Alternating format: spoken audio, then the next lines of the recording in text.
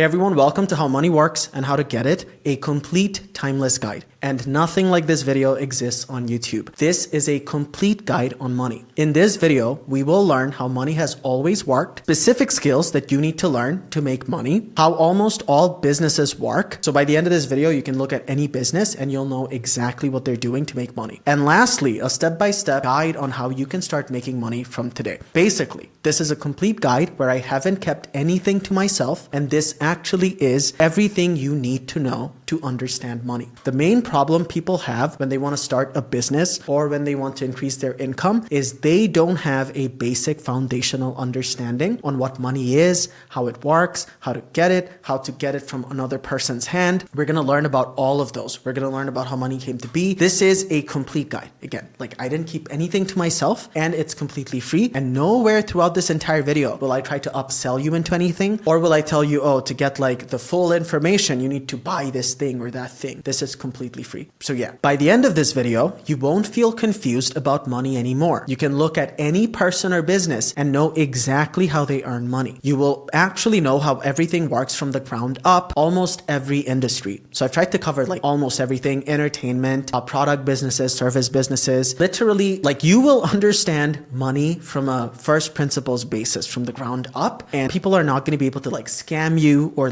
feed you meaningless information anymore. So you will be able to think about money for yourself and won't be fooled or scammed. So you'll see plenty of gurus tell you stuff like, oh, this is the best way to make money in 2026. In 2025, it was this thing, but in 2026, this is the new thing that's going to make you money. We're going to see that making money doesn't work that way. If you start something today, you're going to be doing that the next year, and you're going to be doing that the year after that. So if you start something today in 2026, and we're going to learn what things you can start, but again, it's not going to be me telling you. You're going to be able to think about it for yourself. And that's the point of this video. So you can think about money for yourself. But anyway, if you start something today, you're going to be doing that in 2027 and in 2028 and in 2029. And that is going to be the best thing to do in 2029 and 2028, because money doesn't work that way. Oh, I'm going to start this new flashy thing and immediately I'm going to make money. No, there are compounding effects, and you need to set up a system. Whatever business you have, whatever you're trying to do, YouTube, everything is covered here, but it all works on the same principles. And people get these principles wrong. So they keep being victimized by scammers. So that's not going to happen anymore. Saw this other guy, he was talking about, oh, I made $10 million from my e-commerce business. And he was then using that information to sell a course. So in e-commerce businesses, you have a 5% margin. If it's a new e-commerce business and you don't have a brand, we're going to learn about all of these things like brand, marketing, margins, how to set up funnels, we're going to learn everything in this video. Right. So if you go to ChatGPT and you ask, what's the actual net margin on e-com businesses in the US after ad spend, operations, and taxes, they're going to tell you 3% to 15%. 3%. And realistically, 3 to 5% is very common. So most of these scammers online who are going to tell you, oh, we did 10 million this year. So 3% of 10 million is $300,000, right? So $300,000 net. Now, that's still a lot of money, right? But it's not $10 million a year. Again, you'll be able to think about these things completely for yourself. We're going to learn about margins. We are going to learn about service businesses, which is what I'm going to tell you. You're going to learn how to make money without having any money to spend. Wherever you are in life, you will know exactly what to do to start earning money. And you will know exactly what to do to start earning money from today. Sweet. We're going to see that all money in the world is made by using a funnel. So if you start an e-commerce business, if you start a YouTube channel, if you start anything, a product business, a service business, whatever it is, it will all function according to this funnel. Nike functions according to this funnel. A laundry business functions according to this funnel. Almost everything is based on the exact same business principle. So the funnel has 4 parts. So the first part is the top funnel. And the function at the top funnel of the business is to bring in relevant traffic. So let's suppose I start a business where I sell tables, office tables. So for me to sell a table, the first thing I would have to do at the top funnel is to get relevant traffic. So what would be relevant traffic for an office table? People who work from home, like professionals who work from home, or people who have offices and they need office tables. Does that make sense? That's it pretty much. So people who are professionals and they work at home, or people who have offices and they need to buy a lot of tables for their offices. I think another avatar, customer avatar, might be students who need a desk at home to put their books on and study. Now, other people would not be relevant traffic. Let's suppose you have a 12-year-old kid, doesn't have a job. All he does is he goes to school and he plays video games. He's not in the market to buy a table like this. Does that make sense? You need to put out organic content, ads, and a lot of other things, and we're going to look into all of that. But the goal of the top funnel is to communicate your product to relevant traffic. For example, let's say you have a beauty brand and you sell makeup. And if your makeup ads are being shown to straight heterosexual dudes,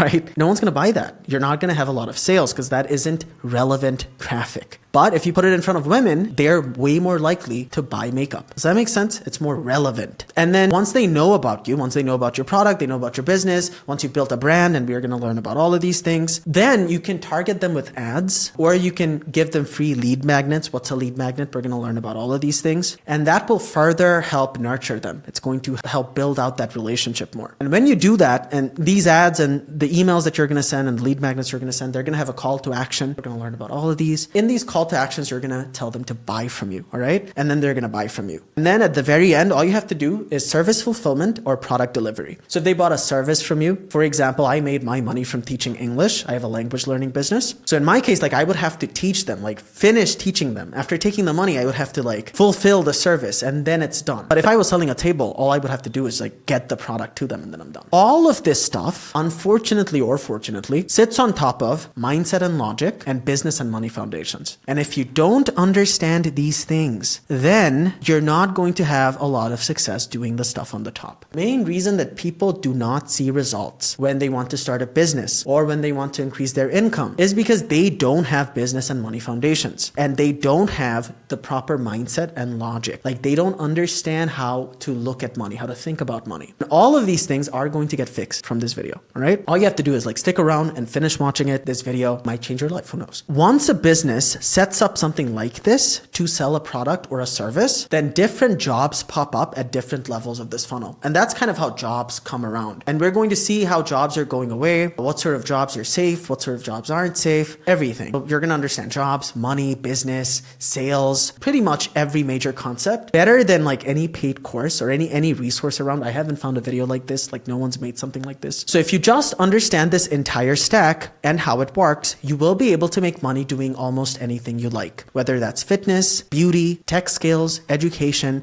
and pretty much any industry. So whatever it is, whatever sort of business you want to start, all of it would function according to the principles that we're going to learn. And you would over time have to build out a funnel like this. So let's look at a few examples on how someone could use a funnel like this to make money. So we are going to consider that this dude is Eddie and he's a fitness guy. And here's how he can make money from fitness using this funnel. So the very first step for him would be post relevant content online that positions himself as an expert to potential buyers only. Very important. So what does this mean? Potential buyers. Potential buyers means relevant traffic. So let's suppose Eddie makes videos for people who are already in incredible shape, or he makes videos for teenagers, right? Teenagers are already in pretty good shape, most of the time. Their metabolism is peaking. It's not very hard for them to get in shape, one. And then people who are already in shape, they're not looking to get in shape. They're not looking to invest in fitness. So if he made videos for those people, he wouldn't make any money because those people do not have a problem that they're trying to solve. So he would have to post content only for who? People who are out of shape and are trying to get in shape. People who are trying to be fit. Different types of fitness people. There are people who focus only on mobility. As you grow old, you're going to have a harder time moving around. So there are plenty of mobility coaches. They will help you do exercises that make your body feel flexible again. Who would invest in a program like that? Not young people. It would be people from the ages of 30 to 40 to 50 and over. So what's the first step? Post relevant content online that positions himself as an expert to potential buyers only. How do you do that? I've covered everything in the video. So he would have to post content like this. How to lose weight fast. Who would watch this? Someone who is fat and they're trying to lose weight. How I got abs and how you can too. Who would watch this? Someone with abs? No. Someone who wants to get abs. So they have a problem. They have a desire that needs to be met. They have a problem they're trying to get solved. The best supplements to take for muscle building. Who would watch this video? Someone trying to build muscle and they don't know which supplements to take. Does that make sense? Relevant traffic. And the goal behind posting content like this on the top funnel of his business would be getting an audience of people who want to get in shape, who are fitness conscious, all right, who care about fitness. So what would be the skills required at the top funnel? Knowing how to write scripts. So he would need to know how to sit down on a computer and write a script like this that people would watch. I've included how you're going to write scripts in this video too. Later down the line, we're going to learn how you can sit down on a computer and write a script for videos that people are actually going to watch. So knowing how to write scripts, filming, editing, how to speak on camera. So he would have to learn about cameras, apertures, like which camera to buy, how do I set up my camera so I can film, what software should I use. Then he would have to learn an editing software like Premiere Pro or DaVinci Resolve. And then he would have to learn communication. How do you talk in front of a camera so people want to listen, right? So these are skills that would be required. And if Eddie doesn't know these skills, then he will not be able to make content that positions himself as an expert to potential buyers, all right? And we're going to see all of it comes down to being a skill issue. And I'll tell you which specific skills to learn. And then in the middle funnel, after building an audience that knows, trusts, and likes Eddie, he will collect their emails or target them with ads to sell stuff that would solve his audience's problem. So the first step was put yourself in front of people who have a problem that you solve. In Eddie's case, he's a fitness trainer or a fitness coach. So the type of content he would create are meal plans to lose weight, workouts you can do at home. So he would have to give free value to people who are trying to lose weight. And from doing that, people would start looking at him as an expert. Like, oh, this guy knows what he's talking about. I listened to his free advice and it worked for me. I lost weight. So after building an audience that knows, trusts, and likes Eddie, he will collect their emails or target them with ads to sell the stuff that would solve his audience's problems. So at this point, if he runs ads to these people who already know him and like him, then they're way more likely to buy. All right. Like if he makes an ad like, hey, I'm Eddie. You might have seen my videos. I actually have a fitness program and this program has been able to get these incredible results for all these people. Look at this guy. He lost like 50 pounds or whatever. So if you want to learn more about this program, click the link below and you can sign up for my fitness program. Does that make sense? Then his ads would work. When people in the marketplace, in a fitness community already know him, then and trusts him, then your ads are going to do pretty well. And this is called brand building. And we're going to learn about all of these from first principles basis. We're going to learn what money is from first principles basis. We're going to look at the money formula. Okay. So he will collect their emails or target them with ads to sell stuff that would solve his audience's problems. So things he would have to do: give away valuable free PDFs like workout routines, meal plan PDFs that his audience would happily give their emails for. So this is what you call a lead magnet. So if you're a fitness coach, you're going to create a home workout routine PDF and you're going to give that away for free. And from doing that, people are going to trust you and like you more, and they're way more likely to buy something from you later. And if they don't buy from you, it doesn't matter. Like you still help them out. So you have goodwill in the marketplace. He would create a one-to-one coaching program that gets people in shape. So you would then need a program, like it would be something like, we're going to get on a call 3 times a week. I'm going to personally make a meal plan for you. I'm going to do checkups on you, whether or not you're going to the gym and actually doing the workouts or not, like something like that for 6 months. And then he would send emails telling his existing audience to sign up or target them with ads. In the top funnel, he would create content that positions himself as an expert, gets people to like him and trust him. Then he will create a program and run ads to the people who already know and like him. Like, hey, I know you've been seeing my content. Maybe it's been helping you out. I have this paid thing. And if you're interested to know more about it, you can click the link below. And if that's not the case, you can also give more free value like PDFs. And this is what you call a lead magnet. So home workout routines, free meal plan PDFs to lose weight. He would give those away for free. And in those PDFs, he could tell people about this paid thing that he has. And that way he would get customers, because the entire point of the funnel is you take random relevant traffic, like strangers from the internet, you get them to know about you. You get them to like you and trust you, and then you show ads of a product or service that you have that would genuinely solve their problem. Your product actually has to work, or else you're going to be a scammer. So whatever you sell actually has to work, and then people are going to buy it. Why? Because they're like, oh, your free stuff helped me out so much, and I'm really actually trying to lose weight. So I feel like if I invest my money with your business or with you, I'm really going to lose weight, and I'm going to get my desired body. And then they're going to pay you money, and that's pretty much how you get a sale. And we're going to understand these concepts in detail. So after doing all of this, in the bottom funnel, he would get a sale. He will start getting sales from his emails and ads. So he might service 10 clients at $2,000 per month, each for a 6-month guaranteed weight loss program. Maybe that's a little too much, honestly. Maybe it's like $500 a month and it's 40 clients right? So it's 40 clients at $500 a month. That's $20,000 per month for a 6-month guaranteed weight loss program. So it's like, I will give you $500 per month for a guaranteed weight loss program. He will only take 40 clients, all right? Because he can't take any more. And he would have a $20,000 business, but he would have to grow this funnel out over time, or grow his business out over time, and going to learn about all of these things. So the program that he would create might include meal plans plus how to prep, how to make those meals, daily accountability group, workout plans, and daily coaching calls. Then he would do this for a 6-month period, and by the end of the 6 months, their clients would have their dream body or whatever. So this is how Eddie, a fitness trainer, could make money. And then at the end, he would have to fulfill the service. He would actually need to deliver results and collect client testimonials, which he could run as ads later or talk about in the middle of his content at the top funnel. So do you see how it works? Like, he would get random strangers to know and trust him by giving them value and helping them out for free. And then a small percentage of those people would want to buy his premium stuff. And then he would make money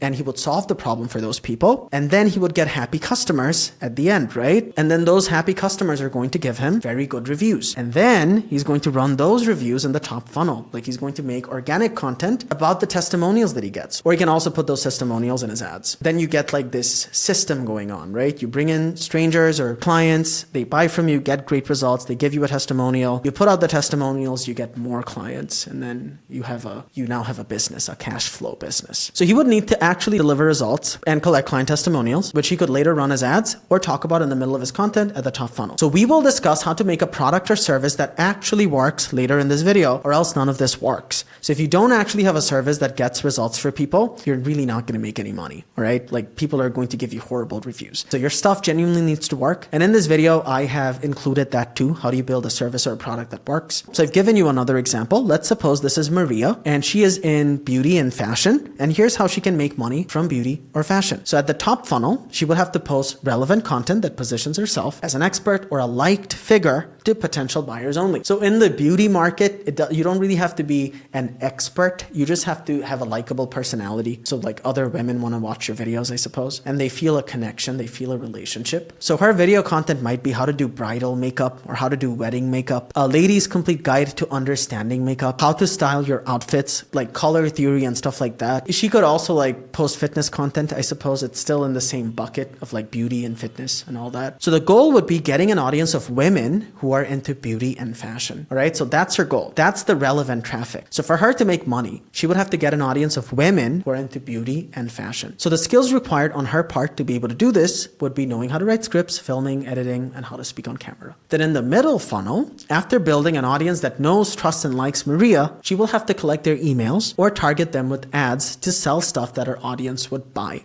Now, a very easy way to get people's emails is to give away something extremely valuable. So for someone like this, if she wanted her audience's emails, what she would have to do is maybe create a guide to incredible outfits, like how to style your outfits, which color goes with which color, like stuff like that. And she would have to make a PDF. And in her video, she would have to talk about, hey, by the way, girls, like, I made this PDF for you. And if you're finding my content on beauty very helpful, then you can go and download that PDF and you're going to learn everything you need on how to style your outfits so that you always look good in Instagram photos, right? Like something like that. I don't know. She would have to make a PDF like that. And people would give their emails to her in exchange for that PDF. And then if she has something to sell down the line, she could email them like, hey, I have this new coaching program, or I have this new product. I launched this new makeup brand. Would you want to give this a try? All right. So for Maria in the bottom funnel, she would have a sale. She will start getting sales from her emails and ads. She will sell, let's say, 10 jackets at $200 each per day and calculate her profit or get affiliate sales.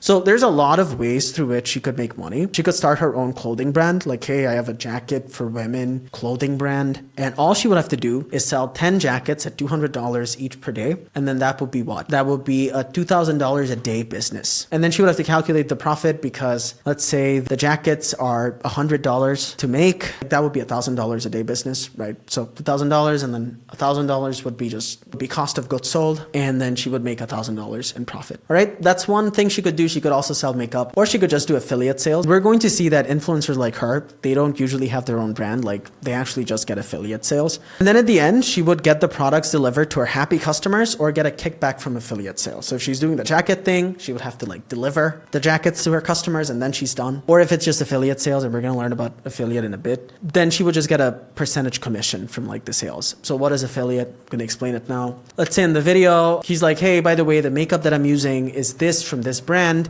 And if you guys want to buy it, there's a link in the description of this video. You can go buy it from that link. So if the people who are watching her videos go and buy that makeup product from that link, Maria would get a little bit of money. All right. That's what you call an affiliate sale. Because she sent people to buy that product, she would get a kickback, all right? So it's like maybe 20%, right? So if the makeup thing is like $100, she would get $20 because she sent her audience to buy that makeup product. So in this video, however, we are going to learn how to make money without having any money to invest. So we're going to learn how to make money without having any money. And you can only do that with service businesses. Like, I don't want you guys to take on any risk. So we're going to learn how to start a zero risk business. So I've attached a disclaimer here. The information shared in this video is for educational purposes only. Individuals and business owners should think for themselves and evaluate their own business strategies and identify potential risks, all right? And I'm telling you guys again, the guideline I will give you is a zero risk way of earning money, which is a service business. You learn a skill and then you trade that skill for money. That's what we're going to learn. Before we start the course, let's see how everyone makes money using the same exact system that you will learn in this course, including me. So we're going to check out Jeff Nippert first. So Jeff Nippert is a fitness influencer with like 8.35 million subscribers, and all his videos in the top funnel are about what? Fitness. And who would watch these videos? How to get jacked for $10 a day. People who are trying to get jacked on a budget, right? Exercise scientist critiques influencer workouts. The best and worst bicep exercises. Who would watch these videos?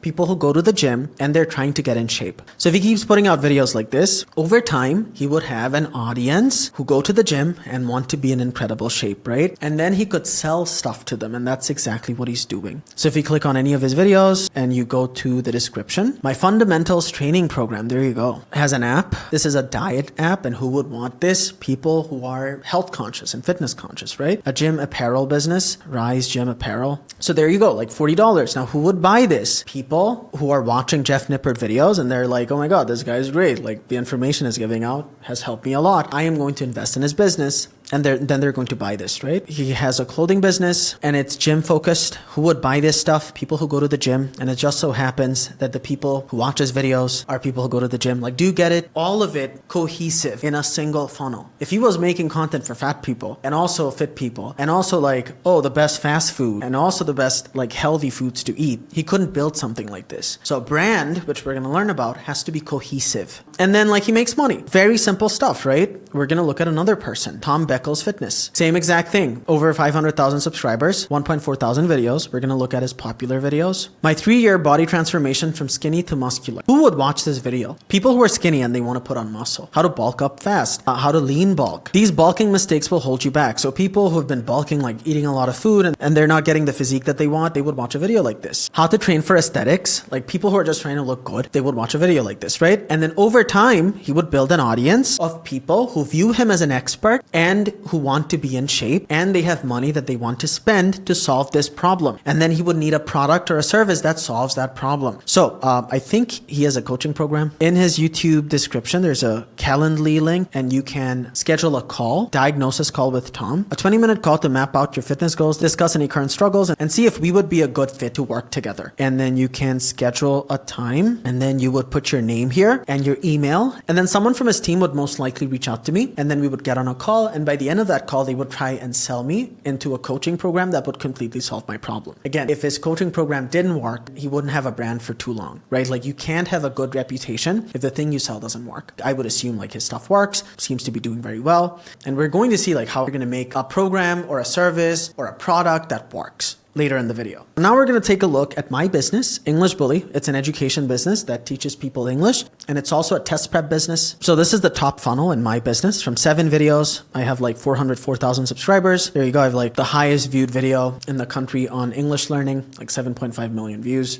So this is an English learning business in Bangladesh, like Southeast Asia, and people watch these videos to learn English. And then they're like, oh my God, like this guy's really good. So they'll watch like one of my videos and then they'll be like, oh my God, like it's really good. This is the first time that that I've seen a teacher teach in such a simple way. They're going to watch your videos, like your free stuff, and your free stuff has to be really, really good. And then they'll be like, oh my God, your free stuff was really good. Do you have like anything paid that would completely solve my problem? And then you're going to have a paid product. I'll show you the Facebook page. So on Facebook, I have like 1.1 million followers, and it's the same thing here. Like millions of people watch my videos. So 1.1 million, over 100,000, 300,000, almost 400,000, 1.5 million, 2.1 million. That is what you would call the top funnel. So put out valuable content that only people of a particular market would watch. So in my case, it's people who want to learn English. So like they watch my videos. So I also give away a free 323 page PDF that they can download for free. And in this PDF, I tell them about my paid stuff. So I have a paid $50 product that teaches them English completely. And I sold like over 4,000 of these. I made like $250,000-ish in the last 2 years. It all works the exact same way. Like, does that make sense? You get into a market, a specific market, you give value to relevant customers or relevant traffic. And then over time, you have a reputation built up. They see you as an expert, and then you create a product or a service that actually works to completely solve their problem. And then you sell it, and they buy it because they trust you. And then the product actually needs to work. Like my service actually works, has like 202 5-star ratings. Your stuff needs to work, man. Or else it just doesn't work. We'll look at another example, IELTS Advantage. This is a test prep business. So this is another YouTube channel or a top funnel, and they make videos on how to prepare for the IELTS exam. It's like the SAT or like the GRE exam.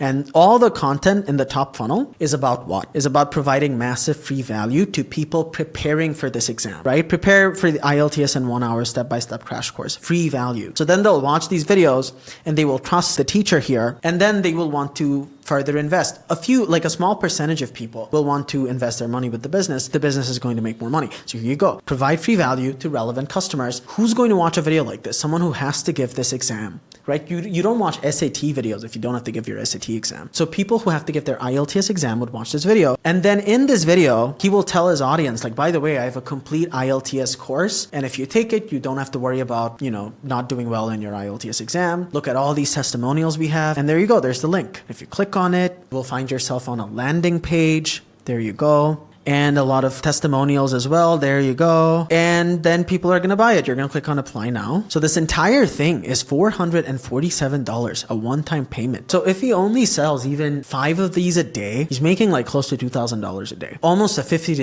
$60,000 a month business. So over time, you have a business that compounds, and we're going to learn about all these business principles in this video. So do you kind of understand how everyone's doing the exact same thing? Do you get it? We're going to look at a few musicians, entertainers, musicians. Everyone's doing the exact same thing. Ethan Davis music. So Ethan Davis is a producer, and he makes content on music production. So people who want to learn music production or musicians, they would watch his videos. I make music, so I watch his videos. All right. So music production for beginners. Who would watch this video? People who are getting into music production, right? And then he will teach people music production for 26 minutes straight, like give free value. And then in the middle or towards the end of this video, he will tell them about his paid course. There you go. And you're going to give your name here and your email to watch a free video training. My 5 secrets to making your music sound like the pros. And he wants your email. And if you give your email, he's going to send you a free video training. And in that free video training, he is probably going to sell you in on the course. So we're going to put our emails in. There you go. Free training.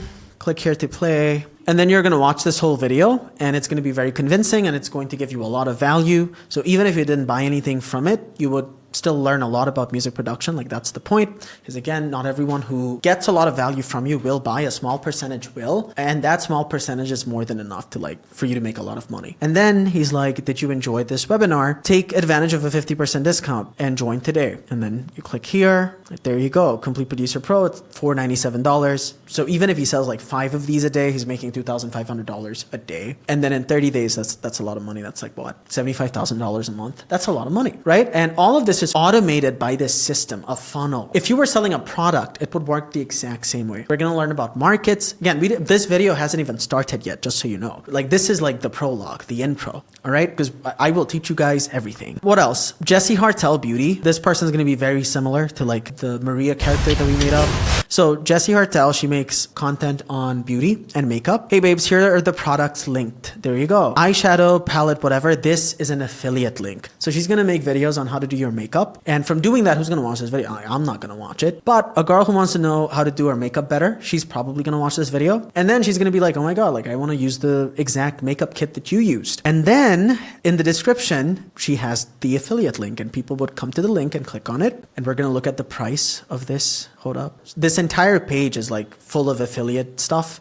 All these products are products which if her audience bought, she would get a kickback. Like if I want to buy this affiliate link, there you go, affiliate link. And now if I buy anything, so a $55 whatever this is, what is that? A lip liner pencil. So if I buy this now, she's going to get a kickback, like a small amount, maybe $10, right? Maybe 15, I'm not sure. Does that make sense? So over time, she gets passive income, or over time, she builds out a compounding cash flow machine, which is what you're going to learn how to do in this video. All right. Like, do you get it? So over time, like she'll put out tons of these videos and more people are going to watch it. And more people are then going to click these links and she's going to have passive income. Like that's kind of how that works. We'll check out more of her videos. Hold up. A cute makeup look. And then there you go, my products. And then in the video, she's going to tell you, hey, by the way, I use this and like that and this specifically. And is there something like super expensive here? Yeah, a jacket. There you go. Right. This jacket is 84 euros. That's a lot of money. So if you bought this from this link,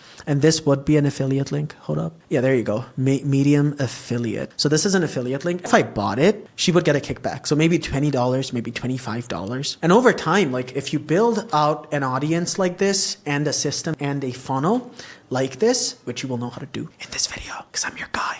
I help you out. Then like you just keep making money. You get passive income. Same thing. And if you're in tech, you're a web developer, then like you're going to be doing the same exact thing. So this dude, Patrick Spiegel, helps people start a web design agency. Like if you know web designing, how do you start making money from that? So he made a free 3-hour, 22-minute course on how to start a web design agency. Now, who would watch this video? People interested in web design or web developers who want to start an agency so that they can make more money. Relevant customers. He's not making videos on fitness, right? He's making videos on how to start a web design agency, and who would be the relevant traffic here? Techie people, right? People who want to start, web developers who want to start design agencies. And this video has 90,000 views. And who do you think these views are from? These views are from people who want to start a web design agency. And then in the description, we can see that he has a what? A lead magnet. What's a lead magnet? A free valuable giveaway that you make only for relevant traffic. So get your 80-page document here on how to start a web design agency. And there you go. So you would join his school group, has 49,000 free members, and then you would get upsold to a premium something inside the school group, and then he would make money. There you go. Join for $685 a year. And he has 48 members. So he's not making too much from the school group because it's just like ridiculously priced, but like $32,800 from that school group. Does that make sense? And he would also make money from like other things. I'm sure he has his own web design agency. Right, but that's kind of how like stuff like this works. Should you start a web design agency, the best mock-ups for web designers? Like, do you see how all his content is like focused on web design and web design agencies and serving one particular type of people? And this is how you build a brand in a niche. What's a niche? A niche is basically this. So he's in the web development niche, right? Like, does that make sense? So he creates content for people who are into web design and who are trying to make money from web design. Andrew Huang, same exact thing. This is the last example. 2.37 million subscribers, makes videos on how to produce music. He helped me out a lot with how to produce music and stuff. And all of his content is like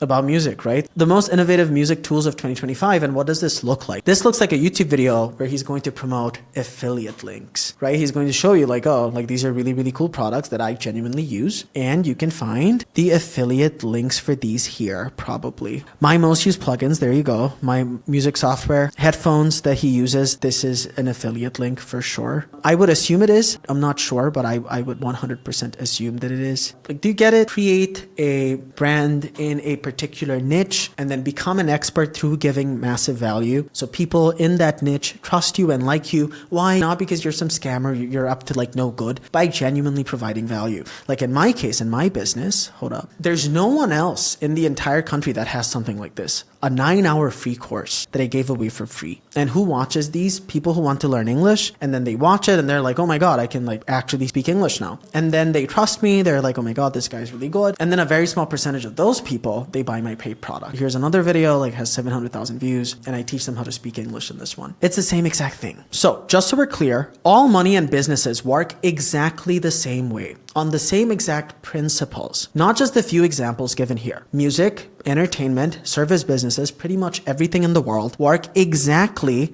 according to a funnel. All big brands do the exact same thing. So Mr. Beast, Apple, Nike, Coca-Cola, same exact stuff, man. So in case of Mr. Beast, he started a YouTube channel and his videos are mostly watched by children. And what's the relevant product that he has for his relevant traffic? A chocolate company. Who eats chocolates? Kids. Do you get it? And he has another business called View Stats. And what is View Stats? It just helps you grow your YouTube channel by giving you more accurate data. There you go. Create video ideas, titles, and thumbnails that go viral. Now, why would Mr. Beast have this business? Again, everything has to be cohesive in a brand. Like Mr. Beast can't start a dental business on like dentistry because he's not a dentist. People wouldn't buy into that. But his brand is perfect for this, right? Like powered by Mr. Beast. This is his company. So if someone is new on YouTube, they would consider paying money or spending money on Mr. Beast's company. All of it in a single funnel, cohesive message, cohesive branding, or else it doesn't work. Same thing with Apple. Get relevant traffic. People who use Apple, like pretty much everyone uses Apple now, but initially their whole thing was creative people, right? Like people who are different, people who have like personality and style,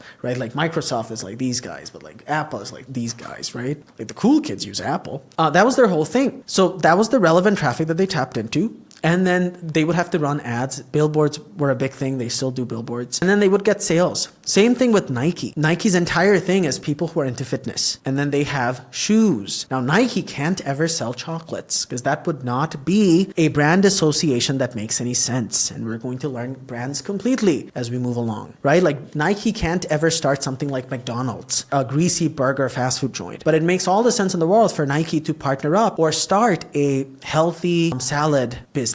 Like, does that make sense? Because that is cohesive. So all big brands do the same thing. Coca-Cola. So at the very top funnel, people need to know about Coca-Cola. This is a wholesome family drink that everyone in a family can have. For a product business, you would need distribution. It needs to be available worldwide, which Coca-Cola is. And then people would need to be able to go to a store, buy a Coca-Cola, and then they would buy it. And then over time, they would build out a funnel like this. And then Coca-Cola makes billions and billions of dollars. In this video, we will learn every essential and timeless concept that money and business works on. Brand, moats, and unfair advantages. This is like extremely important. You have to understand this or else you're not going to make a lot of money, dude. Margins, like profit to cost ratios. Economics, how do people make decisions? Economics is basically anytime a human being has limited resources, how do they make decisions? Sales, markets, systems. You're going to learn how to build a system that generates money, and you will have to learn how to separate income from time. Included all of that in this video. Compounding, that's how you make a lot of money over time. How do you build out systems so that over time it compounds? We're going to see that everyone is doing this, dude. Psychology of money. We will see the value equation of money, the money formula, cash flow, and many, many more. All businesses work on the exact same principles. So everything we learn will be practical and applicable and not theoretical mumbo jumbo. I absolutely hate videos where they're like, oh, this is how Coca-Cola makes money. Well, you're not Coca-Cola. How the fuck are you going to make money? I know people who don't have jobs, right? And they'll watch videos on like how Coca-Cola makes money. Like, dude, that has nothing to do with you. This video is extremely applicable because no matter where you are in your life, you will be able to start earning money. You will know exactly what to do, what decisions to make, why you're going to make them, right? Wherever you are in life. And again, the guideline I'm going to give you is how do you start earning money without having any money to start. So you're not going to need money to make money. And really the only way you do that is you learn a skill that's in demand and then you exchange that for, money. And I will inform you on how to do that. Now, at this point of the video, you might wonder what makes me qualified to talk to you about any of this. Just so you know, the video hasn't even started yet. So my name is Tanvir. I was born in Bangladesh, which is listed as a third world or developing country. Is Bangladesh a second or a third world country? Yeah, it's considered a third world country. And it ranks 23rd in the world for having the highest levels of corruption. And my parents split up when I was in the 5th grade. And my sister and I grew up with my mother, who was a stay-at-home mother. So basically, like, she didn't have a lot of money, all right? So money was tight growing up, and I knew I had to figure it out, and I did. So when it was time for me to go to college, I reached out to my dad, and I was like, hey, do you want to pay for my college? And he was like, I'm not going to give you any money. And it was around $10,000 for the entire 4-year program, and I didn't have the money, so I knew I had to make my own money fast. So I started my English learning company called English Bully without any help or investment from my parents or anybody. And I did it again in a third world country where the average income is like $250 per person. So there you go. This is my business. We checked it out a few minutes ago. So in 3 years, I grew it to 1.1 million followers on Facebook, 400,000 subscribers on YouTube, and to $10,000 a month in income, again, in Bangladesh, a Southeast Asian country, and barely anyone makes money like that here. So I really wanted to prove that you could make $10,000 a month in a developing country by building a business in that country. So this is an outsourced business. This is like a local business without any investments, where the average income per person is only $250 a month. I made like around 10,000 US dollars this month, and then a lot more from YouTube, but this is just like sales from my business. And then here you go. This is a screenshot of a day where I made $440 in a day. And I managed to do all of this just from one small room in an apartment with a laptop and an internet connection. You know, like the dream life people talk about, oh, I make all this money just from a laptop and I don't have an office and I don't have any employees. Yeah, I did that, dude. I was able to do that for myself without taking any money from my parents, having any investments, nothing. Just a dude with a laptop, right? And that's what you're gonna learn here if you stick around. So I personally do not know anyone else in this country who did something like this locally at my age. And the results I got statistically were 1 in 171 million. So Bangladesh has like 171 million people, and I don't really know anyone else that did this. So that's like 1 in 171 million, and the odds of that is 5.85 in a billion. Pretty cool stuff. And because of all this, I ended up on TEDx as a speaker. Here you go, your boy became a TEDx speaker. And how did I get these results? So at this point, you might wonder, oh my God, Tanvir, my dude, how did you get these results? I read over 1,000 books on every part of running a business and did well over 1,000 courses on every part of a business. And these courses and books that I read were from people who knew what they were talking about. And that's the main thing. You don't want to take an advice from your friends. Because of the internet, you now have the ability to only learn from the best in the world. And I did that for everything. Like if I didn't understand how to price my products, I would read a book on pricing. If I didn't understand like marketing in any way, I would find the best book on marketing. If I didn't know how to write ads, I would search on Google for what is the best book ever written on writing and running ads. And then I would get a list and I would read those books. The information I'm about to share with you in this video changed my life, and I believe it can do the same for you. And that is why I am making this video. And again, it's completely free. Nowhere throughout this video will I try and sell you in on something. I don't have any ulterior motives other than just grow my YouTube channel, honestly. So with all of that said, we are finally going to start the video. Let's start. The foundations of business and money, and all of this stuff is the important stuff. Like you have to know this. These are the foundations on which everything you are going to do sit on. And people don't understand these foundations, and that is why their businesses do not work. If you understand the stuff that we are now going to learn, you will be able to make the right decisions in your business. Like this is the stuff, man. We're going to learn about money exchange now and how money exchange works. So let's suppose this is you and you live here. This is your home, and your university is a 15-minute walk from your home. So it takes 15 minutes for you to walk from your home to your university. All right. You're a college student on a regular day. You would never, ever consider taking a $20 Uber or a $20 taxi from your home to your university. Why? Why would you never spend $20 to go from your home to your university? Because under normal conditions, the value of you, a college student, having $20 in your pocket is a lot higher than you having to walk 15 minutes only to go to your university. So under these conditions, and what are these conditions? The value of $20 staying in your pocket as a broke college student is a lot higher than you walking 15 minutes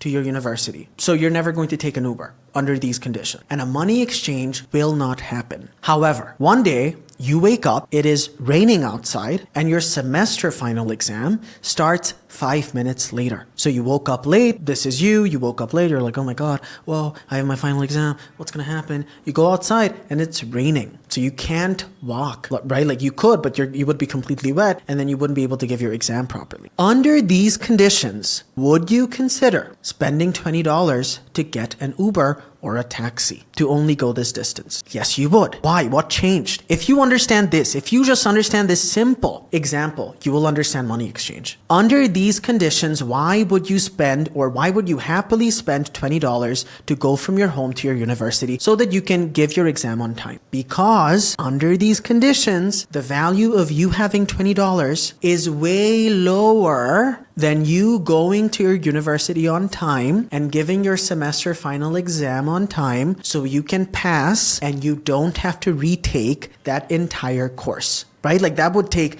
3 to 4 more months. Do you get it? So by spending $20, what are you getting in return? You're not just going to your university quicker. No, under those conditions, you wouldn't spend the $20. But here, by spending $20, you are going from your home to your university on time and you're not getting wet. So you will be able to give your exam properly. So you will not have to retake your semester final. And so you will not waste 4 more months again retaking the same exact course, right? So only for $20, you are saving yourself all this pain, right? And this value gap, the higher this is, what is this? This is the problem being solved by spending the $20. The higher the value of this problem is to someone, the more likely they will be to give away money. And if you understand this, dude, you will understand sales and you will be able to get money from other people's hands. Because the entire way you make money is one, you don't make money, other people hand you money. The way that you get people to give you their money is by creating a condition where the problem that gets solved as a result of them spending this money is a lot higher than the amount of money that they charge you. For example, I bought this table. Now let's suppose this table was $50. The value to me, the problem that this table solves is what? I get to keep my laptop on this table and I get to make these videos for you guys. Right? Now that, to me, is worth a lot more than me having $50 in my pocket. And under these conditions, right? Oh my God, make videos on YouTube where I teach people how money works and like all this other stuff that's going to help them out for free. Yeah, that's worth a lot to me. Way up here, right? Me having $50 compared to that, it's nothing, right? So I didn't like bargain for this. I wasn't like price shopping, none of that. It was a very easy sale for the guy who sold me this. I went to their website, I spent $50, I bought this table. So the bigger that gap is, the more willingly, without complaining, people are going to hand you money over. Now, there are tons of things here that you have to understand, like brand. Brand makes you trusted more. Like, let's suppose, there is that gap, but someone needs to believe that you can solve their problem. And that believability comes from you having a brand, right? Like in my business, English Bully, that teaches people English, they know that I can teach. How do they know that? They trust me. Well, why do they trust me? Because they watch my free stuff and they're like, oh, this guy's really good. And then they go to my website and they're like, oh, this guy has a $50 English learning course. The problem that learning English would solve for them is like really high. Like the students I have, they can't go abroad. They can't go to a different country because they don't speak English.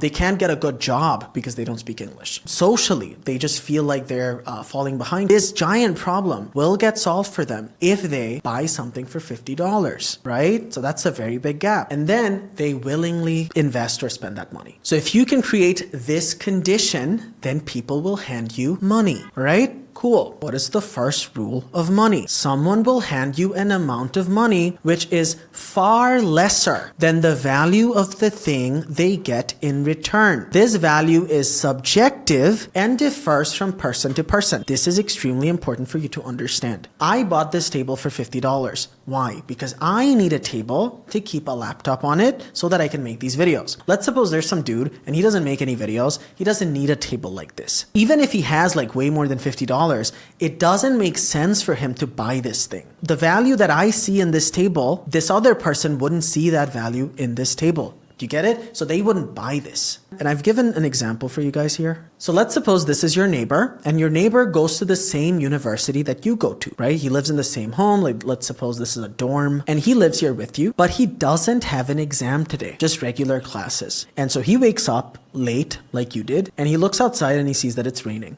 Like, he's not going to freak out. He's not going to be like, oh my God, I have my exams, right? What is he going to do? He's probably going to wait. He might not even go to classes that day, right? Because he would just tell the professor like, oh, it was raining, so I couldn't like show up. Or he would just wait and go to his classes like very late. Does that make sense? However, for you, you have an exam, but this guy doesn't. So the value is subjective. So this person would never take a $20 taxi to go to his classes, right? But you would have to do that. Why? Because you have your exams. Do you get it? Do you understand this? So the value is subjective. Like, the problems people have are different. Like, one person might have a need for this table and another person might not. One person might need to buy a laptop, like the laptop that I use. Like, this is a MacBook. It's like almost $3,000. Why do I have this laptop? Because I run online businesses, and like having a laptop like this helps someone like me out a lot. But for a new college student, like a MacBook Pro doesn't make any sense at all. Like, what are they going to do on it? They don't really need like this much power or performance. So for a student, it would make a lot more sense for them to like get a cheaper laptop or maybe an iPad, something like that. The entire world's economy runs on this one rule. Someone will only hand you an amount of money which is far lesser than the value of the thing they get in return. So all sales are made at a value loss. Well, what does that mean? It means, again, in case of my English learning business, they're only paying me $50. And the problem that is being solved for them is like way higher, right? They're paying me a very small amount of money compared to the value of the problem being solved. So all businesses have to operate at a value loss, but a profit, all right? So of course you would be making money from the thing you sell, profit, but the customer would have to win by a lot more. And under those conditions, people will buy from you. Like me buying this laptop. I made way more money using this laptop to run my business than I spent on this laptop. So for me, buying this laptop makes a lot of sense. Like, does that make sense? And again, it's like $3,000, but I made way more money from my business than $3,000. So this investment makes a lot of sense to me. Here's $3,000 and here's the amount of money that I make from my business. Right? Do you get that? And then under these conditions, me, a customer, will happily spend money to buy something. And that is basically what a sale is. Cool? Cool. This stuff might sound basic, but you have to learn this stuff, dude. So money only goes from one person's hand to another person's hand when both parties win. Please understand this. If you are tricking your customers, oh, what's a trick? What's a sales hack? There aren't any, right? Your product genuinely needs to work, and you need to have a business that people trust, and that business needs to have a product that or a service that solves a problem, right? And the value of that problem being solved to the customer has to be way up here, and you have to charge a price that's like way down here. And the bigger this difference is, the more likely people are to give you money. Does that make sense? For example, the IELTS Advantage thing. If there's a student out there who has tried to pass this exam multiple times and he or she just couldn't pass, he would finally or she would finally consider buying something like this. Let's suppose there's a guy and he has been skinny his entire life and he wants to put on muscle. He might consider buying the thing that Tom Beckel sells. Like, does that make sense? Is he's like, oh my God, the value of me putting on muscles and finally feeling confident about my physique is like way up here compared to whatever amount of money he charges. Do you get it? Are you with me? Are you with me? So we will look at the money exchange formula in a bit. So rule 2 of money. Money works in circulation. Money is not like food. It is not consumed by anyone. It simply goes from one person's hand to another person's hand. Let's suppose I am super hungry and I see a burger shop. So I might spend $10 to buy like a really good burger. So what's going to happen? The $10 are going to go from my hand into someone else's hand, and they're going to give me a burger. And I will eat the burger, I will consume it, and it will get digested and it will be gone. Like, the burger won't exist anymore. But the money will simply go from one person's hand to another person's hand. And this is how you get a money circulation, a money flow. And the way you enter this money flow is with what? By creating a service or a product that you can exchange for money. How does that work? We just learned it. For example, the burger thing. When would I spend $10 on a burger? When the value of the problem that the burger would solve is a lot higher than $10. So when my hunger being solved, the problem of my hunger being solved, being satiated, is a lot higher than me having $10. Like, here's the value of me not being hungry anymore, right? It's like way up here. And then $10 to me is like way down here, right? Under these conditions, I would give $10 away and they would give me a product. So the way you enter this money flow is by having your own product or your own service that you can also exchange at a value loss to get money from someone else's hand. These are the basics. If you mess this up, you're not going to make any money. So no one really makes money. They just get it from another person. And they get it by using rule 1, which is what I just explained, right? Like me buying this table, it's worth way here. The problem that gets solved from me buying this table is like way up here. I get a table on which I can make videos, and then me having $50 is like way down here. So I very easily and willingly and enthusiastically gave away $50.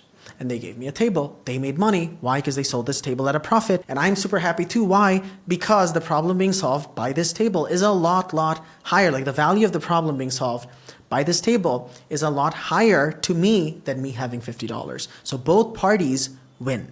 And this is basically what we call a sale. Do you get it? And over time, this is how you get markets, like the furniture market and demand and supply in markets. And we will understand these ideas later. So you have to understand markets if you're going to make a lot of money, and we're going to understand markets later. However, if we talked about that a little bit now, for example, I picked the English learning market in Bangladesh. It's a South Asian country, and in countries like these, people really want to learn English. So there's a big market for it. But people here, they don't want to learn Spanish. That's a non-existent market. So what is a market? A market is a group of people who already believe or have been convinced to spend money on a type of product or service. So what does that mean? It means people throughout the world have all been convinced of the value of buying furniture. But if you go to like rural, like absolute rural Africa, uncontacted tribes, and you try and sell a table to them,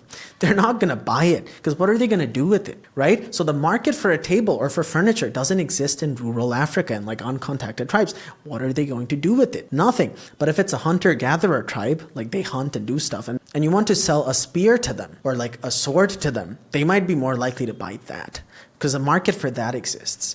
Do you get it? All right, a weird example. If you go to America, like a primarily Caucasian neighborhood where everyone speaks English, like these people's ancestors are English, and you try and teach them English, you don't have a market for teaching English there. So you wouldn't make any money. The first thing when starting a business is picking the right market. You need to have a lot of people that are already convinced that this is something that money is spent on.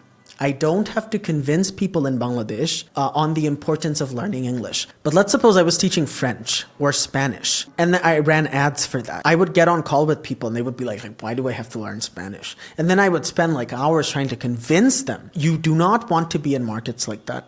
All right, where you have to convince someone on why they should even buy this thing. They should already know, all right? The market should be matured enough till the point where they already spend money on this thing. And we are going to talk about these things as we move forward. We're now going to look at the money exchange formula. So this is how a sale works. We already talked about this. Let's suppose this is Mr. Ted. He wants to buy a chair. This is you. You are selling a chair. So the cost to make a chair for you is $10. So it takes you $10 to make a chair. And your selling price is $50, all right?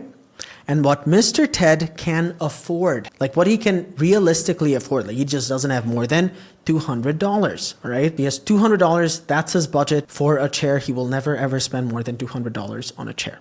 However, this is the important part. The subjective value of Mr. Ted having a nice chair that he loves to sit on is priced at $5,000 to him psychologically. Please get this. If you get this, you're going to understand sales. There might be another person who really doesn't like to sit around, doesn't care about chairs at all, but for Mr. Ted, he really likes sitting by the window, like having some coffee, looking out, pondering life, a very misunderstood soul. Like no one gets him. You know what I mean? So it's like this guy, like he loves sitting by the window and like just pondering life. And to him, that is worth $5,000 of subjective value. Again, not actual money, subjective value. But what he can afford is $200. That's his budget. This would be your profit. What it costs you to make something and what you sell it at. You made the chair for $10, you sold it for $50, your profit would be $40. And this would be Mr. Ted's subjective value or enjoyment, which is what? $5,000 minus $50, or the customer win. So $4,950 in subjective value, not actual money, but subjective value. This is what you call the customer win. So psychologically, this is the amount of pleasure or value, satisfaction that a customer would derive from the thing that you sell. So there you go. 5,000 minus 50, $4,950 of subjective enjoyment. So that's a lot of money, or that's a lot of value. So Mr. Ted would very easily give you that $50. Do you get it? Because he's like, oh my God, this chair is going to make me so happy. I'll sit beside my window. And that's how it works. So in this case, everyone would win, and everyone has to win in a money exchange. You would win because this is your profit, and Mr. Ted would win because he now has a chair and he can sit on it beside his window and like look outside and ponder life, right? Do you get it? But there might be another person who barely stays home. He's always outside, and that person wouldn't have any use for a chair. So it's subjective. In the case of my business, English Bully, let's suppose this is Sami and he wants to learn English, and this is me. I sell an English learning program for $50. The cost per sale, let's suppose, is $5, like web hosting and everything, like ad spend. So for me to make a sale, I have to spend $5, and then my profit is $45. So from 50, subtract 5, $45. And what Sami as a student can afford is only $100. You know, he's a student, doesn't have a lot of money, so like he only has $100. So the way people think is, oh, just because this is what they can afford, or this is how much they're paying, they're getting $50 worth of value. No, they're not. The value they get in return for the purchase has to be a lot higher. Like way higher. And that's when you can sell things easily. Does that make sense? So what's the subjective value of Sami learning English? Like hundreds and thousands of dollars. Like you will never even know. The subjective value of Sami learning English so that he can get a job and not fall behind or go abroad to a better country is like, it might be worth millions in subjective value. You don't know. So it's worth way up here, and you're charging $50 for it. And under these conditions where you have a product or a service that solves a problem, and the value of that problem being solved is really, really high compared to the amount of money it costs a customer, under those conditions, people buy things easily, all right? Or you can sell easily. However, there might be doubts or uncertainty about the value. So Sami might look at my English learning product, and what will he wonder? He will think, oh my God, yeah, it's $50, but I don't know if it's going to work for me. So how do you fix that problem? You fix that problem with a brand. That's why a brand is so important. And it's also very, very important because it helps you charge above market pricing. And we're going to learn all of this in a bit. The way you get rid of customer doubts and uncertainties is by having a strong brand. So if Sami looks at like my $50 price tag, he's a student, it's still going to be a lot for him. Like, you know, even though the subjective value is pretty high. So how is he going to convince himself to buy this? Plenty of things. One thing he's going to do is look at my YouTube channel and my Facebook page and see my free stuff, right? And then he's going to see, oh my God, like I'm actually learning English. And then he's going to feel safer spending his money with my business. But we're going to talk about these things in a bit. Does that make sense? I've given another example here. Let's suppose this is my friend Vincent and he already speaks English. So the subjective value of Vincent learning English is zero because he already speaks English. So why would he ever spend $50? Now let's suppose Vincent has like $10,000 saved up or way more. So he can easily afford a $50 product, but he has no need for it. So he is never going to buy it. At this point of the video, I think one exercise that we can do is sell a pen to me, right? Pen. If I asked you, like, how would you sell this pen? What would you say? If you watch the video till now, you should be able to answer this. How would you sell this pen? Number one, do you have relevant traffic? Well, what does that mean? The person you are trying to sell a pen to, does this person even need a pen? There's a misconception that sales is selling anything to anyone, and that is not what sales is. Sales is selling something to a person in need of a problem being solved, and the thing that you sell solves that problem. So how would we sell this pen? Number one, does this person even need a pen? That's the first question. So you would ask them, like, do you need a pen? Are you in the market for a pen? Do you have a problem that needs to get solved? Do you have to like sign somewhere? Are you going to give an exam? Are you a student? Do you need a pen? And then this guy might say, oh, I actually work at a company, like at a bank, and so I do need a pen sometimes. And then I would be like, okay, so like, what do you need a pen for? We're trying to genuinely assess if this person needs a pen, right? We're trying to help him, trying to solve a problem for him. That is how you need to look at making money, not, oh my God, like I'm going to take money from someone's hand. No, no, no. Like you need to look at selling as you are helping someone, and you genuinely are. Why? Because you're selling at a much lower price than the value of the problem being solved in this person's life, right? So let's suppose this guy's like, oh, you know, I'm a banker, I go to a bank, I have to use pens all the time. So then you might ask, okay, so do your colleagues have very fancy pens that they bring out during meetings? And then he might be like, yeah, they actually do. Okay, so like, do you feel insecure in any way? Like their pens are so much nicer than yours. And then he might be like, yeah, you know, I kind of do. And at that point, then you would understand what he needs. Like he needs an expensive, good looking professional pen. Like that is what this person would need. Now, again, this entire example isn't even about a pen. It's about the thought process behind how to sell something. I wouldn't sell that person a regular pen. Like this is a regular pen, right? Like I wouldn't sell this to him because I would tell him like, oh, look, if I sell this pen to you, this is way cheaper. This is for students. If you buy this and you go to your bank meeting and you bring this out, you're going to feel not that good about yourself because everyone has these fancy pens and you should have a fancy pen. So this isn't for you really. What is for you is a pen that looks like this, you know what I mean? And then I would tell him about like this pen that I have. And with sales, you don't want to be logical because people are trying to solve emotional status related problems. So I would then maybe ask him, again, this is not about a pen. I would then maybe ask him, the last time you were in a meeting and you didn't have a good looking pen, you had a schoolboy's pen in your pocket. How did you feel when you brought it out? Did you feel insecure somehow? And then I would bring him to that feeling that he felt, right? Like, oh, all these guys, like they were in suits and they had these fancy pens and I brought out my pen and it was like a schoolboy's pen. Like, oh yeah, I felt shy. I felt embarrassed. Yeah, you're right, right. So he would conjure up those emotions that he felt internally at the time when he didn't have a nice pen. And then I would tell him, so if you buy this pen, you're not going to feel like that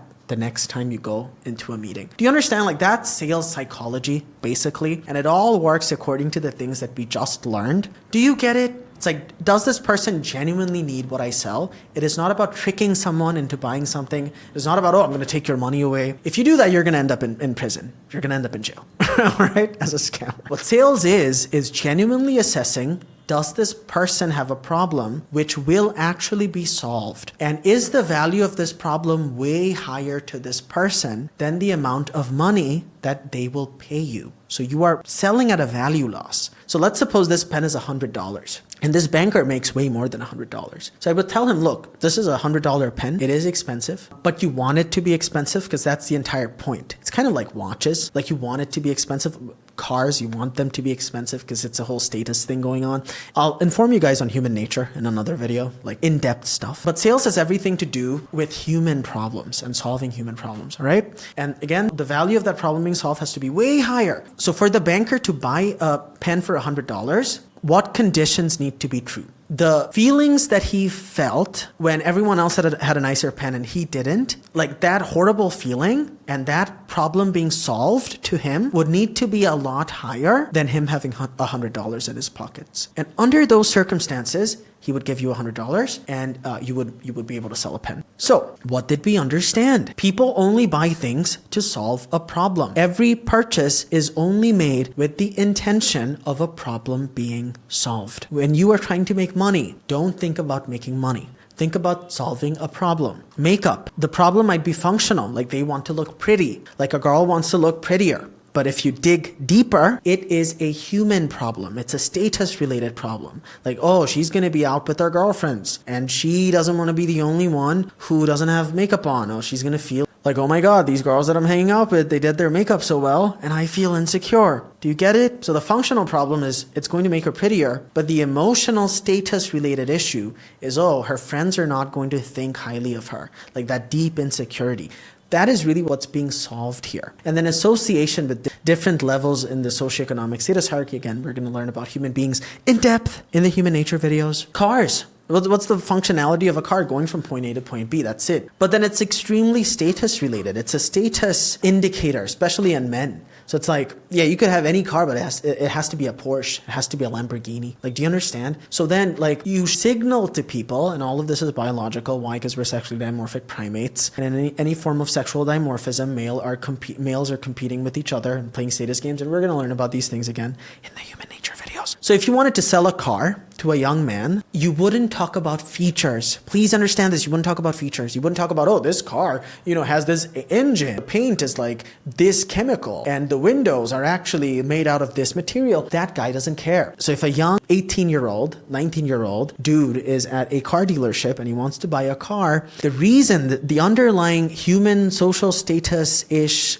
reason that he's buying a car is to look cool. If you're trying to sell a car to the guy, that is what you would talk about. Like, look, man, you're young. You want your first car to look sporty and cool. You don't want to buy something like the Toyota Prius. Like, sure, it's more economical. Like, sure, you're going to save more money on that. It's not exactly the coolest car. Listen, if you have the budget, if you have the money for it, I would suggest you buy this car. You have a crush, you have a girl that you like that girl is going to find this car way cooler than this car. If it's a GT86, right? It's like what, 25,000? You can buy that. You can get that car for 25 grand. You could get a GT86. You could get a Supra if you have like $40,000-$50,000. So like that is something that guy would buy more. Beginner salespeople will start talking about stuff that this guy doesn't care about. Like this guy doesn't want a boring car. He's a young dude and he wants to look cool. Or he wants to tell his friends, oh my God, I have this cool car, and he wants to take pictures of it and like put it out on social media. Do you get it? Like that's his problem. His problem isn't, oh, the Toyota Prius is more economical, dude. Like, you only have to spend this much amount of money per month on gas. It's like, this guy doesn't care, dude. Sales is figuring out what the individual human problem is for a person, and then selling that person a product that will genuinely solve that specific problem, right? Like for that 19-year-old, it's a way better decision on his part to buy a GT86, which is a far cooler car. Hold up. There you go. Like this car is what, like 25 grand? Like if he owned this car and he's like 18 years old, 19 years old, and he has the budget for it, right? It doesn't cost a lot, like 20 grand, 25 grand, you could get one. Or even for like lower, like the older models. This would solve his problems better. As opposed to a single mother of 2 kids. For that woman, like a Prius would make way more sense than buying anything like this. Do you get it? So it's assessing per person what sort of problems this person has that you can fix through the sale. Cool? And so it never really is about the price. It's about that internal core desire. So Prius, you could sell a new Prius to a single mother of 3 or 2. Like, hey, if you buy this car, it barely costs any money, super economical. This is something like she would care about because she's raising like 3 kids. And it has plenty of space in the back and has plenty of spaces for your kids. Has like a child safety lock or whatever. Like these are things she would care about that the 19-year-old wouldn't. So basically human problems, and this is why like my human nature videos are really going to help you out. So basically, what is making money? Or what is getting money? Earning money? What is it? It is solving problems for people. And the value of the problem being solved needs to be a lot higher to the person than the amount of money that they give you, or else they will not give you money. That is it. If you can just create those conditions, people will happily hand you money and you will get rich. You'll make a lot of money. All right? Do you get it? You understand? Are you with me? Are you with me so far? Are you getting it? Are you having a good time? Of course you are. There's nothing like this on the internet because people don't spend this much time and effort on a single video, but I do. And then I give it away for free because I'm your boy. All right. So how do you think about, how should you think when you want to earn money? You should think like this. How can I solve a problem for a group of people? And the value of that problem being solved for someone needs to be a lot higher than the amount of money they will give me. And the higher that difference is, the more willingly and enthusiastically people will give me money. Now, I've repeated the exact same thing multiple times because you really need to hammer this into your head. You have to completely think differently about money. The way people think about money is, oh, if I get this job, and they think about time, oh, if I just go there and like do this, they'll give me money. Instead of having that relationship with money, completely change it to how can I create a condition where the value of the problem I solve with a business or a product or a service that I do for people is a lot higher. Like the problem that product or service solves for people is a lot higher than the amount of money that they give me. All right, then I will be able to get money from other people's hands. That's how you need to think about money. Making money has nothing to do with me. Imagine if I got on a call with one of my students, I was like, oh, how are you going to give me $50? Oh, I really need money. So when are you going to give me the money? They would not spend $50 at all. Money has everything to do with you. And how can I take care of you the best? It has everything to do with the customer. It has everything to do with fixing a problem for the customer better than anyone else in your market. Does that make sense? In my business's case, where I teach English, I genuinely have the best English learning product, and I built that out over time, and we're going to learn how you can make a product like that too. There you go. Like this thing that I sell, 4.96 stars out of 5. I have the highest viewed video again on English learning in the entire country. Right, there you go. I think like 99% likes on it. So that has nothing to do with me. Again, most of those people are never going to buy anything from me. Making money has everything to do with how can I help other people out, all right? Like that's how you have to think. So the best way to be selfish is to be what? Is to be selfless, which is weird. The more selfless you are, the more you help people out genuinely, the more you want to solve a problem for your customer or for other people that you know if you did, it would actually help them out. The more you do that, the more selfish you get to be. Why? Because you just make more money. You have a better business. Like I got a message a few days ago from a guy and he was like, I learned English from you and now I got a job as a barista in Dubai. And that guy never bought anything from me, but that doesn't matter because I helped him out. Does that make sense? If you're going to make money,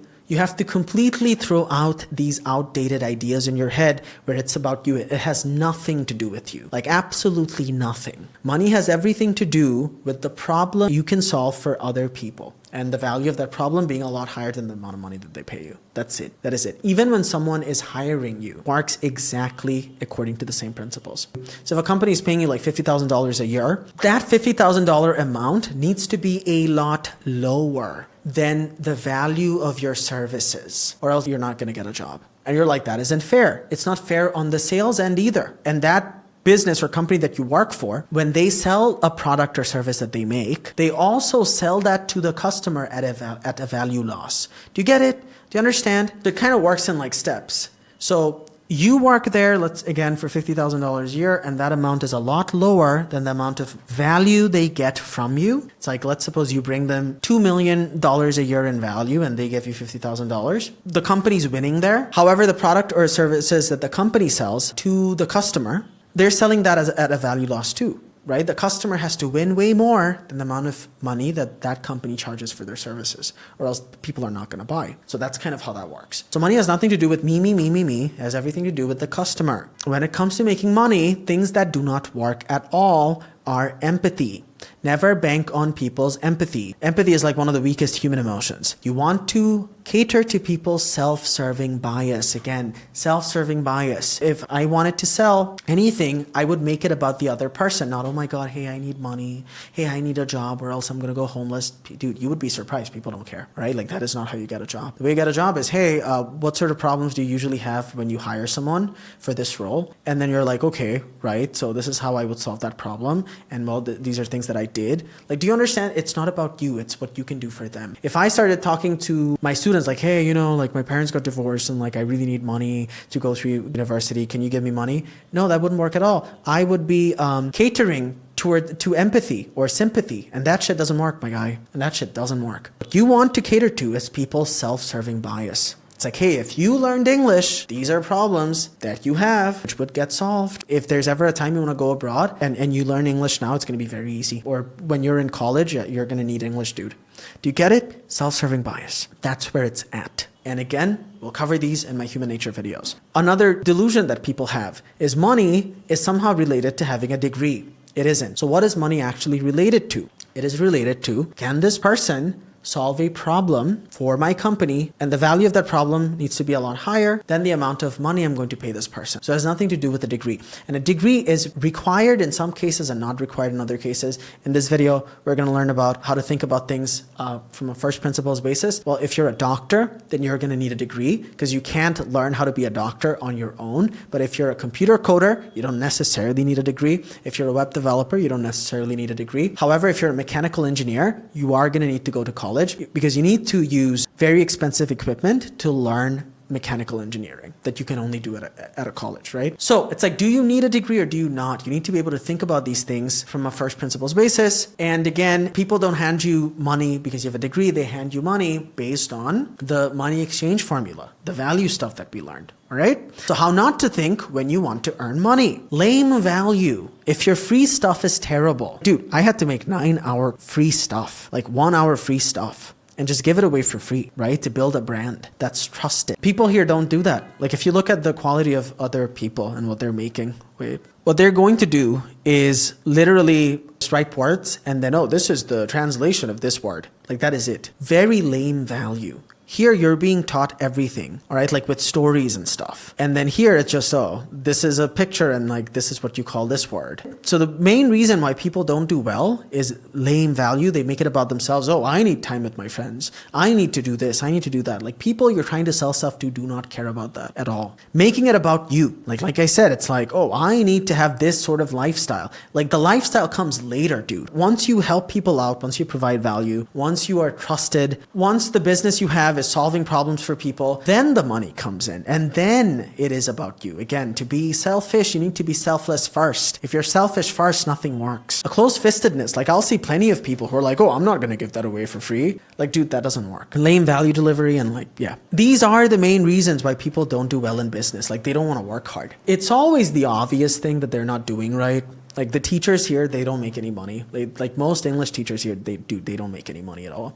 And the reason they don't make any money is because of stuff like this, where the value they're giving away is terrible. Like why would someone care about this? Now, a lot of these videos might have a lot of views. But I need you to understand that views on videos like this, like even if this gets 1 million views, people are not going to buy anything from it because there's not a human connection. And you need that, all right? That's why you want to be in front of a camera. All money in the world is earned through a sale, either directly or indirectly. Even if you have a job, the only reason you have a job is because the company that you work for sells something, right? So you might have a salary, but that salary is a small percentage of the money that the company is making from sales. So all money in the world is earned through a sale. And you can only sell 2 types of things.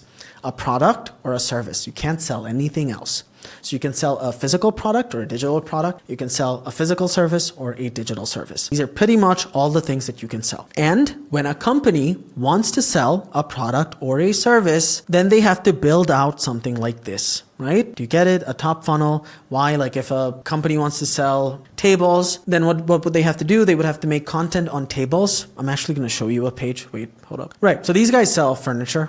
And their top funnel is a Facebook page with like 58,000 followers and they run ads. And all of their posts are just pictures of furniture. So if anyone needs furniture, they might come across this page and then they would buy a table from them. And then in the middle funnel, they would run ads and then they might send people to their website. They have a website. Wait, I'll show you. Right. So they would sell people to this website and then they would sell furniture. From trying to build this out to sell furniture, different jobs would pop up at different levels. And that's how you get jobs. In a company's pursuit to build and sell a product or a service, different types of skills are needed at different parts of a funnel. And that's where jobs pop up. So different jobs form over time at each level of this funnel while you or a business tries to sell something. So like in this case, they probably hired a web developer, right? Or maybe they have an in-house web developer that takes care of the website. And then they're going to need to hire a social media marketer, run their Facebook page. Why? Because this is part of the top funnel. Do you get it? And then they might even need people to run Facebook ads for them and make videos for them. I don't know if they have any videos on here, but well, they should. But someone is like designing these photos, right? So they would need to hire a designer. Like, do you get it? How different jobs pop up and what a job is? And then the amount of money these people would get from these jobs would be a lot lower than the overall money that this business makes. But for this business to sell something to the customer, and that customer has to win a lot more compared to the amount of money that the business charges, or else they're never going to buy. Do you get it? Do you understand how all of it works in steps? Very important. Due to technological developments, more and more of what it takes to sell something gets automated. So business owners no longer have to hire people for certain positions, or they don't have to hire as many people. So you will consistently see jobs go away. That will always happen. Anytime there's a new technological infrastructure or technology, jobs will go away because the entire point of new technology is so that more can be done with less. Well, what does that mean? Let's take a look at this business, right? So this is a completely online furniture business. If these guys existed 50 years ago, they wouldn't have a Facebook and they wouldn't have a website. And to build a website, it's very cheap. It doesn't take a lot of money at all. And to open a Facebook page, it's free. However, 50 years ago, if they wanted to start this business, they would need a lot of money to start. They would need a physical location. Now they don't. Now they could make these furniture anywhere. Like they could make the sofa anywhere, like in a small room or a small basement somewhere. And it doesn't matter because they can take very nice pictures for the internet and then send it over to them. So before, they would need a shopkeeper. They would need someone to walk around the store, a sales guy or something. Now they don't need any of that. They would need someone to process the payments, an accountant. Now they could have all their accounting done through the website. Does that make sense? Do you get it? So those jobs would go away. And now with AI, they could make these photos with AI. They could just take a picture of the furniture and send it to an AI application, and the AI would make a picture like this. So they wouldn't even need to hire a photographer anymore. So the entire point of new technological developments is so that business owners can do more with less. And because of that, jobs will go away. So next time you see the news talking about, oh my God, like more jobs are going away. Yeah, because they're supposed to. Right. So the reason why technological infrastructure comes around, which we're going to talk about in a bit, is so that more and more people can become business owners. All right. Not become employees. So you can actually, like, it is far easier to make money today on the internet than it ever has been ever. Like back in the day, you needed investments. There were risks involved. Like now there's none of that. All right. You can actually start an online business with zero risk, like I did with my English learning business. And we're going to learn everything again, how to do that, how I did it, how to think about money, the money math. If you ever want to hit a money goal, like, oh, this is the amount of money I want to earn, you have to use the money math. And what is the money math? How can I make $10,000 a month? You have to break this goal down into small chunks. So in my case, I have to sell 200 English learning programs at $50 each per month, right? So in a month, I only have to sell 200 English learning programs at $50 each. That is it. And then I make $10,000 a month. When you break it down like this, it seems very attainable. So the daily goal for me would be 200 divided by 30 or 6.6 or 7 sales per day. So I only need to sell 7 English learning programs per day to make over $10,000 a month. That's it. All right. So we took this giant goal and then we broke it down, and then we now know what we need to do. We need to sell 7 English learning programs per day. That's it. All right. Or there are thousands of ways to do this, right? Like you just have to set it up, but you need to do this math. I have to sell 100 English learning programs at $100 each. So if I had a $100 English learning program, like we saw a bunch of programs, like the IELTS program was like $400. So for that guy to make $10,000 a month, he would have to sell like 25, right? Like 25 a month. Right. So 25 into 400, $10,000 a month, right? So there are a lot of ways to do this, but this is how they think about money. And then they break it down into a daily goal. So if my product was $100, I would have to sell only 3.3 or 4 a day. And then I would make over $10,000 a month. You could also get 5 monthly recurring clients at $2,000 each. So if you are in the agency space, marketing agencies, they do that where they're like, all right, we'll only take 5 clients, like 5 dentists, and they're going to pay us $2,000 each, and we will only take 5 clients. And that way you have a monthly recurring income of $10,000. So again, why am I telling you this? Why are we talking about this? Because this is how people think about money. And this is how you have to think about money. So if you're in fitness, you're in education, beauty, tech skills, all of it would work exactly the same way. Now, at this point, you might wonder, how would you ever charge $2,000? Like, that's a lot of money. Why would anyone trust you randomly with $2,000? And you're right, they wouldn't. People would not trust you with $2,000 at first. And that's why you need to build a brand. And that is what brand does. And that is why it is so important to have a brand. And that is what we're going to learn about now. Again, if you do not have a brand, whatever business you start, you will not be able to make a lot of money. So how much money you make entirely comes down to how much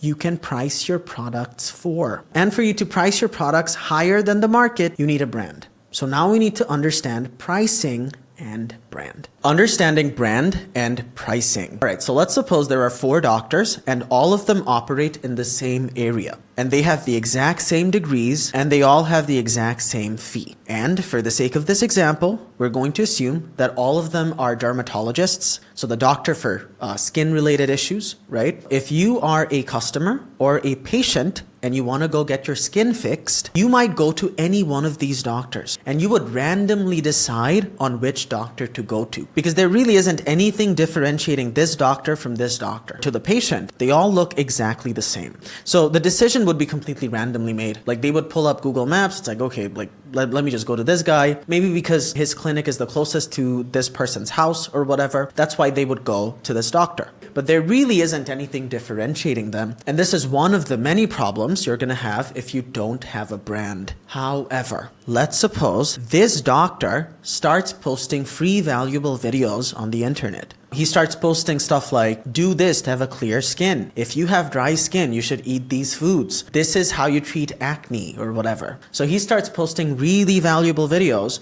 on how you can take care of your skin and what sort of medication you should take for this particular problem. If you have dandruff, you should do this and that, right? And from doing that, he is no longer a random, nameless, faceless doctor. He becomes Dr. Ethan. People now know him by name, and they have an emotional attachment to his face, and a relationship is formed with him on a personal level. Why? Because, oh, that's Dr. Ethan. And he helps me out with all these videos that he puts out online. You get it? Like specific value for relevant traffic. Who would he make videos for? People who are suffering from different skin-related issues, right? He wouldn't be making random videos. He wouldn't be making videos on like diabetes or anything like that. He would be making videos specifically on skin. And then he might even write a book, like how to take care of your skin in your 20s and your 30s, whatever. And from doing these things, he becomes famous and trustworthy. And now he's not a random doctor anymore. So now if a patient in that area wants to decide which doctor they want to go to, would they decide on this guy or would they decide on this guy? They're far more likely to overwhelmingly decide on Dr. Ethan because they know that if they go to him, their problems are far more likely to be solved. And that is one of the benefits of having a brand. You are more trusted and people have a relationship with you and they know your face or they know your logo. That is why logos are a thing. Like, oh, if that logo is on a product, then I know it is going to be a good product. That is why they do it. That is why branding matters so much, or else you're one of these guys. There are a lot of issues that you're going to fall into if you don't have a brand, and there are a lot of benefits you will have over the other guy if you have a brand.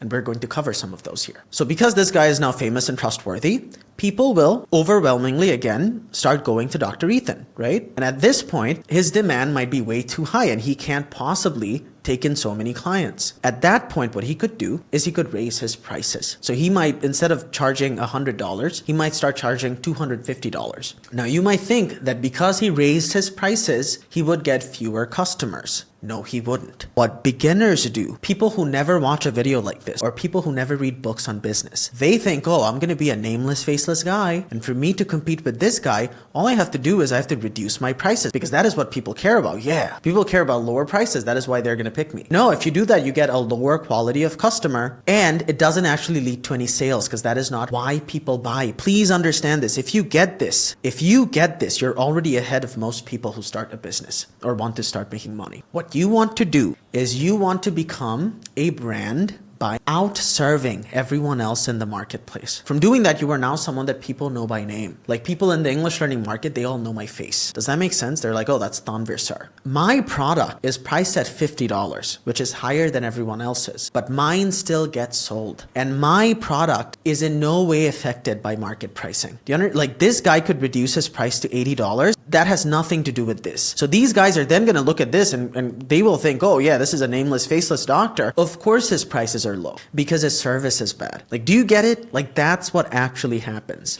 when you lower your prices. So not only do you not make any money, people don't even trust you. They're like, oh, because your thing is like terrible. That's why it's priced so low. And because Dr. Ethan is so much better, that's why he's priced at $250. Now you can only raise your price to a certain degree. Like you can't make your prices like $1,050 for a visit, right? Like when the market pricing is $100. You can't do that unless your service is just so drastically different. In my case, it is. Like, it's not like, oh, I just raised my prices for no reason. My service is actually completely different from what anyone else is doing. And no one has a product like mine. It's like a complete English learning thing, which we will cover. But you can price much higher than the market. Why? Because you have higher demands and people still choose you if you have a brand. Why? Because they trust you. Instead of them thinking like, oh my God, I'm going to spend $100 and I don't even know if it's going to work because it's some random guy. They're going to be like, oh, I know Dr. Ethan is great because he's like trustworthy and famous and I've consumed his free stuff and it helped me out a lot. Because of that, even if it is higher, I know I am much more likely to get results from him than like any of these random doctors. And you can keep raising the price as long as,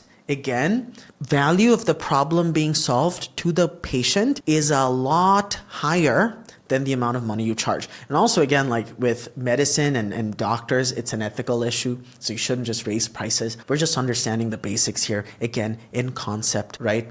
Just understand the principles. Like, don't raise your prices to $1,000 if you're a doctor. Of course, like there are ethical issues here, but you get it. That's kind of how pricing works. In a lot of different sort of businesses, people want prices to be high. With luxury cars, like even with an iPhone, like people want the price of that phone to be high, and iPhones have like the highest margins. We're going to see how Nike, Apple, they're all doing this exact same thing, all right? And so are you, because it's a business principle. These are the principles on which sales and money and businesses work on. Why does this happen? Why do people still continue to choose Dr. Ethan even though his fee is $250? This is because the purchase decision is made by a person before the sale happens, not after it. Please remember this. People make the decision to buy something before they actually give you the money, not after it. So having a brand removes uncertainty of desired outcome from the purchase.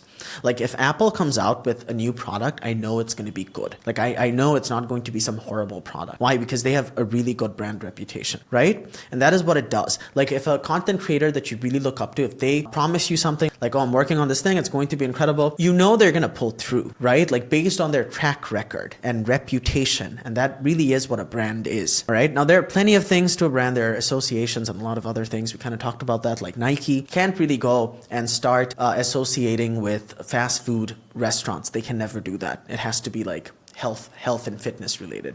So very, very important. What happens without a brand? A price race to the bottom. Before I cover this example, I need to tell you that this is one of the mistakes that every new business owner makes. And this is one of the mistakes that because they make it, they never make a lot of money from their business and they go out of business. All right. So this is something you should never do.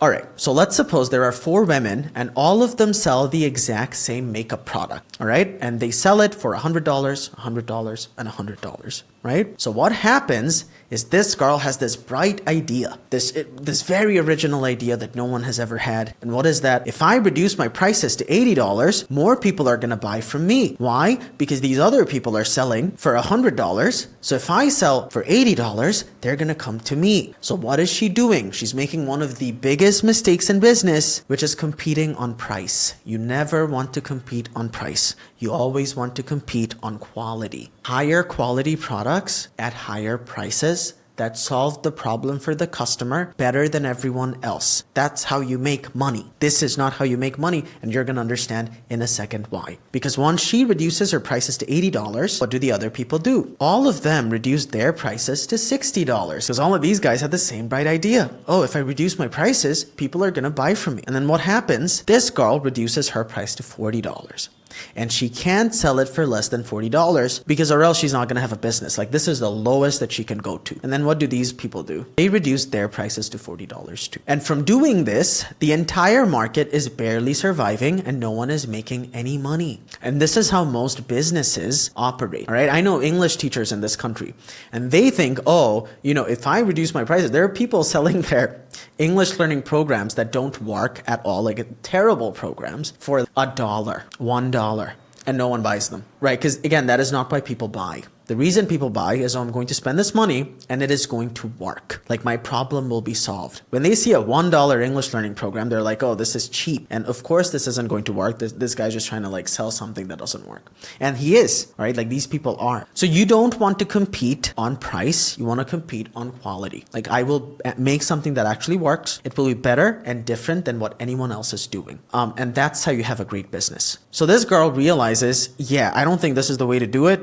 There's something that I might not know about business. And she starts reading a bunch of books on business and like branding and pricing. And then she figures it out. And what does she do? Instead of being a nameless, faceless person, she starts a makeup brand and calls it Anita's Makeup. And she comes up with a differentiated product. Like her makeup product is not the same as these people's makeup products.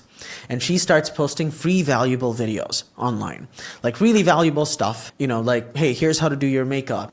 Buy this lipstick instead of this for this reason. And like stuff like that. And then she becomes really famous and trustworthy. And from doing this, she can have a higher quality product at a higher price. Why? Because, oh, that's Anita's makeup brand and I like Anita. Of course, her makeup is going to be priced higher because it's going to be higher quality. So instead of $40, her thing can be priced at $300. And it doesn't matter if these guys are like charging 30, 200, 100, none of it bothers her anymore. For example, in the English learning market, it doesn't really matter what anyone else is doing because it's not my product, right? It's not Tanvir's English learning thing. It's your thing.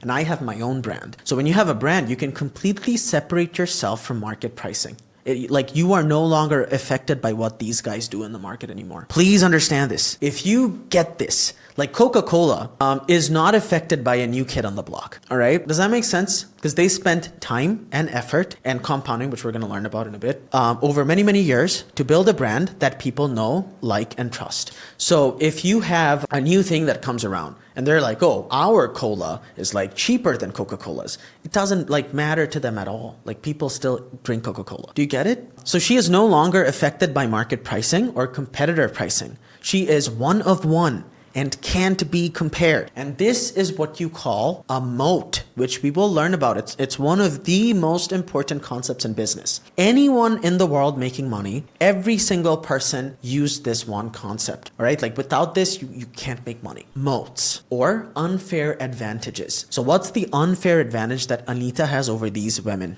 And what is that? She has a name and a face. People know her. Like she has a brand. That's just one, right? And that one moat alone helps her stay protected from these guys. So no matter what they do, she has an unfair advantage over all of them, which is that she has a brand. Do you get it? Do you understand? Like there are plenty of ways to build out moats, and we're going to talk about that. And in business, you have to do that so people only pick you. All right? The more unfair advantages you create in business, the better it is for your business because then people only pick you. For example, Apple patented their own technology. So the M1, M2, M3 chips, no other company can make them and put those in their computer. If they do, then they're going to get like $1 billion lawsuit or something. So that is an example of a moat. Having unfair advantages that make it much harder or almost impossible for other people to directly compete with you. So they have to compete in some other way. These are business principles that, again, in my case, I'm not Apple. I can't create a technology that can get patented. So what I can do is just build a business around my own brand and my own face. All right. And those are like things you can do when you're starting off. Because someone else, I showed you the videos of like other teachers, they don't even have their face or anything on it. And they don't have a setup. They don't have a proper way of like presenting the information. So these are all moats or unfair advantages that I have over a regular teacher. Does that make sense? And that's why you get picked. So we're going to take a look at the money exchange principle again.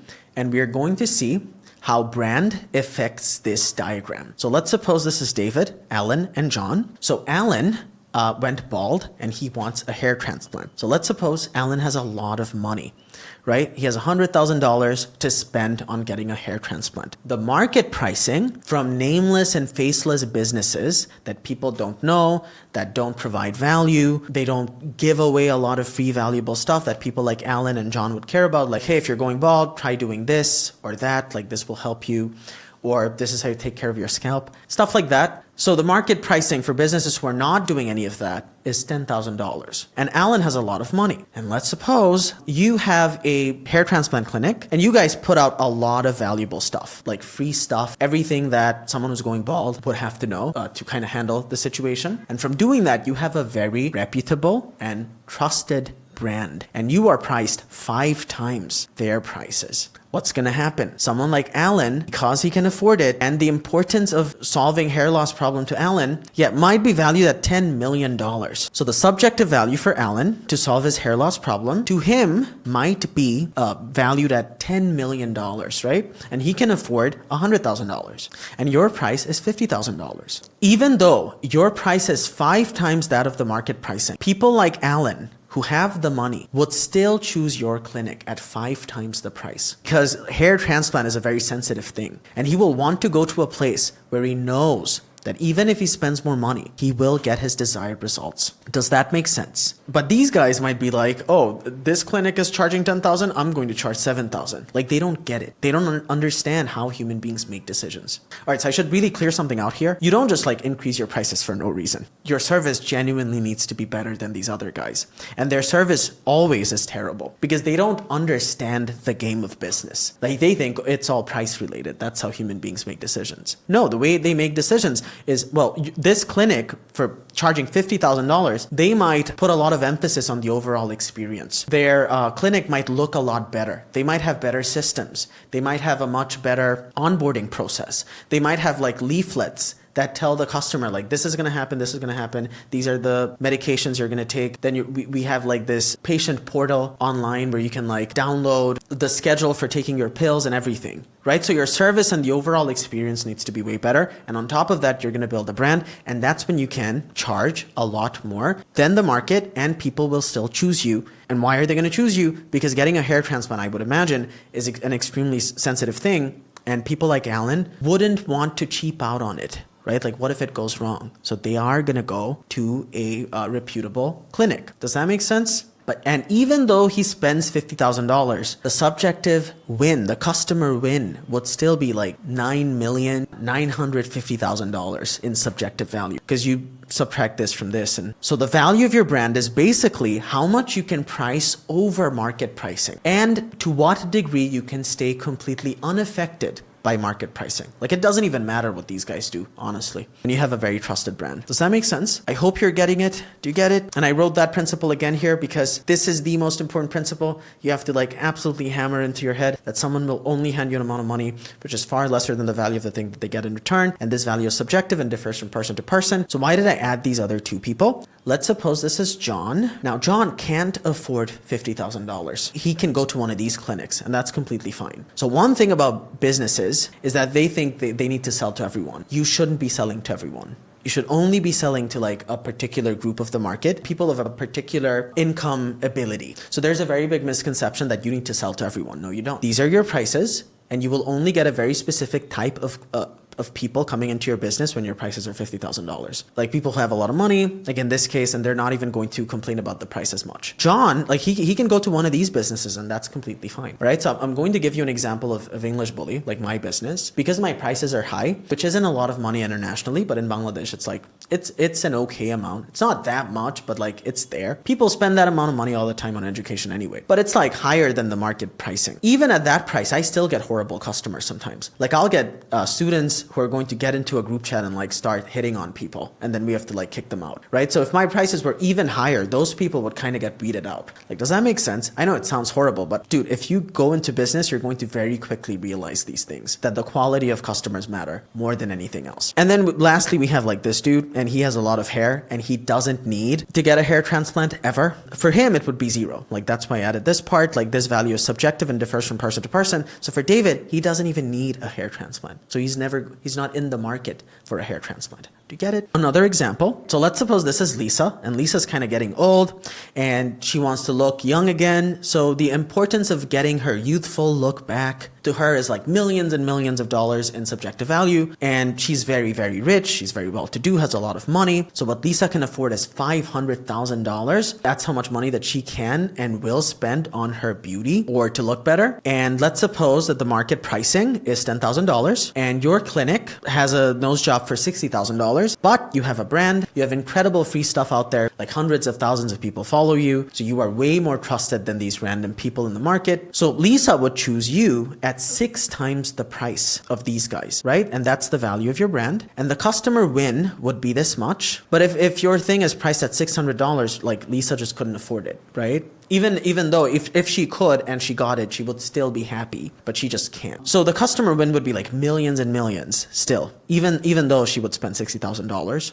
on the nose job. Given, she's super happy with it and she gets her nose to be the way that she wants it to be. Does that make sense? All right, so I hope this makes sense. And let's suppose, I keep saying let's suppose, I'm sorry, but to explain these, I have to. Let's suppose this is Rita and she can't afford your services, and that is fine. You cannot sell to everyone and stay in business. Make great free stuff for clients who cannot afford your services. So in my business, that's exactly what I do. I don't sell to everyone. It's like, hey, my free stuff is better than someone else's paid stuff and watch this free stuff. If you can't afford our services, that is completely fine. All right. Like we can't take you as a customer, man. If you can't, that is completely fine. So enjoy the free stuff. And if you can't afford our services, then buy them. If it's too pricey for you, just don't buy them. All right. Again, no business sells to everyone and can still stay in business. That isn't how it works. Like you can't stay in business by doing that. We understood why. We already went through this. So brands can charge higher prices because people would rather have surety of outcome than not have surety of outcome at a lower price. Please understand this. There are English teachers who are selling their stuff for $1, dude, and no one buys them. Always higher quality products at higher prices that are better than what everyone else is doing. Study any successful business, you're going to see this principle.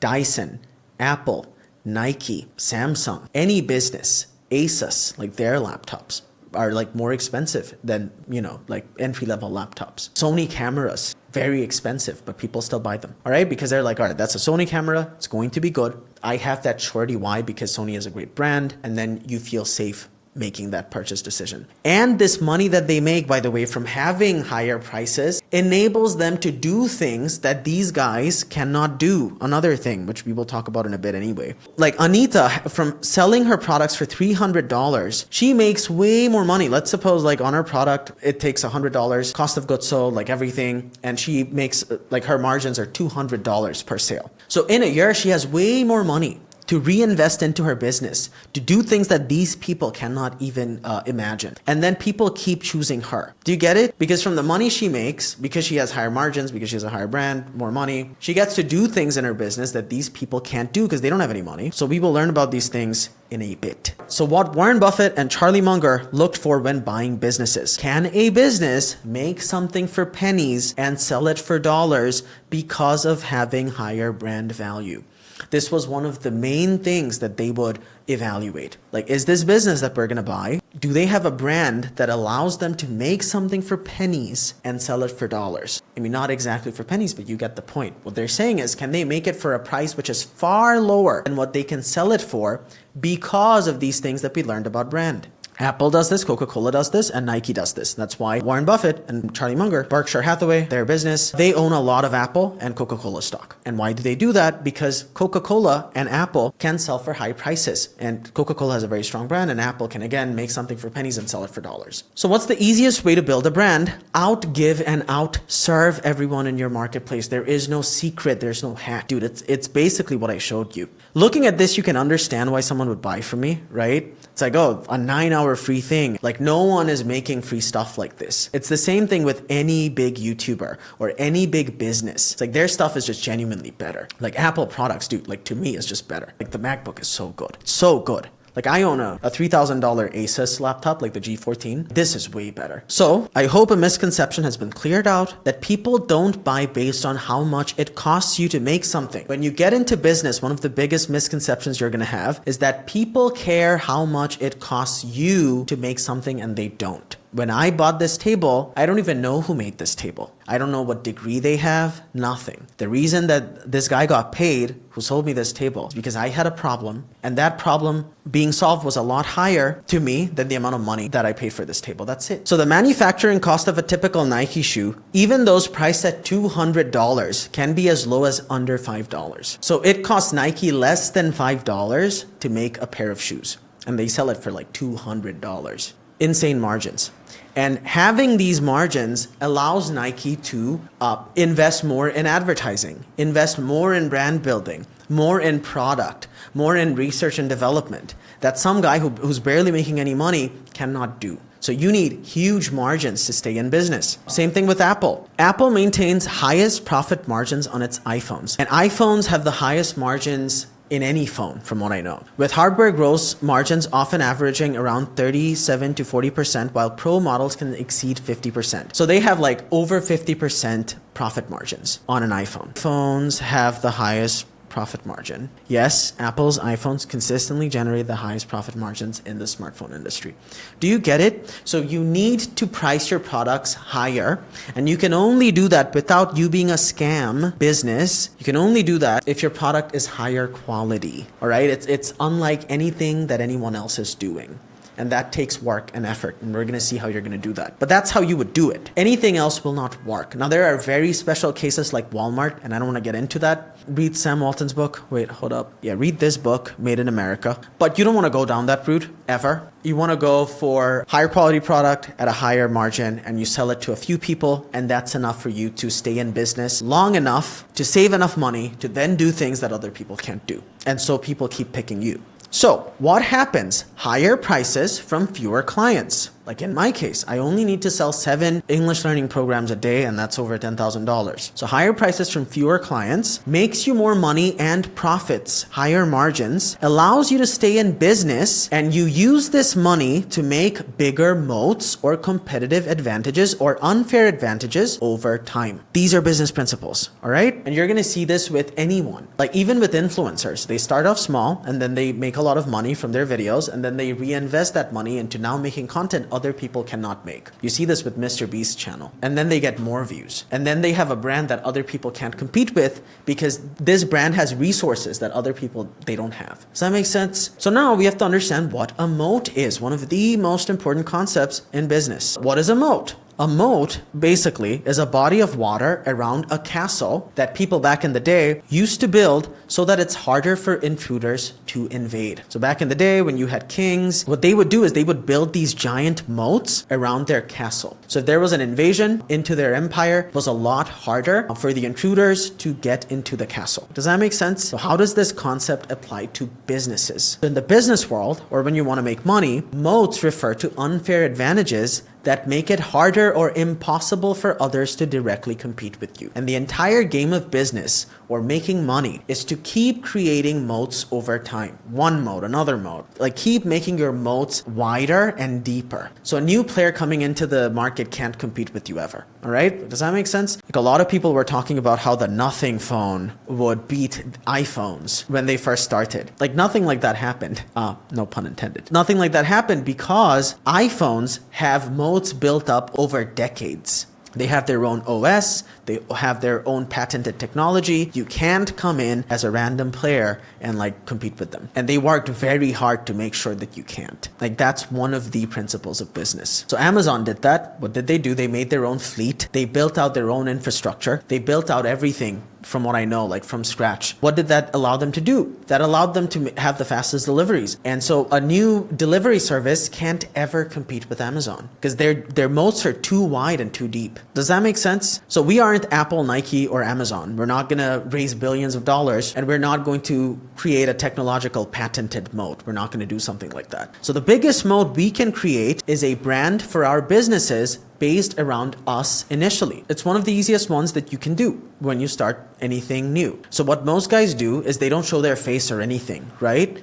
But if you just show your face in your business, that immediately is a moat, an unfair advantage that other people can't compete with. Because now it's like, oh, this is Tanvir's English learning thing. It's not this other person's. So anything I make inside, they can't go sell that because it's not their thing. Do you get it? And if I can charge my stuff at whatever I charge my stuff at, it doesn't matter what anyone else is doing. Because if a student shows up and they're like, oh, these other guys are doing this, it's like, yeah, but this is my thing, right? Like this and that, it's not the same. And if you ever are selling the same exact thing, that's when you will fall into a price race to the bottom, all right? Do you get it? Do you understand? Another moat or unfair advantage that you have right now that every person has is around human constraints. Oh, this is hard, good, it means other people will not do it. So you want to do hard things if you're in business or you want to make money. Why? Because I know, oh, this other English teacher, they're not going to ever make a 9-hour free course on English learning and then give it away for free and also make a 323-page PDF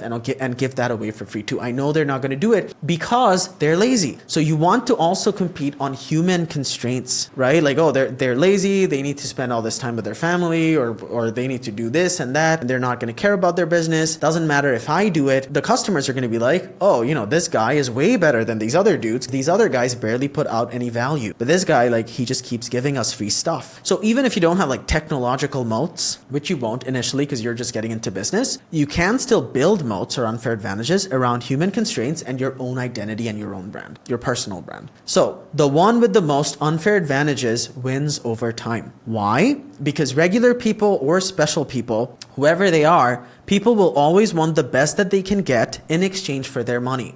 Economics 101. That's how human beings make decisions. It's like, all right, I have $50. How do I spend this money? I want the best possible thing I can get in return for this money. Please understand this. You do this, people who will give you a job, they will do that to you. So you do that with products, and people who give you a job, they're going to do that with you. And people who buy from your business, they're going to do that with your products and services. They're going to think that way. So like, what does that mean? It means, let's suppose this guy has like $500 and he wants to buy a phone. He will evaluate what the best phone is that he can get for $500. A lot of what constitutes as the best might be subjective. Like, he might not really care about a phone's camera, but he might care about a phone's processor, because maybe he plays games on his phone. I don't know. But let's suppose this woman wants to buy a phone and she has $500. She might go for a phone that has a good camera, because maybe that matters to her more. But irregardless of like the subjective stuff, people want to get the best thing that they can get for their money. All right? Like, what's the absolute best phone I can get for $500? That's how people think. They all want the best for their money. And that's how people are going to pick you if you apply for a job. It's like, oh, I went to a university and I got a degree. But this other guy, not only does he have the same degree from the same university, but he also has like work experience, and he did all these things in the real world. And he learned this skill and knows how to use this software. That guy gets picked. All right? Because it's like, well, out of these three people, who do I pick? These two have the same exact degree, but he also knows all these other things that are relevant to this job. And then that guy gets picked. And then the other two people don't get picked. Like, that's how it works. Again, Economics 101. We'll talk more about this on the human psychology videos. Do you get it? So moats and unfair advantages I built up over time for English Bully. So the way that everyone here starts an online business is they will get on Google Meet, and they're going to make like these really terrible looking sheets on Google Docs, and they're going to know English, and then they're going to put some posts up on Facebook. And then they will take batches of students and teach them on Google Meet, share their screen, and show like these terrible doc files. And that's what I was doing too when I initially started. I'll show you. Wait. Right. So this is what my course used to look like, like terrible. It was just these sheets, and we would get on a call, and then I would help them out with this. So this is kind of how you start. But then over time, what I did is I learned other skills, right? I'm building unfair advantages. I learned how cameras worked and how to make videos. I learned how to edit videos, and then I learned how to do social media marketing, how websites worked. I built a website. I did like courses on WordPress, built a website, learned how to run ads, and then I started running ads for my business. And then I learned about business, and then I learned how to build a community, learned public speaking. And then over time, my business looked way better and was much higher quality than these guys. So this is what my sheets used to look like. This is what the sheets look like now. Completely different than anything else that the people here are doing. Right, and then over time, you have way more unfair advantages built up over a teacher that wants to start teaching from today, and then people pick you, and this guy just can't compete with you because you have more resources, you have more money, you have a better product, which makes more money, so you get to reinvest into the business and do things that this guy can't do. And you have to learn this stuff over time. You're gonna slowly learn and then implement, small unfair advantage, and it all kind of compounds. And over time, you have a better business. So every industry has a steep learning curve because the industry was born far before you were. Please understand this, all right? A lot of guys, when they get into an industry, they have these new ideas. You don't want any new ideas when you just get into something. That is like saying, oh, I'm going to invent a new way of playing the guitar, even though I've never played the guitar before. Any idea that you have when you get into business, people have thought of that like way before, all right? So you want to learn the basics first, and then you want to build out unfair advantages. And we're going to see that like new ideas aren't really a thing in business. It's very iterative. It's like execution is what matters, not the idea. A language learning business is not anything revolutionary. What differentiates you is how well you do it. Like Facebook wasn't an original idea. It was just executed far better than any of the chat rooms that you had at the time. Like far better. That's why Facebook succeeded. So moats and unfair advantages you need to build up over time. Skill and competence, content, brand, capital, and code. I'll start off with the first one. So the very first one is skill or competence. That is the first one. What people think is, oh, I'm going to hire a bunch of people and I don't have to learn any of this. Oh, you do. Like, you genuinely need to know how a website works if you're going to start an online business. It's not that hard. It really isn't. There's no coding or anything like that.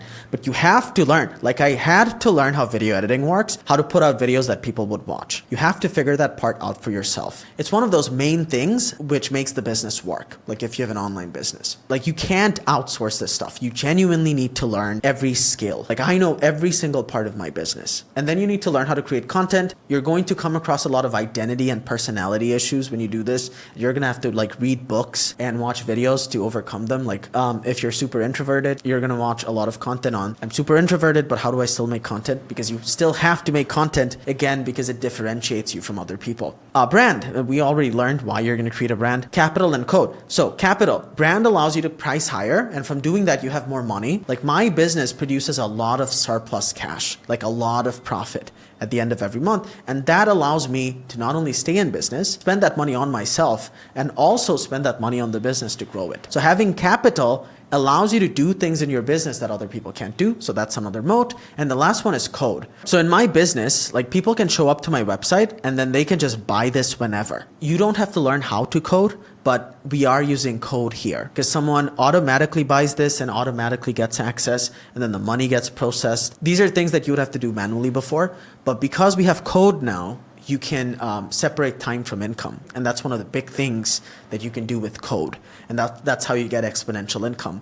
And we're going to talk about that as well in a bit. So this allows you to have an automated business. And I haven't worked on my business pretty much this entire year. And at this point, you get to feel like a business owner. All right. So you really get to feel like a business owner 2 years in. Like in the third year, you feel like a business owner. The first 2 years, you're just going to be working to build out the system. And what is that system? That funnel that I showed you, right? So you're going to put out content so people know who you are. They trust you. They like you. They're like, all right, this guy helps me out. Whatever your business is. In my English learning business, it was English learning content. And then you're going to build out a product, whatever that is. In my case, it was an English learning thing, like a complete English learning program. Comes with like interactive exams and everything that they can get from the website, downloadable PDF sheets. Like there's a lot in it. There's nothing like it in the country. The first year, you don't really know how anything works. So you learn all these skills, websites, how do websites work? How does this work? How does video editing work? You don't really know anything about anything. I didn't know how cameras worked. I had to watch a bunch of videos on DSLRs. And then once you have that, once you have the skill, then you have the brand, you have a website set up, and you have a product, and you have an automated payment system, and you have ads running. That's when you get an automated business, right? That's when you finally start feeling like a business owner. Oh, I run these ads and people come here and then they buy, and then the money goes to my bank automatically, and I have this entire system. Does that make sense? It's the same thing with a product business. You would have a brand by putting out free content, free valuable content. Then you would have a website, which is well decorated with pictures and stuff, with reviews. And then you would have ads running, and then you would have a team of people, someone running the ads for you, and you would have a warehouse full of products that sell, and then like the products would keep getting shipped from the warehouse every single day, and you'd have a team in place, and you would just keep making money from that system, right? At that point, once you've set everything up, that's when you really start feeling like a business owner, and you have time separated from income, which is one of the biggest things you need to establish in order to make a lot of money, which is again covered in the video. The nature of money and why easy money is impossible. I hope by this point you already understand why. So we're going to see the differences between a high income skill and a low income skill. And if you are having a hard time making money, it is because you have low income skills. High income skills versus low income skills. High income skills are specialized while low income skills are unspecialized. What does that mean? It means high income skills are hard to learn and it takes time. So time itself is an unfair advantage, is a moat, all right? So if someone's been doing something for 3 years, they have an unfair advantage over someone who just started today. So time itself is a moat. So high income skills have high demand, they are valuable, they can be used to solve a problem, and they are in low supply, all right? Like a great video editor is in high demand and in low supply. Like there really aren't a lot of great video editors. You have like mediocre ones and like really terrible ones. Like doctors, surgeons, and stuff like that. Low income skills have high supply while demand might be low or high. Well, what does that mean? It means you can easily find someone for the job. It's not that hard to train them. So if you are ever in a job where you can be trained for that job in a day or two, that's not good. Like that is bad. You should be very worried because there's nothing that ensures job safety for you there. Well, what does that mean? It means, let's suppose you work as a barista, and let's suppose they can teach you how to be a barista in a week. If they don't like you for some reason, you're not irreplaceable. They can just get someone else. And then they can train the other guy in only 7 days, and he will do just as good of a job. Do you get it? Like in Bangladesh, poverty is a really terrible thing. A lot of people are like really poor. Some of them are bricklayers in construction sites, and they don't get paid a lot. And the unfortunate reality is the reason that they don't get paid a lot is this. I know this is going to sound horrible, but we're just trying to understand why the world is the way that it is. I don't know how to fix it. All right. Is this right? No, it's not. We're just understanding. So a bricklayer, let's suppose he only gets paid $5 a day, or not even that much, honestly, like $3 a day. If he goes up to a contractor and he's like, hey, you have to pay me more money, dude, or else I'm going to quit. The contractor will tell him, all right, then quit. I don't have a problem with that, because if you quit, I can just get someone else, because all you're doing is you're getting bricks from the ground floor and you're bringing it up to like the 5th floor or the 4th floor in a construction site. That's all you're doing. That is not a specialized skill, right? And then this person becomes replaceable. And that is unfortunately human nature. You need to have enough moats around you so that you become irreplaceable. And once you have irreplaceability, you have leverage. All right. Then you can ask for a raise. Do you get it? Then you can like have a high price tag on yourself. This applies more for jobs, but also businesses too. All right. Like your skill set needs to be very specialized.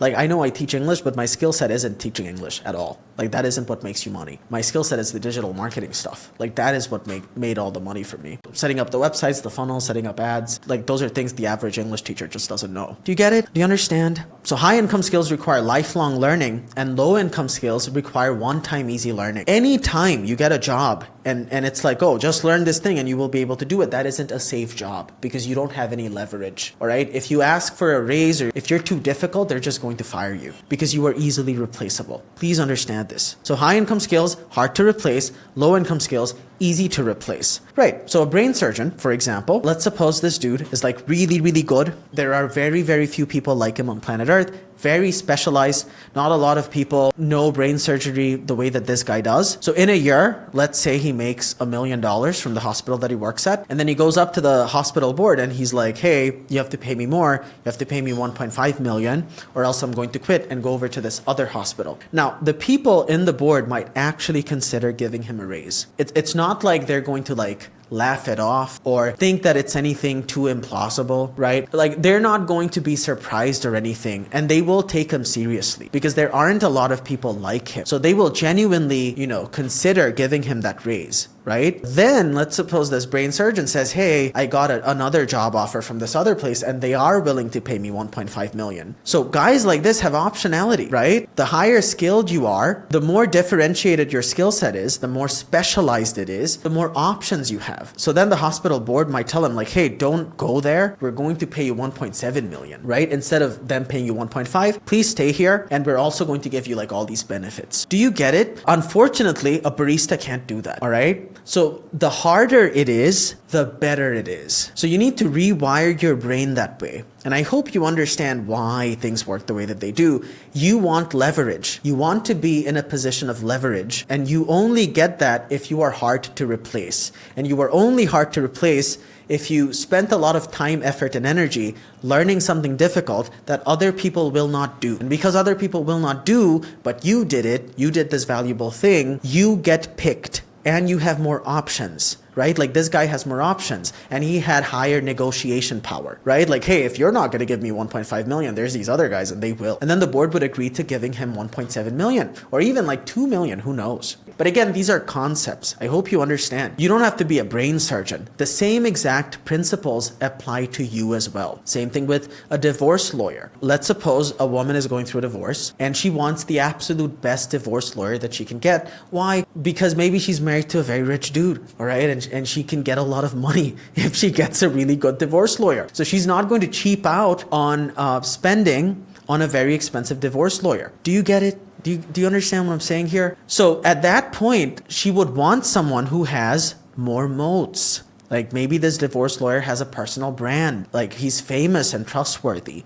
and he's been doing this for 10 years. Then that woman would come to him and pay him more money, and he would like make a lot of money from that divorce too as a divorce lawyer. Do you get it? Do you understand? So you want to rewire your brain to, oh, this is hard, good. This means other people won't do it because they're lazy, and that is why I will do it. And if I do it, I will get the thing that these other people won't get, and I will have higher leverage on the marketplace. Do you get it? You understand? Business principles. To climb this wall, it takes time, effort, and knowledge. All right? Very important concept. So let's suppose this is a dentist, right? And he climbed this wall. He climbed this wall and he became a dentist. Now he knows everything about teeth. He knows how to put braces on, how to work on cavities. He knows how to pull teeth, like all of that. I don't know how to do any of that. I'm not a dentist. So because this wall takes time, effort, and knowledge to climb, me as a patient, I am not going to go to dental school, right? If I have a problem in my teeth, I'm not going to go to dental school. What I will do is I will just pay this guy money because I don't want to climb this wall. This wall is hard to climb. I will give him money so that he provides me services that took him time and effort to learn. Do you get it? Do you understand? This is very, very important. So when you're thinking about making money, you have to ask, do people want to have what you have? In my case, people want to have what I have. So in Bangladesh, these people want to speak English. And I can speak English, and they want to speak English, so they want what I have, right? If you were a coach, then people want what you have. Do they want to get advice from you? If you were a divorce lawyer or a therapist, right? You spent a long time. Let's suppose this dude is a therapist, doesn't look like a therapist. But again, what do I know? So let's suppose this dude is a therapist.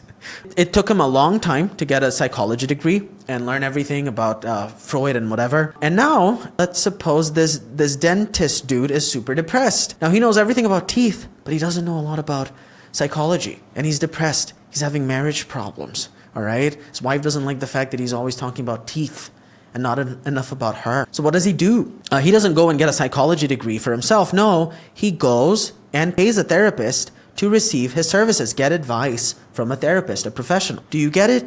Do you understand? So the bigger the barrier to entry is, the more likely people are to pay you and hire you. And it's the same thing as a moat. That's basically what this is. So you also have to ask, do people want to make you do something you specialize in? So in that case, it would be the dentist, right?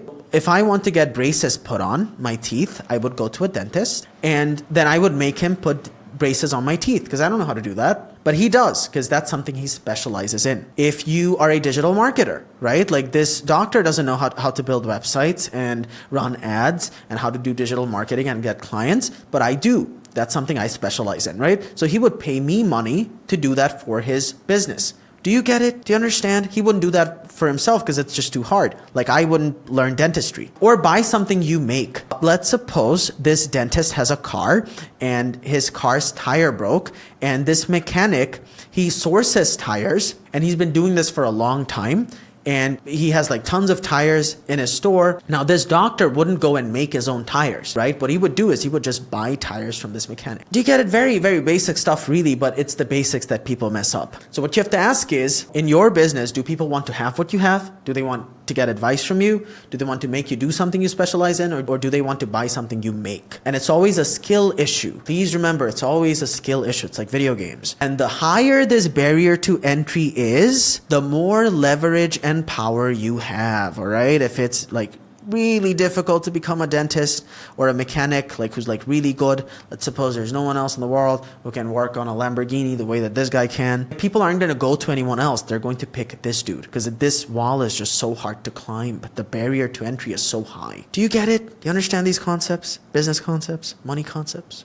At this point, another extremely, extremely important concept: why specialists get paid more. So whenever you start a business, another inclination, another desire you're going to have, a bright idea you're going to come up with is, oh, if I do a little bit of everything, I'm going to capture more of the market and I'm going to make more money. And that isn't how things work. Like when I started English Bully, my English learning thing, because I didn't know about business, I thought, oh, I was going to start a coaching business and we were going to teach everything. We're going to teach math and we're going to teach science and we're also going to teach English. It doesn't work that way.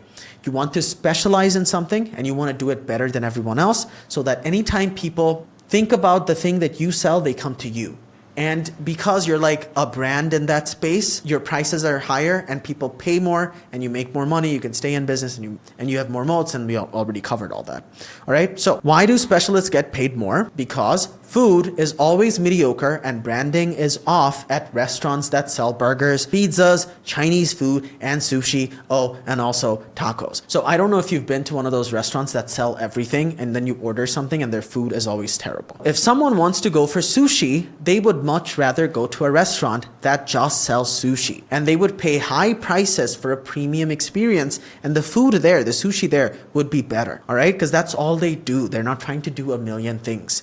They would only make sushi, and over time they would make their sushi so good that people keep choosing them. The same thing in my English learning business, right? I showed you like how my English learning sheets used to look, and I only kept doing that for 2-3 years. And then now my English sheets look like that, and I have like the best English learning business in the country. Similarly, if someone wants to go out for pizza, they would much rather go to a restaurant that just sells pizzas and pay high prices for a premium experience. Specialists will always be better than a generalist because all of their systems are hyper optimized around making and selling one product or service type. You will never hear, oh, this guy, like the dude who made KFC, Colonel Sanders, like, oh, he also had a car repair business on the side. No, he didn't. All he did was make fried chicken. And he kept doing it till the point where he had all these systems. He had all this specialization in frying chicken. So that is why specialists will always be better than generalists. Like this guy who's making pizzas and Chinese food and sushi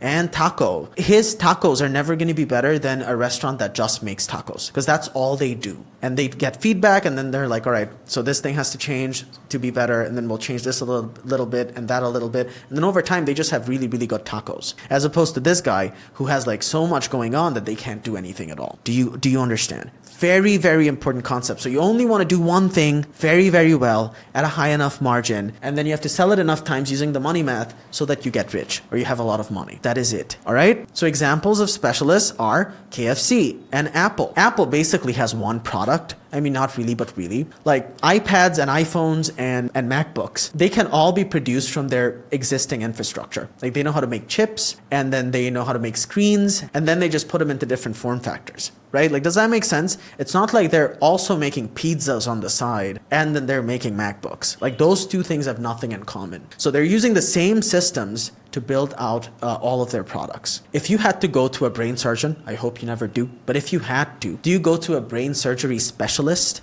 or would you go to a general practitioner who's like way cheaper? You would go to a brain surgeon who is a specialist in brain surgery, and you would pay him way more money. And you would never even think of going to a general practitioner who does a little bit of this and a little bit of that, right? Like, again, these are the main mistakes that people make in business, and that is why their business never grows. So I hope you understand why you will hyper specialize in one niche. This will allow you to have one coherent branding, messaging, and sales systems across your entire business. What did we see with Mr. Beast? Same exact thing. His videos are mostly watched by children, so he has a chocolate business. But everyone knows that he has the biggest YouTube channel in the world. So he has a tech business that helps you with YouTube thumbnails and data and analytics. So anyone who wants to become a YouTuber would consider buying his tech stuff. But it's all coherent. Like Apple is never going to come out with a pizza joint. Like that just wouldn't make any sense. Or a taco joint, like Apple tacos. Like they're not going to do that, right? Or maybe they, I don't know. Like, but they wouldn't do that. It wouldn't make any sense unless it's like a gimmicky thing, a one-off thing. It's just weird. Like Apple wouldn't get into clothing. They wouldn't start making clothes for women or something like that. It wouldn't make any sense. This is actually what you need to get sales for your business. And what is that? Having a coherent branding, messaging, and sales systems. So in my English learning business, the top funnel stuff is just English learning videos. And then from there, they go and get my lead magnets, the free PDFs. I target them with ads. Emails don't really work very well in Bangladesh. So I target them with ads and I give them free PDFs and free classes. And from there, they buy my paid stuff. And then the service is automatically fulfilled from my website. And it all works. And then you have this whole system. And we saw how everyone uses the exact same system. The man who chases 2 rabbits catches none. Most business owners chase 10 rabbits because they think, oh, that's how you capture more of the market, but that's not how anything works. You hyper specialize in one thing and you make it better, or you make it the best you possibly can make it, and then people only pick you, all right? And you make a lot of money. So Show English Bully course, I can't show it to you anymore because it's not there. So I tried to make a kids English program, and it was a lot more work than I thought it would be. I made the whole thing, and then when I put ads out, I realized, oh, people don't yet see me as someone that teaches children, right? So then I realized, oh, I would have to now make like tons of free content so that people now start viewing me as someone who creates educational material for kids. And that was a lot of work, right? I was like, all right, I'm not going to do that. I'm already making money from that one product. I will just keep selling that.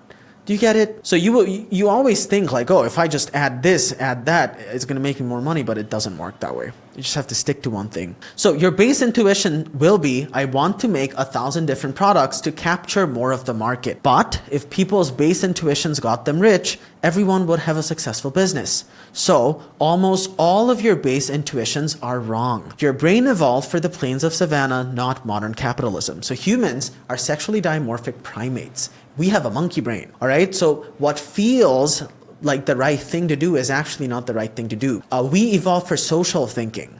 Business thinking really is from the prefrontal cortex, and that has to be trained, like logical thinking. So that isn't our base intuition. And we're gonna learn about these things in the human nature videos. One business is supposed to make you a lot of money initially. One business, one funnel, one product. What does that mean?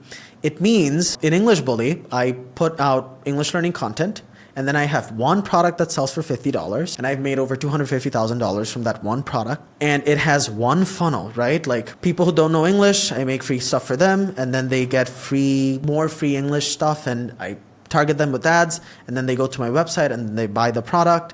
And then at the end, they know how to speak English. Like that problem is fixed. And that's it. That's all you have to do enough times, like do the money math, and you're like, all right, cool. I'll show you like some examples. Gym launches Alex Hormozi's business, and it basically had one service. They would take gyms in, and they would increase their revenue, and that was it. And he just kept doing that till it made millions. And then Streaky, this guy teaches music production. I'll show you. Right. So he's going to run ads just for this one thing, complete mixing system, and it sells for 497 pounds, right? And he just has to sell that like 5 or 6 times a day, and he's making a lot of money. Right? Like he doesn't have to do anything else. Do less, better. Do less, better. Do less, better. So this is another concept you guys should know, and it's called price laddering.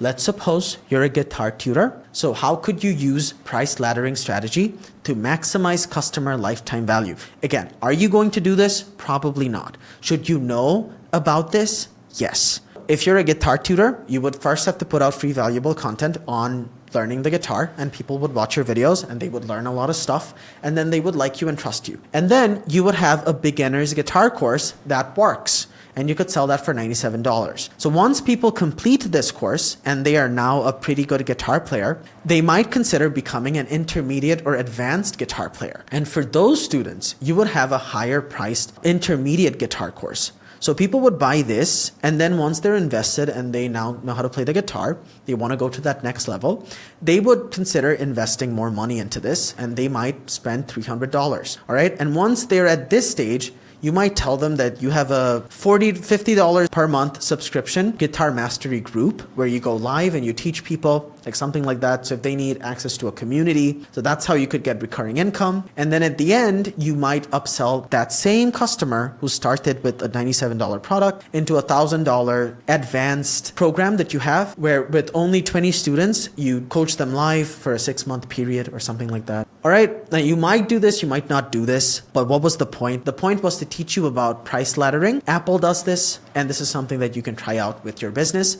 In my business, I have this. How do I have this? I have a $50 product. Then I have a test prep course that sells for around $70. A lot of people then buy that too. So my customer lifetime value is like $50 plus $70, $120. So by this point, I hope you realize that you are going to stick to just one business for 3 years. Because, as Musashi said, he's one of the greatest swordsmen of all time, to know 10,000 things, you have to know one well. For example, to make my English learning business work, I thought initially, I just need to know English and people will happily give me money. That's what I thought. However, as it turned out, for me to make money from English, I have to learn 10,000 other things. I had to learn every single piece of the funnel. I had to learn communication, how to make videos, do sales, how to make ads, human psychology, copywriting, websites, entire business funnel, employee training systems. I have like entire systems to train people, how to build systems, leverage, business, how to build PDFs, how to read data. All of these you might think has nothing to do with English, but if you want to start a business where you are teaching a language, you would have to learn how to do all of these things. So to know 10,000 things, you have to know one well. Or to do one thing well, you have to learn 10,000 things. And this is why most restaurant businesses fail, because when people start a restaurant business, they think, oh, I cook well, so if I started a restaurant, it would be successful. But that is not what makes a successful restaurant. The reality is you have to learn how to iterate and build a product. You need to build a system that can be followed by anyone. Create a burger that tastes the same every single time. Like KFC has systems. So even if they have multiple outlets, their burgers are going to taste the same because they have a system to make that burger. Then you have to learn how to calculate shelf life and stock management. Have a repeatable system to produce the same taste across the world. Have a system for training employees so that you can have a franchise model. Build incentives that make people want to join a franchise program, etc., etc. None of this has anything to do with just knowing how to cook. And that is why restaurant businesses fail. Like you genuinely have to learn all this stuff, dude. Like there isn't a shortcut. There just isn't. I wish there was. There isn't. So if you start something and you get stuck and things aren't working, you always have to ask, which piece am I missing? So when I started English Bully, it was like, oh, I don't know how to make videos that people would watch. And then I kept looking into that, and then over time I made content that people were watching, and I would get millions of views. And then I didn't know anything about ads, so I did as many courses on Facebook ads as possible. And then I was like, all right, I need a website so that I can separate my income from my time. And then I learned how to build a website, and then product, pricing, right? And then once I had all the pieces, it started working really well. Here's the good news. There is no failure in self-development. Even if you learned all this stuff and like your business for some reason still didn't work out, you are still now a person that knows all of these things. Like you are just far more competent now. So even if my English learning business failed today, I will still know the 9,999 other things I learned just to make English Bully work. And those things will stay with me for a lifetime. You are the product of the work you do. So that's the mindset that you need. As you learn these things, you're like, oh, this is hard. Stop thinking about the money. Focus on becoming good. Focus on learning the skills. Focus on becoming someone who's irreplaceable. If you do that, then the money's like easy to make. Like, does that make sense? So you want to completely think about money differently. That is why I covered all the principles that we covered. I hope like it's making sense to you now, why things work the way that it does. And there can't be any easy way to make money, because if there was, everyone would be doing it, right? And then what would they do? They would start reducing the price. And then what would happen? Oh, no one would be making any money. So you need to work hard enough to make something that's different, and then build enough moats so that other people can't directly compete with you. That's how it works. So the mentality you need to have, I will do whatever it takes to get the job done. This mentality will help you, dude. All right? Like this helped me change my life. And how people who do nothing think, oh, I should not have to do this. Oh, I'm not a techie person. I'm not I'm not someone who learns how to build websites. Oh, I'm not someone who knows Facebook ads. Like, yeah, you're not supposed to know how to do any of that. Like, no one came into the world knowing how to run Facebook ads. Like, that's something you're gonna learn. So there's no such thing as shoulds or supposed tos in this world. Oh, I'm not supposed to run Facebook ads and learn how to edit videos. It's not that difficult. And once you learn, you know how to do that for life. That's how you have to think. Like, if I just do this, then I know how to do this for life. So I hope you are enjoying the video till now. A lot of incredible stuff still in the video. Take your time watching this. This video will genuinely change your life. Why? Because it changed mine for the better. These are things people don't cover. Like, they'll just sell you a course or something without teaching you any of the basics. Like, you have to know these things because all money making work on these principles. So very, very important part of the video, the connection between money and time. We are going to see, for you to make a lot of money, you have to separate your time spent from money earned. If your time spent is linked to the amount of money that you make, you will not be able to make a lot of money. So in this part of the video, we are going to learn the principles that people use and the way that people think to separate their income from their time. All right? Very important. Let's start. So all rich people have incomes separated from time.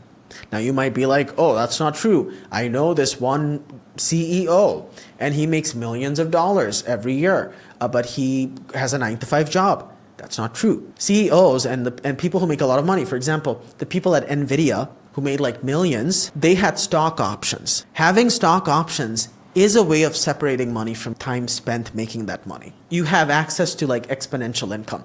Now, all of that will make sense to you. For the sake of simplicity, all rich people have incomes separated from time, all right? Every YouTuber has income separated from time because once they put out a YouTube video, that YouTube video keeps making money, like keeps generating ad revenue. They might be sleeping, but other people throughout the world might be watching that video, and then they would keep making money from that video. That is one way of separating time from income. All rich people have income separated from time, time separated from income.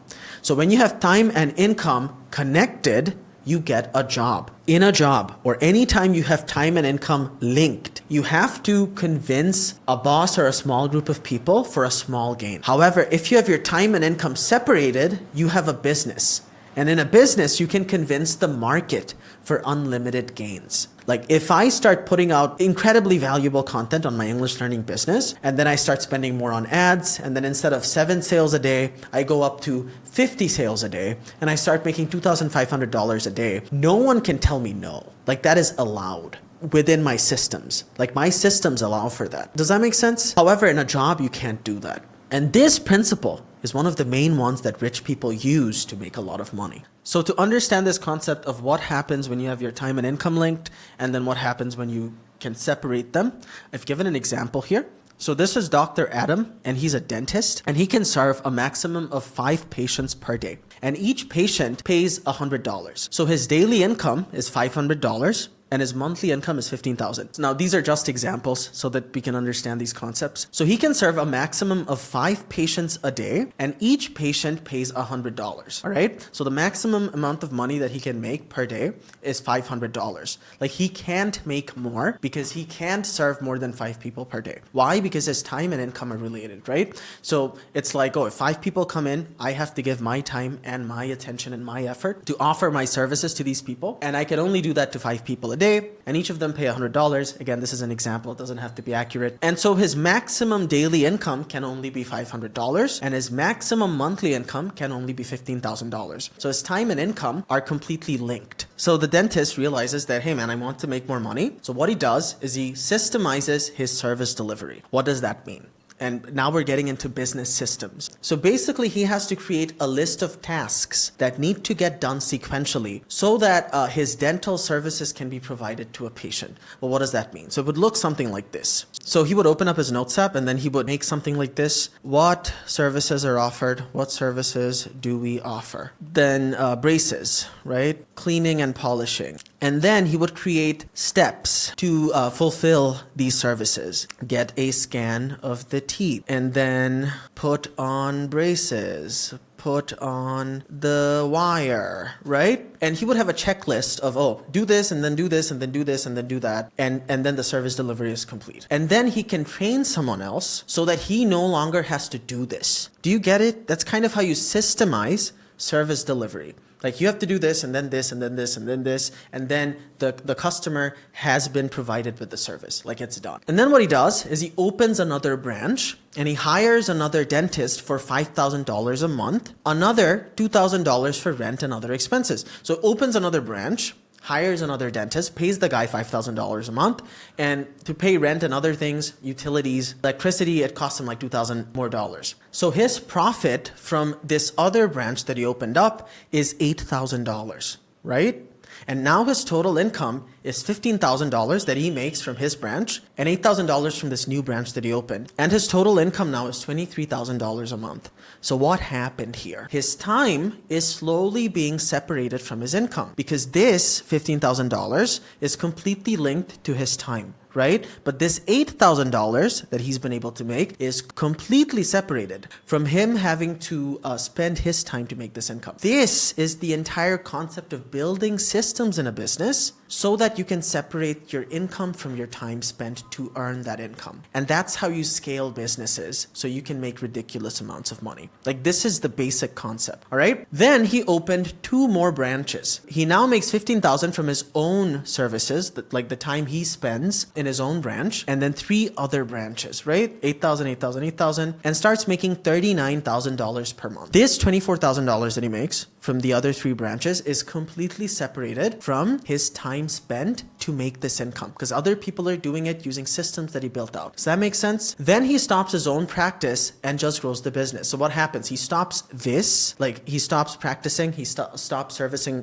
customers on his own, and then his income drops to $24,000 per month. However, this $24,000 is completely earned from him not having to do the thing. It's being earned from systems that he built, which enabled him to separate his time from his income. Do you get it? Like that's the basic concept. We're learning concepts, business principles on how you have to think. And how was he able to do this? He was able to do this by making a note, like what services do I actually offer? All right, braces. Let's say he does braces for like $2,500 or whatever it is. And then to complete the service delivery, all I have to do is this list of tasks. And then he has to create a training system. Like if I hire a new dentist, maybe it's going to be videos, like watch these videos, this is how it's done. Or it's going to be documents that the new dentist that he hires for each of his branches can go through and they know exactly what to do. Do you get it? So the quality of service never drops. Does that make sense? And then on top of this, he would have a brand, right? He would have a brand. So it wouldn't be Dr. Adam's dental clinic. It wouldn't be that because he's not there servicing these people. So it would be something like Apple or Nike. So it might be something like Dental Aces or Dental Ace, something like that, right? This would be his brand, Dental Ace. And Dental Ace now has branches underneath. And each of those branches makes $8,000 net margins, has systems of providing service to clients. And this system works outside of the owner having to provide this service. So his time gets separated from his income. And that is how you basically become a business owner or separate your time from income. Then he increased his prices because he has a better brand and increased his service capacity per branch. What does that mean? It means before he only could service 5 people per day, but then he like maybe got bigger spaces or added more rooms in the office, hired more people, and that enables him to service more patients. So what happened is he started making $20,000 profit per branch. And then his income went up to $60,000 per month. And his time and income is completely separated now. And this is how you build systems that liberate you from your business. And you finally feel like a business owner. Do you get it? I did this myself, and I'm going to show you like how I did this. None of this stuff is theoretical. These are things I have personally done, and this is how everyone is doing it. So I am not smart enough to have come up with any of these things. These are just business principles that have existed forever. Like this is how you would go from making $15,000 per month as a dentist to making $60,000 per month while having more of your time back and doing less work. Do you get it? So before he was working more and making less. Now he's working less and making more. But you have to work a lot to get there. Like you have to set up the systems, get the brand. So honestly, with businesses, you have to do a lot of work for 1 to 3 years to get to this point. And once you are at this point, you start feeling like a business owner. Did he have to convince anyone for a promotion? Or did he convince the market and customers? He had to convince the market and customers. No one's going to tell him like, oh, you can't open another branch. Oh, you can't increase the service capacity of your branches. You can't improve the margins on your branches. No one can tell him that because all he has to do is convince the market. All he has to do is build a bigger brand. All he has to do is set up a better funnel. All right. But if he was employed at a job, then he would have to convince one person. Instead, if you are a business owner and you have your time and income separated and you have a funnel, then the things you can do are basically you can just convince the market to give you any amount of money. Systems get you time and exponential income. So if you've watched videos on making money and business, I am sure you've heard that systems matter a lot. And this is what they're talking about. And you build these systems using content, code,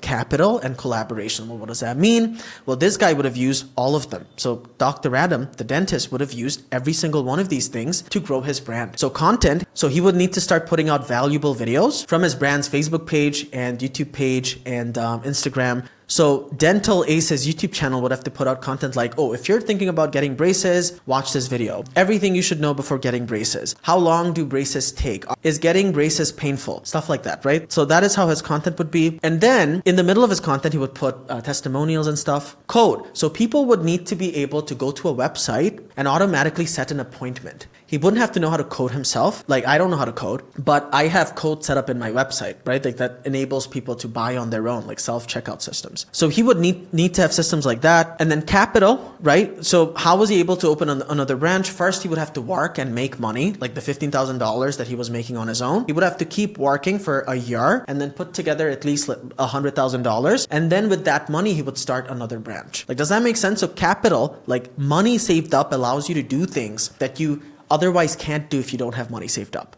And then collaboration is basically hiring people, all right? Leveraging people. And then he was able to provide employment. He was able to hire other dentists and give them $5,000 a month after he had a brand, he had some money saved up, and he had like a website and stuff like that. Do you understand? So once you have these 4 pieces in place in a funnel, that's when you have a system that helps you get to exponential income. Very, very important. So how should you think about money? Think in negative guarantees. What does that mean? So instead of thinking, will it work if I try? You should think like this. What will my life 100% look like if I don't change or try new things? So in case of Dr. Adam, right? If he didn't open the new branch and create those systems, it would be impossible. Like the math would never add up. It would be impossible for him to make more than $15,000, right? Like maximum, like that's his maximum capacity, because he can't provide services to more than 5 people per day. That's $500 a day. And then in a month, he can't make more than $15,000 a month.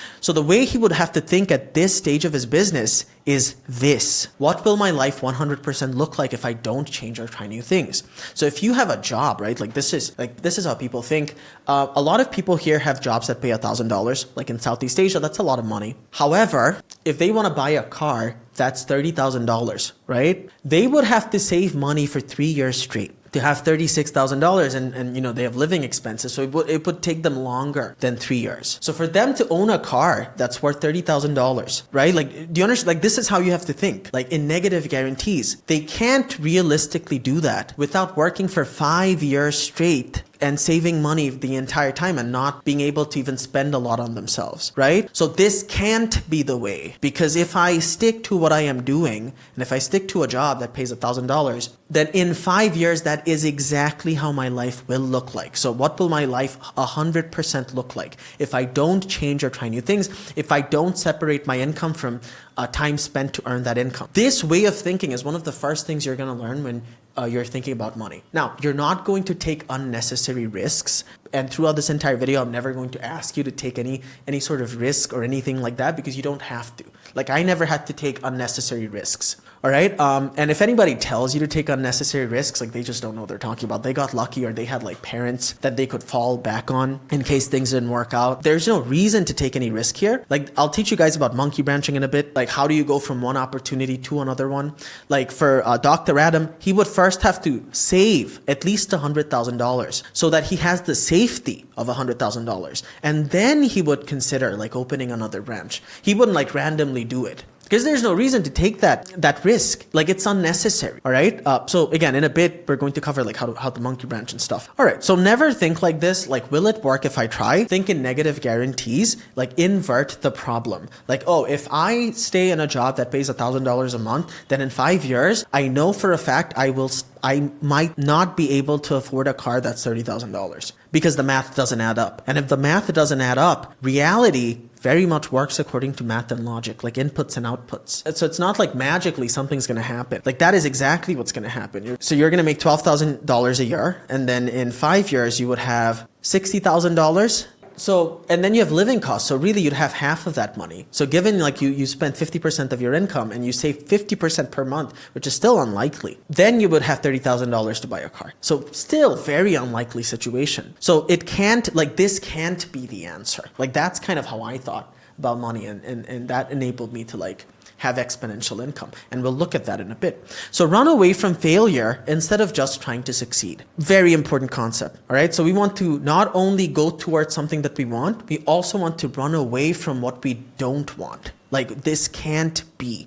Like, we want to think in negative guarantees. All right. This is a concept I learned from Charlie Munger. So I did the same for my business. So initially I would teach 2 batches, and in each batch I had 30 students, and they would pay me $20, all right, for like a whole program. And I could only teach 2 batches. So I had 60 students per month, and I was making $1,200 per month. Now that's a lot of money for Southeast Asia. That was my service capacity because I couldn't be teaching more students because I would get tired and I didn't even have much time to myself to grow the business. Like, does that make sense? So because my time was being spent to service students, I didn't have any time. So I didn't have time to grow the business that would bring in more students. So when I started, like, this was the condition of my business. I would get on Google Meet. I had those sheets that I showed you on like a doc file and I would teach them on live calls. Like, the quality of the classes were not good at all because you can only do so much on a Google Meet call, sharing PDF files. So then what I decided to do is I taught for like 3 months and I saved some money. And then I learned how to build a website. I invested into that, bought a learning management system, installed it on the website, and then I systemized my service delivery. So then my English learning program became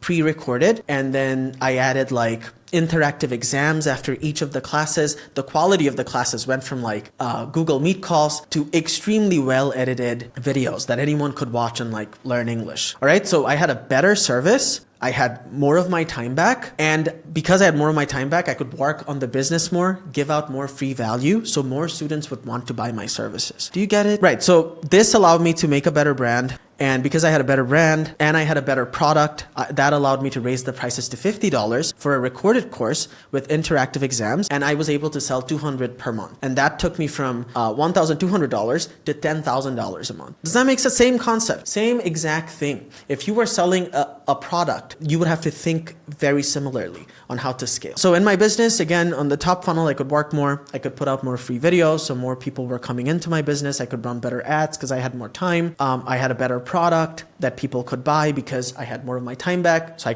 I would just work on the product. And then the service delivery was being done automatically through the website. So I went from this, where I was working more and getting paid less, to this where I was working less. Again, I worked a lot. Like, the way you have to think is, oh, I'm going to work a lot for a year straight. And then once I have this system set up, I can finally have my time back and I can start feeling like a business owner. Does that make sense? Right. So currently I have one product. I made like over $200,000 from this, and this product still makes like close to $10,000 a month. Now, if I want to give myself a giant promotion, I just have to convince the market and not an individual human being for that promotion, right? What would I have to do? Like, I could launch an IELTS program. This other teacher that we saw, again, what is an IELTS program? It's this exam that people from non-English speaking countries have to give to go to English speaking countries. So I could make a program like that and I could start selling it for $100. And then I would have to sell 10 of those a day. And then I could bring my income to $1,000 a day. And then in a month, that would be $30,000 a day. Now, again, these are examples. Is it really that simple? No. But we're understanding things in concept, right? And then that would bring my monthly income from $10,000 to $40,000 a month. But does that make sense? Like, you can make these huge jumps once you have a brand and you have a top funnel set up and you have like an ad system set up and people in a marketplace know and trust you. Once you have that system set up, you can very easily do these giant jumps. You can have exponential income instead of linear income. And again, these are basic business concepts. So examples of jobs that make you rich. Any job where you have the ability to separate your income from your time spent to earn that income, you can get rich from it. For example, commissions, right? Like, that's one way, really. Another way is if you have stock options. So NVIDIA employees, like, they got really rich. I think they had like a bonus for $20 million and then most of them quit. But what was that? It was time being separated from income. So that is what having stock options is. But if you are starting off, I would highly recommend, like, learn high ticket sales and then get a job for a company that has really good commissions. That way you can start putting a lot of money together, and that money, that capital will allow you to do things that other people can't do. That will give you a safety net. All right. So you're not in survival mode. The first step, and we're going to get to this later when I start giving you specific advice. The first step is you always want to like look at life in steps. Like, I'll put together $100,000, and then once I have $100,000 saved up, I have the safety of having $100,000 in my bank account. And then with that money and with my newly found skills and competence, I can now do something new where the risk is much lesser. Like, does that make sense? Because you have $100,000, you're not going to go homeless or anything like that. And you can always just get a job because by that time, you are extremely competent, right? Like, I could always like get a job as a digital marketing, whatever, like some guy who runs ads or sets up funnels or builds websites for businesses if like everything goes south. Does that make sense? So the risks are a lot lower once you become very skilled, and you become skilled from the work. Time and income, if it's linked, then what you have is a linear increase in income over time, right? Like, oh, I earn $1,000 a month. 6 months later, I'll get a promotion. I'll convince my boss or someone in the company, the HR dude, for a $200 raise or a $500 raise. So now from $1,000 a month, you now make $1,500 a month. Oh, now $2,000 a month. Oh, and then $3,000. Oh, then maybe $10,000 a month. Great. But it's still linear. All right, like it's not going to go from, oh, I make $2,000 a month to $100,000 a month. You can only have jumps like that in business once you have that funnel set up with the brand and like the top funnel, the middle funnel, the systems, and then you push with ads or organic content. But when you have your time and income separated, right, then you can do stuff like that. Hope that makes sense. All right, so money loves speed and wealth loves time and compounding. What does that mean? So money loves speed. What that means is, and I'll tell you like what things you can do today to start earning money later in the video. But for example, sales, right? If you learned sales, if you learned high ticket sales, and then you joined a company as a high ticket closer, and then you started selling their products for them, right? And you made those decisions quickly, you would be able to make money. But then what is wealth? Wealth is when all the things you do compound, like when that system is built out over time, that really is wealth. For example, the relationships you make over time, the reputation that you build. I'll show you an example of wealth. Marcus Brownlee, and you're like, well, what are you talking about?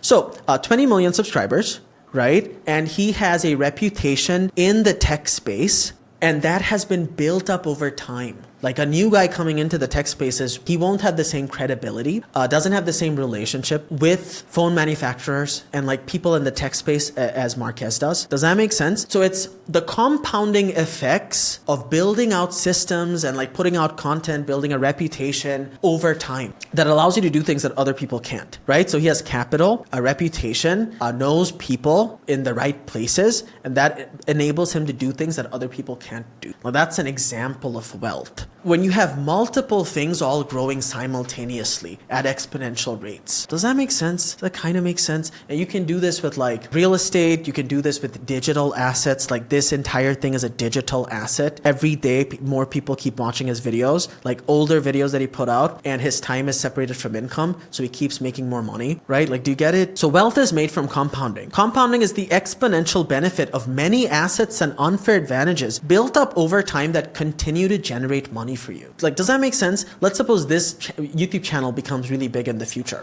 and people keep coming to see this YouTube channel. And because of that, I start having a good reputation. And then from that reputation, I get more offers and deals and stuff. So then it keeps growing on itself. Like that's what you call compounding. Do you get it? I feel like you guys understand. All right, cool. So now we're going to talk about how money came to be. So how did money come into existence? Why did people make money? To solve what problems? How did commerce and infrastructures come around? Very, very important part of the video. And after you understand this, you will know how to get rich quick. All right, what the gurus are really talking about. So what are people talking about when they say, oh, if you do this thing, you can get rich quick? You're really gonna understand that now. At this point of the video, let's start. So what do human beings really need to live? And what we really need is food and maybe fruits and water, but that's about it.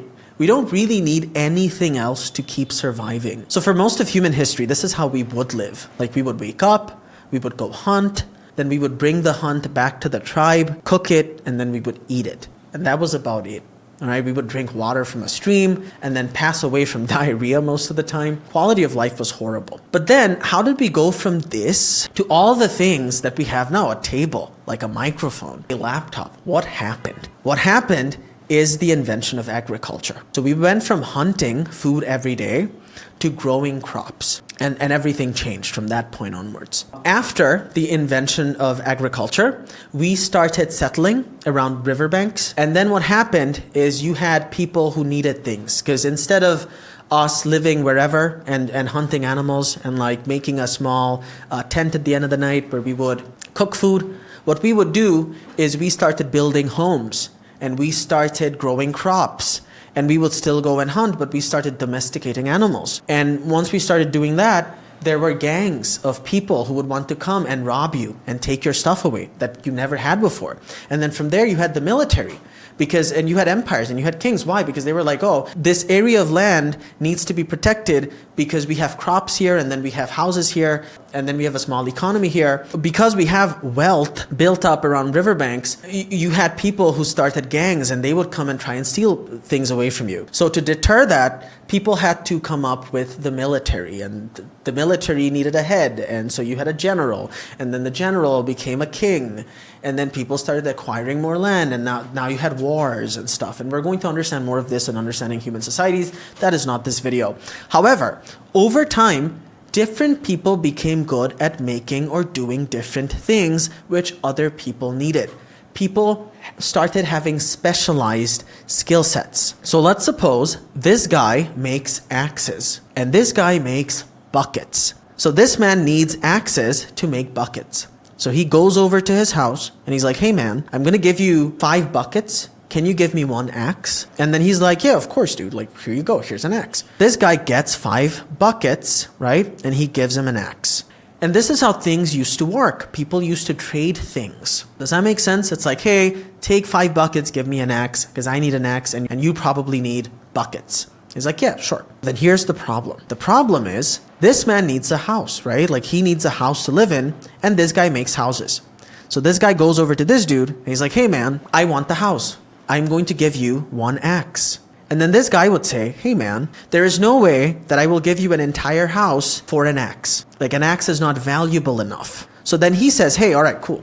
I will give you 100 axes. And in return, you can give me 1 house, right? And then this dude would say, yeah, I don't need 100 axes. Do you see what the problem is? This man, or pretty much no one, needs 100 axes. But a house is extremely valuable. So there's no way that this man can buy a house with 100 axes. And that's when people invented currency. What did that allow people to do? All right. So this is very important. Please understand this. That's when money came around. Money. All right. Wait, hold up. So yeah, currency. So let's suppose 1 axe is worth 1 silver coin. And to buy a house, you need 10 silver coins. 10 of these. 10 silver coins. All right, you need 10 silver coins to buy 1 house. So what this guy does is he goes over to this guy over here. And this man is a soldier. And he's like, hey man, do you want an axe? And he's like, yeah, I want an axe. He's like, all right, cool. Give me 1 silver coin. And this guy gives him 1 silver coin, right? So now he has 2 silver coins. And then he goes over to this dude. And this dude makes boats. And he's like, hey man, you make boats and you probably need axes and I sell axes.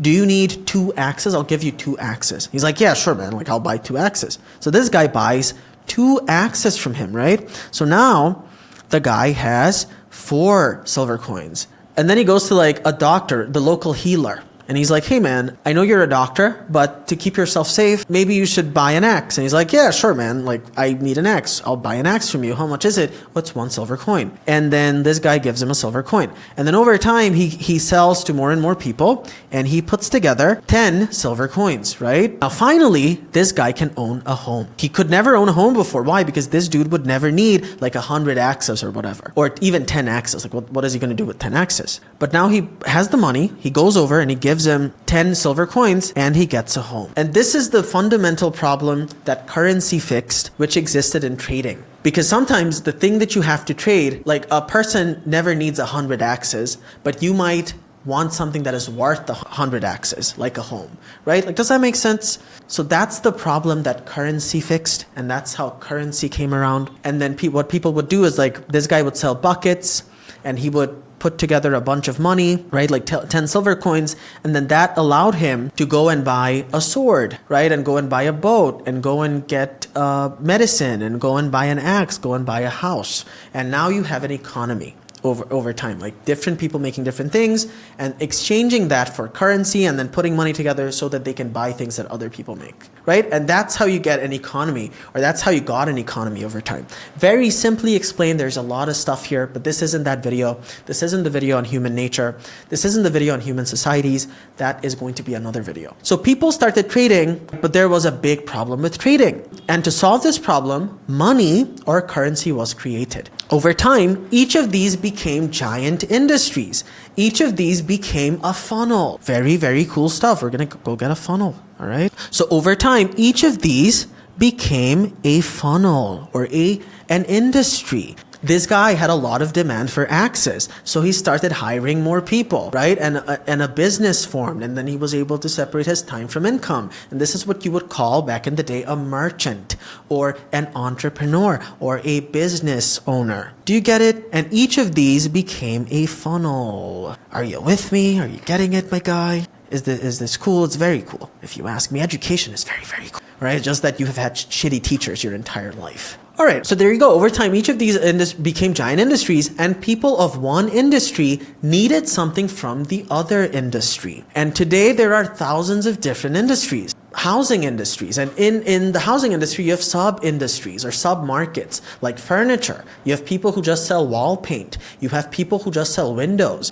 People who only specialize in kitchenware and plates and tables and lights, right? So different industries formed over time from like us settling around riverbanks and then having wealth. And I'll talk about all these things in the Human Society video. You had the hospital industry. You have smartphone and technology industry, personal homes, sports, and then clothing.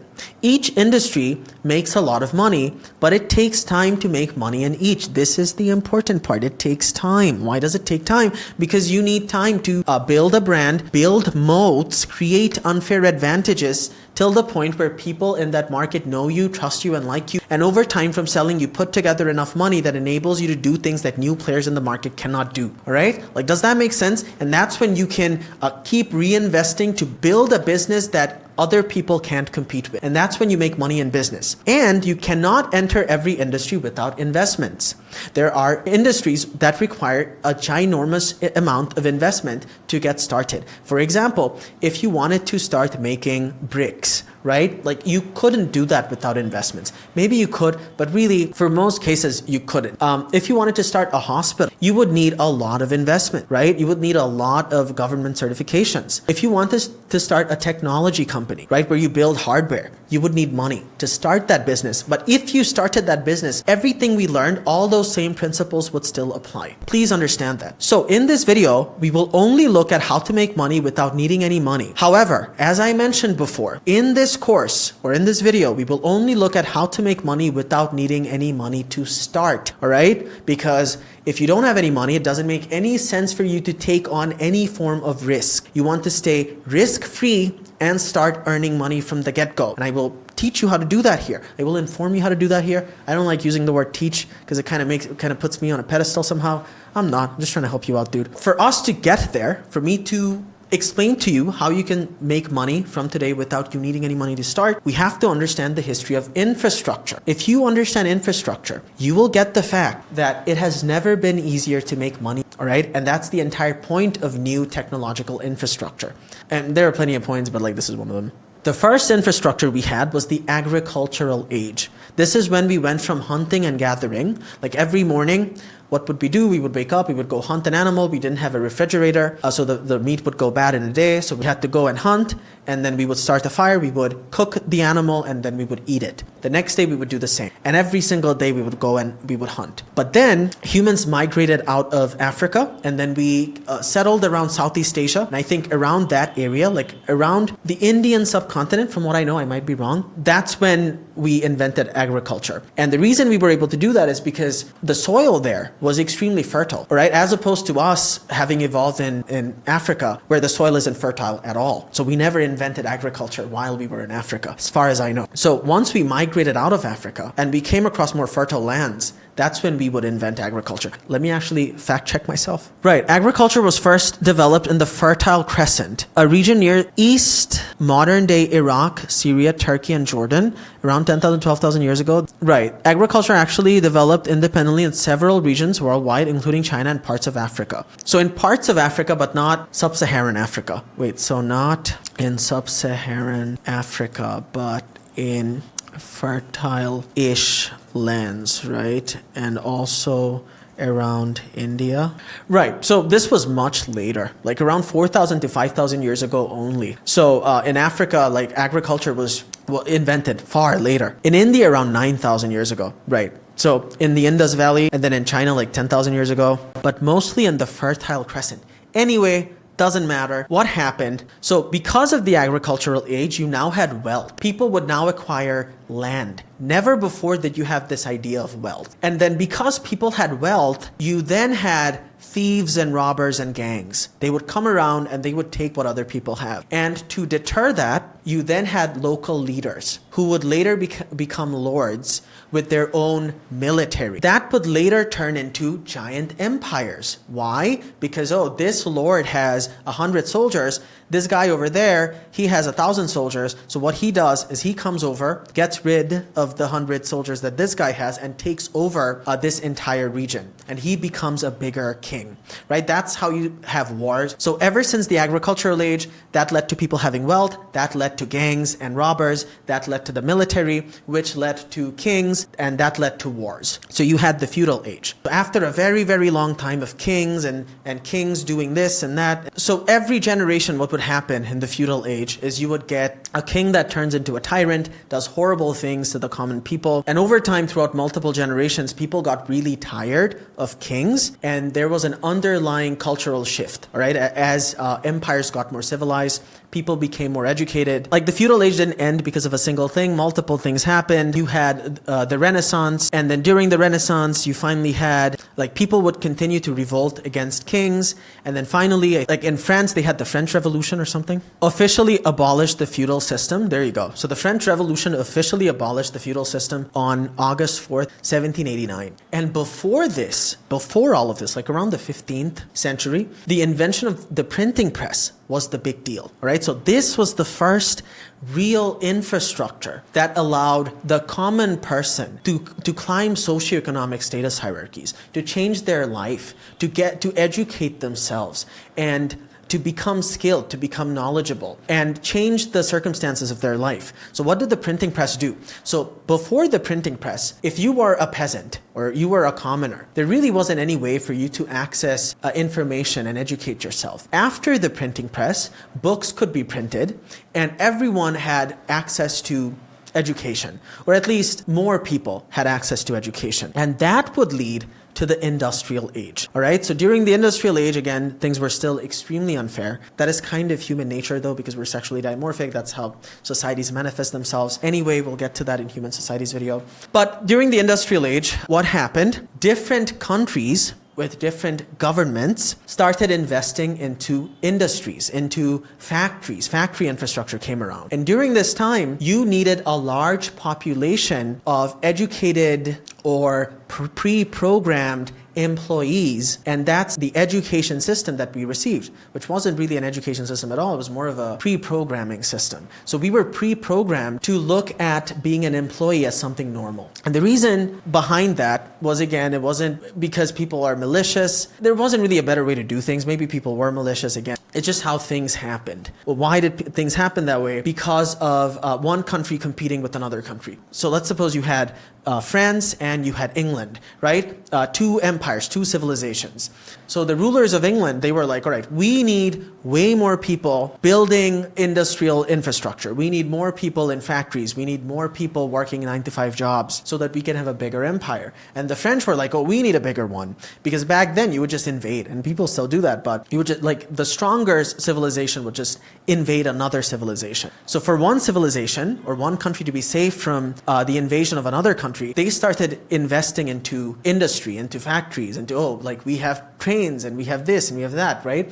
So during that time, the education system that we received or we grew up on was invented. And the entire point of that was make people pre-programmed to the idea of a 9-to-5 something. So you go to school, it's 9-to-5. Later you graduate and then you're going to get a job and it's still 9-to-5. So it's pre-programmed to be normal, right? So life was still pretty unfair. But even during the industrial age, the quality of life for the average person compared to during the feudal age and the agricultural age went up. Ever since the printing press, the quality of life for people went up. Because the entire point was, how do we do more with less? How do we build better things that improve the quality of life and stuff like that? Now, of course, there are psychopaths in here. You know, a lot of stuff. Again, a lot of stuff. We'll cover this in Human Societies video. But after the industrial age and factory infrastructure, the next big thing was the information age. That's when the internet was invented. And what does the internet look like? So it's a bunch of wires around the earth. wires around Earth. Right, there you go. So that's what it looks like. These underwater wires that connect the whole world, all right, that you can send data through. And for the first time, after the invention of the internet, you as an individual could educate yourself on anything. And this fundamentally changed a lot of things. So during the industrial age, the average person couldn't start their own factory. Please understand this. If you get this, the average person couldn't start their own factory, couldn't start their own warehouse. So they had to become an employee. They could start businesses trading things. That was an option, but you couldn't really start your own business. Everything that scaled well. You needed a lot of capital to start a large business. And that problem was completely fixed with the information age and with the invention of the internet. All right, so after the internet, everyone had access to any information that they can think of. Like you can learn anything.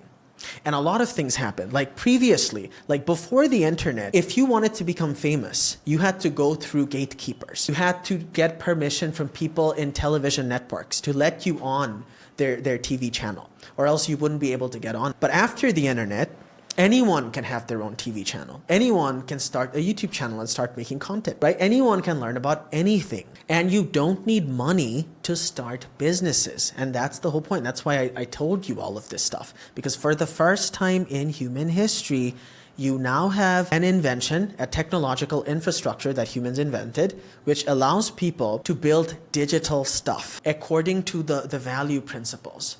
All right, like digital products or services that don't take any money to start, skills that you can learn, digital skills that you can learn, and you can offer those services online at scale and separate time from your income, and you don't need any money to start. And this is when, the get rich quick stuff really happens. And it's true, a lot of it is true. A lot of it is just people lying to you.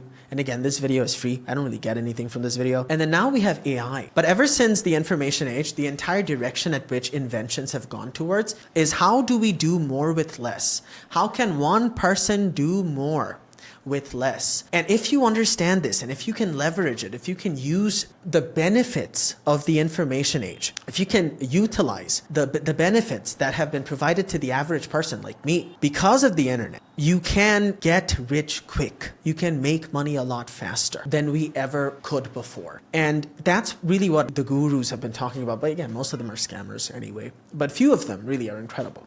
Right. And then with AI, it's more of that. With AI, it's like, for English Bully, before you had to hire someone to reply to texts. Now you don't even have to hire someone for that either. It's going to cost you much lesser, right? So how do we do more with less? That has been the entire trajectory. If you look at how things have been ever since the information age, it's that these inventions are trying to make you a business owner. And so of course jobs are going away, but it's easier for you to now have your income separated from time than it ever has been. And it's easier for you to learn these skills and start something without needing a lot of money to start, like we have throughout history always needed. And that's why I covered the history of infrastructure. So with every new age, new infrastructure was made, which allowed new types of businesses to be made, which sell new types of products and services. So when the printing press was invented, you then had people who started book printing businesses and publishers and those and newspaper companies. And so a new type of product could be made and it could be delivered. Then with the industrial age, horses went away and cars could be invented,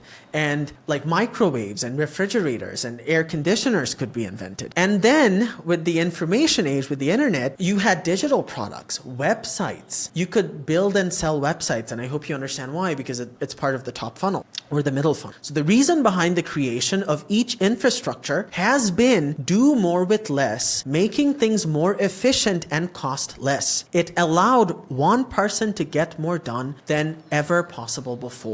So of course, jobs are going to go away with the invention of every single new infrastructure, because the entire point is to empower an individual to do more with less and separate their time from income so that they can have exponential income and they can make more money. Do you get it? Do you understand? We got through that. So English Bully, my company, would not be possible 30 years ago. Why would it not be possible? Because for me to build a business like the one that I built, I would need money to start. Why would I need money to start? I would have to rent out a physical location, and the students that I could get would only be students who live around that area. But because of the internet, I can service anyone in Bangladesh, in this entire country. And this just wasn't something that you could do before. Couldn't do this stuff 30 years ago. To market myself or market my business, I would have to physically go to schools and then hand out flyers and leaflets, which would take more money to print out. But now it's completely free, because with the phone I can make a video and put that out, and people from an entire country watch it, and I get millions of views. And then I can sell them a digital product that takes no money to make. It's completely free. So the barrier to entry has never been lower. Things have never costed less. And that's kind of been the direction of technology ever since the information age. Now, of course, there's a lot of doom and gloom. If it ever comes to a point where AI takes over and all of us are doomed, and in that case, like, all of us are doomed. You know what I mean? Like, there's not much you can do at that point, but we're not there yet at the time of making this video. So how to get rich quick, and what are the gurus really talking about? So to understand this, we need to understand STEM research. So what is STEM research? STEM research is basically people who study in the fields of science, technology, engineering, and mathematics. So these are people who love studying at the highest level, and they build infrastructure. Like the people who built the internet infrastructure, the people who invented downloading and uploading, and like the basic framework of a website, right? And the internet, those people. So once they build out internet infrastructure, then that infrastructure is used by entrepreneurs to build products and services that can be sold, new types of products and services. So using STEM research and infrastructure, business owners make commercial products. So we can easily understand this if we go back here. For example, so engineers and scientists invented the printing press, right? Like mechanical engineers. But then business owners could buy a printing press, and they could start a newspaper business. A new type of business could be started, right? And those businesses, using new technology, could make more money in a much easier way than ever before. This is what you need to understand, right? So during the industrial age, there were scientists and engineers who built out systems for factories, and they built out machinery. But then business owners would buy these machinery and hire scientists to build products and services that they could distribute and like sell and stuff like that, and get rich. Does that make sense? And then they would like sell at the money mat. Look, I need to sell 1,000 air conditioners, and I'm going to distribute to these areas, and my profit margin needs to be this much, so I have more capital to reinvest. And that's how they would think. And then with the internet, same exact thing. I didn't invent the internet, right?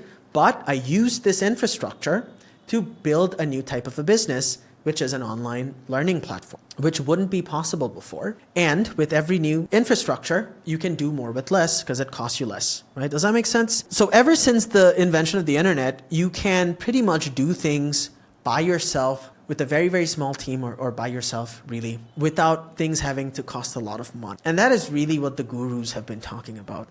Cool, like Amazon could not be possible before the internet, right? But after the internet came around, Jeff Bezos could make something like Amazon. So there are different types of skills. Ever since the internet infrastructure, different types of skills came around. Some of them take a long time, and then some of them don't take a long time to start making money. So the ones that take a long time is if you want to become a really good coder, that's going to take a while. If you want to be a doctor, that's going to take a while. Engineer, mechanical engineer, civil engineer, an architect. If you want to be a lawyer, these are things that will take time, all right? And once you do become one of these, making money, like to make a lot of money, you would have to follow the same principles we already learned. However, the ones that don't take a lot of time, and this is what they're talking about, is if you started a social media marketing agency. You learned how to set up a Facebook page, run Facebook ads, and you went to a doctor who spent 10 years learning like how to be a doctor, and then you built out the funnel for him, ran his ads and stuff like that. Like, does that make sense? If you just learn web design, like a mechanical engineer is still going to need a website. Why is he going to need a website? We already learned why he would need one, right? An online business. Like you could start a business selling jeans to women, and then you would only have to sell like 200 jeans. Over time, you'd build out a brand. But this would take time. Of course, everything takes time, but it would be a lot quicker, and you would be able to start generating money from day one. Like you can just start a business like this. Like I know the guys behind this business, right? Where you source products and then you sell it and you get like really nice pictures. You have a social media marketing team, right? These weren't things that were possible before. And you would be able to start making money very quickly. Now you wouldn't get rich. Why wouldn't you get rich? Because to make a lot of money, you need that entire system set up, the brand, the reputation, the right product and all of that. You are now able to start testing the market, right? Very quickly. And that's what they're talking about. Now, you're not going to do all of these. And that's the important thing to understand. Like if you just became a really good video editor, you would then have to do this, right? Start posting videos on how to do video editing. And then you would have a good brand. And because you have a good brand, you would get more deals, you would get more job offers, and you would make more money. Does that make sense? You could just learn email marketing. You could just learn copywriting, freelancing, SEO. You could just learn dropshipping, but you're not going to learn all of these. You're going to hyper specialize in one thing. Like in my case, I hyper specialized in e-learning businesses, like online learning businesses. At this point, I hope you understand how the internet fundamentally changed the world. Everyone can have their own broadcasting system. This was never possible before. You had to go through gatekeepers. Now you don't. Everyone can have time separated from income. Everyone can start a business with very low capital or no capital at all, and I'll tell you how to do that in a bit. Everyone can make and run ads for their product or service. No gatekeepers. Anyone can learn anything from the best in the world, and this is the most important one. This fundamentally changed my life. So before, if you were born in, let's say, rural India, you didn't have access to good teachers. But because of the internet, you can learn from the best people in the world, and you don't have to learn from your local teachers who probably aren't that good. The best people in the world at any field are actually incentivized to teach because they can now get rich from doing so. Well, what does that mean? It means I would never ever teach English for a school because I'm too fucking good at it. Like they wouldn't be able to pay me enough money for me to teach at their school, because if I was doing that, my time would be linked to my income. But now the best teachers in the world feel like they're being paid what they are worth. And so they're incentivized to actually teach online, whatever that is. Like if you want to learn coding, it's probably going to be like some dude in China or some Russian dude who's like the best coder in the world or whatever. Might be, you know, a Japanese guy or an American, I don't know. I'm not trying to be racist. So this is how the internet fundamentally changed the world, and the best teachers really are online, because on the internet for teaching, you get paid what you're worth, right? So the best teachers in the world in any field, they're not going to want their time and income linked. So skills that will make you money today. And at this point, I hope you will understand why. Any business today, any business, a doctor, a restaurant, a yoga coach, a fitness trainer, everyone in their top funnel needs video editing because they need to put out videos to create a brand and become trusted in the marketplace. So if you became a really, really good video editor and that's all you did, you would be able to get clients and you would be able to make money, right? If you became really good at content strategy, you would be able to make money because there's a demand for that. There's a market for that now. Video creation, like if you just help with the entire process. Setups, there are plenty of people who just help people set things up. Like how do you set up a video creation system, a room where you're going to make videos. SEO. SEO is basically, let's suppose there's a dentist and you help his dental clinic's website come on the first page on Google. That's what SEO is. And why would a dentist pay you for that? Because if his website is on the first page in Google searches, then more people are going to go to his business and he's going to make more money. Or script writing. You could write scripts for YouTubers and make money. Website ads, building websites for people. So everyone needs a website today. And I hope you understand why, because you need to send people to a website to download something or to buy something. And then you can target them with ads, or to book an appointment, you need a website. So people pay a lot of money to people who build websites. Ads, I hope you understand why you need ads, because you have to tell people about your services. Creating landing pages. What's a landing page? I'll show you. Wait, hold up. So if you click on one of these links, what does this page look like that help people make a purchase decision, right? Like all the writing here, the testimonial. If you built out a page like this to people, I know people who charge like $2,000, $3,000 for a single one of these pages, all right? And why would a business owner pay for something like this? Because they make a lot of money from a properly built page. I hope you're understanding everything, all right? So email marketing, why would someone pay you for email marketing? We saw this with Ethan Davis, remember? Where we had to put our emails in to get a music production course, right? And then he would continue to send you emails incentivizing you to buy his $500 program. Like he might send you client testimonials. Like, hey, the student who learned music production from me got like wonderful results. And this is a testimonial. Consider buying from me. So email marketing helps people make money. So if you learned email marketing, you would get paid, right? Building entire systems. So there are people who build out this entire online infrastructure for other business owners and they make money.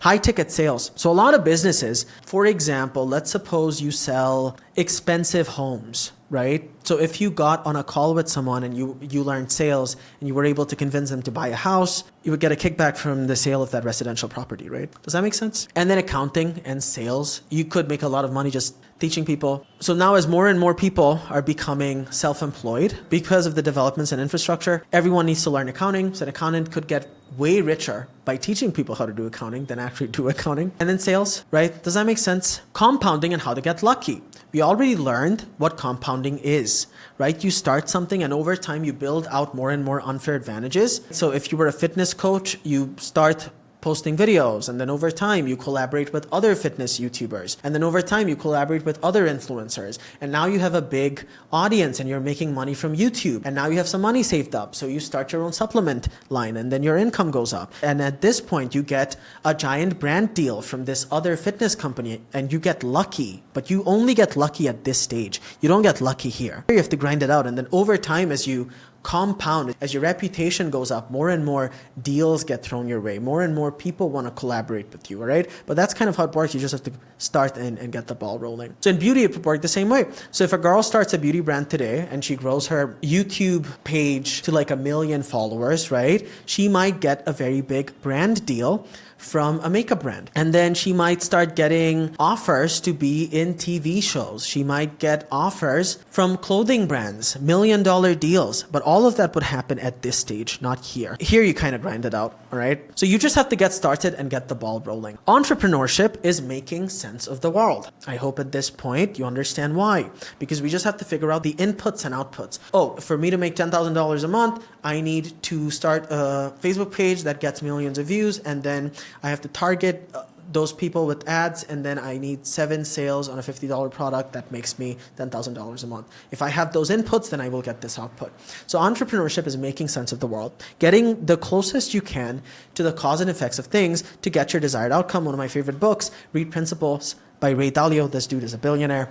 I think they have an investment firm, and in his firm, they have their own decision-making AI system. So they just feed this thing data so that they can make better decisions. So they can get closer to the cause and effects of things. All right, so all money is made through sales, either directly or indirectly. We understood this. Like if you work for a company, you're earning money, but the only reason you're earning money is because your company is selling something, and from the money they're making, they give you a little percentage of that, right? So all money is made through sales. So at this point, as I promised at the beginning of the video, you will be able to know how everyone makes money. So how do influencers make money? Influencers make money, for example, Mr. Beast, creating content for a particular avatar, so or relevant traffic. So in Mr. Beast's case, he makes content for children. Because of that, he gets millions of views, and from millions of views, he makes money from AdSense. What is AdSense? Ads get played on his video, and so he makes money from that. But later down the line, he can start his own product line, which he did. He sells chocolates to kids, like View Stats. He has his own YouTube analytics tool. Singers, how would singers make money? Top funnel, they would need to make music that millions of people would listen to. Once they listen to his music, they know him, like him, and trust him. Then he would have to target those people with ads, selling tickets. That is basically a service. You're selling a service. And what is that? A concert. That's an experience. That's a service. And then it all boils down to the money math. Oh, if a concert ticket is like $100, you have to sell 1,000 of those, and then 1,000 of those is $10,000, right? From a single show. So you would have to keep growing your top funnel as a musician or as a singer, so more people listen to your music.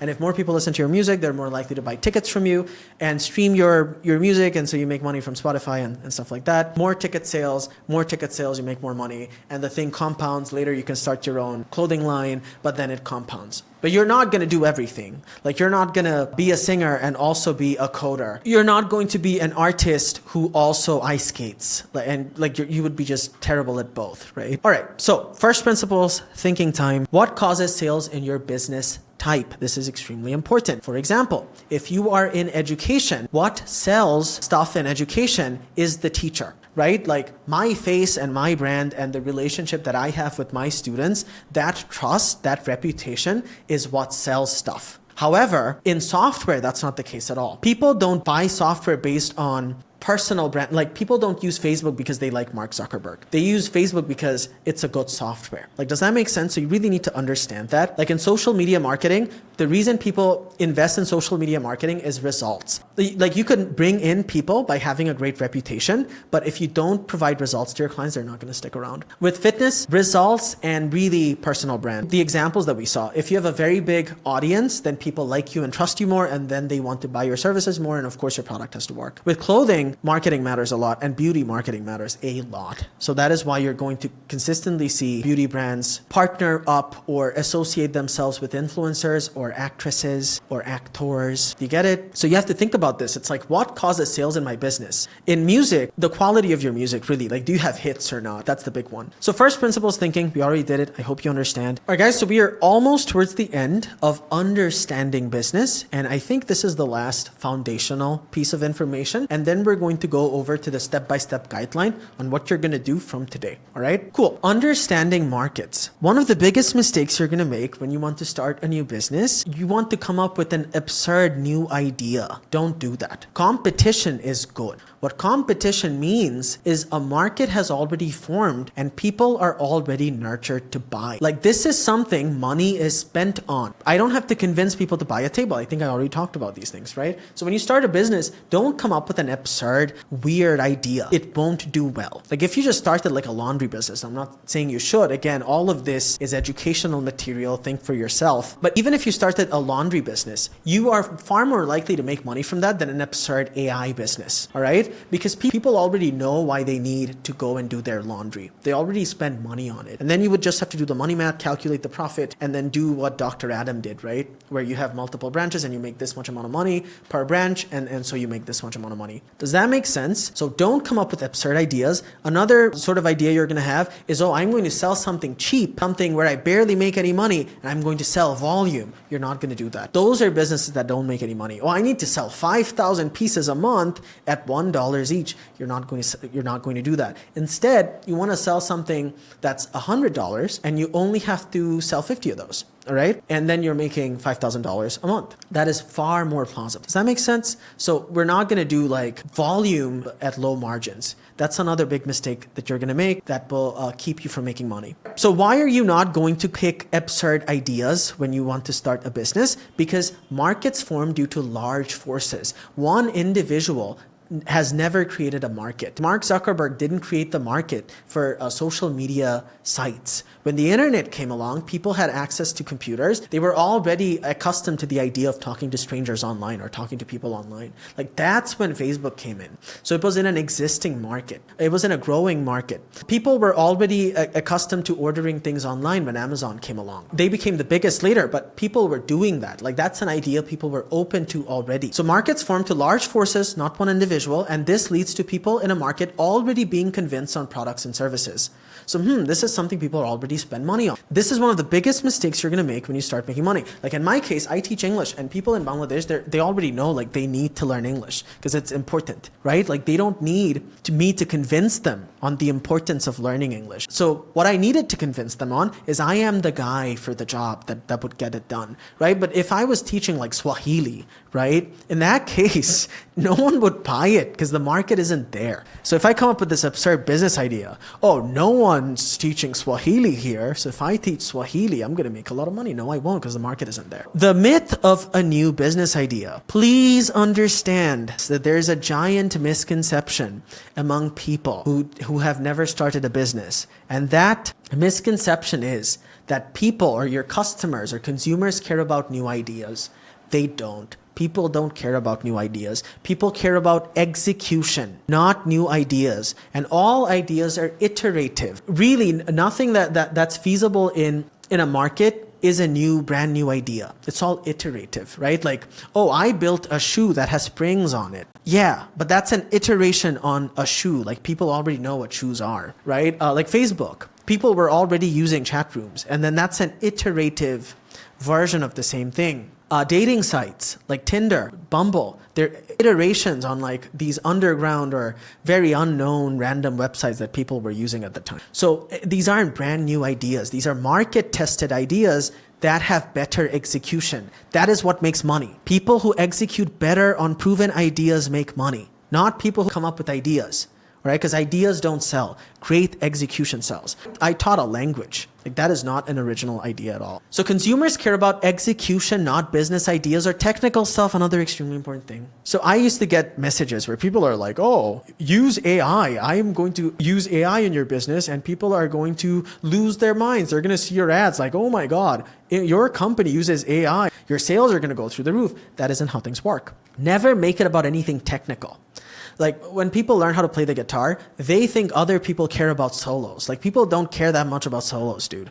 People care more about the emotion of the song. So humans don't care about the technical stuff. They care about the use case, the personal use case, the problem it's going to solve, the subjective value of the thing, not the technical feature. Remember the car sale example? If I talk about, this car has carbon fiber and this car has this and that, that's not going to sell the car. What's going to sell the car is who's trying to buy it and what specific human problem do they have. Like with English learning, the human problem that these people have is they're not being able to get a job. They feel shy in social settings. They feel like, I can't communicate in English and everyone's talking in English in my office, right? Those are human problems. Those are status-related human problems. And that is what you communicate. That is what sells, not technical mumbo-jumbo. So pick a booming market or a rising trending market where consumer demand and purchase decision is already proven. In the English learning market, I already knew people in this country spend money on learning English. So that is where you want to be. That's not a bad thing. People think, that's market competition. No. Again, there's only money at the top at every industry. Most businesses are not supposed to make any money because they're mediocre businesses. That's how it works. People want the best for their money, remember? Right? So whatever you're in, you have to be really, really good or else it doesn't work. So there's like no shortcuts at all. All right, so that's about it for the foundation stuff. And now we're finally going to move on to your step-by-step guideline to make money. All right, very, very cool stuff. Let's start. So the first thing you are going to do is choose a market-proven industry. In my case, when I started a business, there were 3 industries I was looking at. One was female clothing. The other was male clothing. And the other one was English learning. And the reason why I was looking at these 3 business ideas or industries or markets is because they're proven. I know men spend money on buying jeans for themselves. I know they buy hoodies every winter and t-shirts every summer. And I know women buy a lot of clothes. Like in this country, they spend a lot of money on clothes. So if you started a business in that niche, in that market, you would make money. And then over time, you would have to become very good because that's how all businesses work anyway. Like all money is made at the top. Once you have that system set up, the brand, the reputation, right product quality, right ads and everything, right? And language learning, English. And I picked English because there's an ethical element to it. Like it does change people's lives and it was more meaningful for me and that's why I did it. And then you have to stick with it for 3 years. 3 years. The first year is going to be a complete transformation of who you are. Your entire identity has to change because your entire identity is based on like a lesser version of you when you start. It's almost like a rebirth because you completely update all these ideas in your head. You completely change how you look at the world. You have to educate yourself. You have to read like a bunch of stuff on how things work. Like you have to educate yourself on human psychology, on money, on sales, learn skills. Like you have to actually learn how to build websites. You have to learn video editing. And you have to do that for 3 years straight. So the first year, you're really just going to be learning stuff and you'll be making a little bit of money. And then in the second year, you will feel more confident. You'll get your stride and you will build out your brand more. And by the third year is really when you make a lot of money. All right, the third, the fourth year. And then from that point onwards, you just keep building moats and unfair advantages. So open social, start posting content only a buyer would care about. Think about what market you're going for. Like, do you want to get into business? Do you want to get into beauty? Do you want to get into social media marketing? Whatever it is, like pick your thing and then start posting on social media and build a brand. Get your first clients through cold DMs. You can message people. If you're a fitness coach, like, hey, I don't know if you noticed, I make fitness content and do you have any friends who might need my services? If so, please let them know. Right? Service people for free to get testimonials. You can help people for free to get testimonials or you could just charge people. And then over time, you will get good. you'll become good. I'll show you how to get good in a bit. And then keep posting and growing your audience and learn skills every day to get better. Like every single day, that's what you're going to do for 3 years straight, man. And like you're going to learn, I had to learn how to build these PDFs, how to talk in front of a camera, how YouTube marketing works. Like there are just millions of things that you're consistently learning. You're reading books on pricing, you're reading books on human psychology, on sales, on everything. And you're going to keep doing that regularly. And then a year in, you look back, you're like, I don't even recognize myself, like in a good way, because you're just so much better now. And build out a great product over time. And lastly, you play the money RPG game over time and learn relevant skills to get to the next level. All right, so we're going to take a look at the money RPG game in a bit, but what's the first thing you're going to do? Choose an industry and stick with it for 3 years. A very easy way you can do that is sit down and take a piece of paper and write down your interests and what you can do or what you want to do. Right? What are current skills that you have? And again, when you start, you're not really going to be good at anything. And that's fine because you're going to be really, really good over time. So in my case, my interests were art and drawing, gaming, music, English. Yeah, and that's really about it. And if you don't have any skills, you're going to write out your interests. Like let's suppose you are really interested in technical stuff. Then you're going to Google and find out which skills make money that are technical. So building websites, emails, email marketing and stuff like that. And if you aren't technical, but you are more charismatic, out there, like outgoing, extroverted, then maybe like start a YouTube channel in a niche that already makes money with a proven formula, right? Like dating coaches make a lot of money. People talking about fashion, they make money. Like proven niches, all right? That's what you're going to get into. And then you're going to pick one and stick with it. So I didn't pick gaming, even though I at the time I really used to like it, because in Bangladesh, it's not a big thing. With gaming, you don't really know when you're going to start making money from it. Does that make sense? But if you stick with anything, over time you will, but I just didn't know. So English just made the most sense from all angles, but you're going to do this. Like think about this for yourself, dude, right? Like what do you want to do?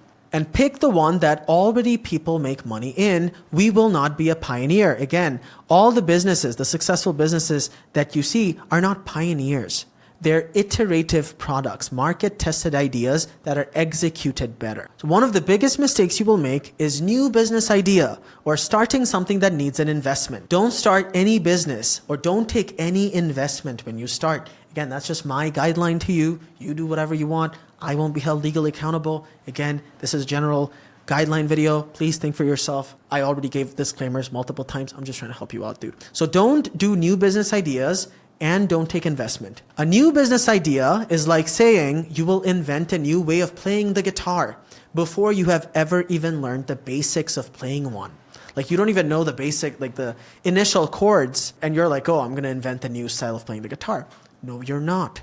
All right. Every industry has existed far before you were born, almost all of them. So there's a lot of depth here. So when you start, you just want to learn the basics and get good. And I need a lot of investment. That is like saying, if I just buy a very expensive guitar, I will be able to be an incredible guitar player. That is not how it works. Right? Like, oh, if I just buy a $50,000 guitar, then I will be a better guitar player than someone with a $1,000 guitar. Doesn't work that way. It's a skill issue. All right. So initially, it's just that you don't have skills that make money, that are hard to learn, which you can exchange in return for money. And why would people give you money? Because of the barrier to entry, right? They're not trying to do all that. It's like, oh, this was super hard to learn. You learned it. You do it for me. The value of the problem being solved from your services to me is a lot higher than the money I will give you. And that's when you're going to get money. So initially, again, if you've never started a business, don't take investment, because that is like a guy telling us that, hey, I need an expensive guitar to be a good guitar player. No, you don't. No, you don't. You just have to work hard and learn the skills. The goal is to get good and learn skills of making money using a business that has zero risk. So in my case, in my business, it was a zero risk business. Because, and we'll talk about this in a bit. I already did talk about it. Because I was just teaching people online on Google Meet from my laptop. At the time, it was like a shitty laptop. It didn't like cost me any money to do that, right? They were already paying me money. They would send me like $20 over, and then I would just teach them online. And I was already making money by exchanging a skill or knowledge that I had, right? Open social, start posting content only a buyer would care about. Remember that you are not a content creator making random videos. You are a business owner who makes content only serving potential customers. So the reason people don't get results is because they make it about themselves. They'll start posting pictures of their friends and their family and places they went to, random people online don't care about that, man. So if you want to start posting content, here's what you're going to do. This is the strategy, the content strategy. If you are a fitness trainer, whatever you are, just do this. Write out which market you are in. So if you are in the fitness market, write that down. And let's assume there are 100 million people in the US who are in the fitness market. Like they are willing to buy something from the fitness market. So this is a market that has 100 million potential customers in it. And then you're going to write out sub-markets within that market. So 10 million people might care about how to lose weight. 10 million people might want to know how to gain muscle. 10 million people might want to work out at home. 10 million people might want exercises to build a particular muscle. And then 10 million people might want a meal plan for gaining muscle. So you're going to write down the sub-markets within your market, and then you're going to create content ideas based on each of these sub-markets. How to lose weight fast. If you're struggling with like lower belly fat, who would watch that? Someone who's struggling with lower belly fat and like he's trying to lose weight. Like the algorithm would push your video to that person in this market, which already exists. So you're supplying to existing demand and you would get views. Does that make sense? Are you with me? So how to lose weight? Quick. Low calorie meals for losing weight plus PDF. Beginner's complete gym workout routine. Exercises that build your chest the fastest. These are all content ideas that this fitness trainer would be able to come up with if he just followed the system that I'm giving you for free. Of course I am, because I'm your boy. Because I do shit like that, man. To make content that people watch, do this. First, ask, which market am I in? What are the sub-markets? Make a content ideas list for each sub-market. Write a script for each idea. Post 1 to 3 minute videos on Facebook, Instagram, YouTube Shorts, or TikTok. You're just going to do one. I would suggest just do YouTube Shorts or just do Facebook. No, just do YouTube. Honestly, like YouTube's the best place to start. Just do YouTube and post 1 to 3 minute videos by using this formula. Which market am I in? What are the sub-markets? Then you come up with content ideas like this based on this, and then you make videos and people are going to watch those videos. I need you to notice how none of this has anything to do with you. How to lose weight quick. People are not going to click on this because they like you or they care about you. They're going to click on this because they want to be helped. You are catering to people's self-serving bias. That's why people are going to watch the video. Send people to a free resource only a potential customer would want. Ask them to message you. So this is something else that you can do in your videos. Tell them like, hey, by the way, if you want this free thing that I have, message me, right? And then once you give them the free thing, you can ask them like, hey, do you want to buy this thing that I sell? You can also gather their emails in the process and you can push for a sale with email sequences, or you can just ask them in the DMs like, hey man, I know you've been watching my content. I have this fitness program thing that guarantees weight loss. Would you be willing to jump on a call with me?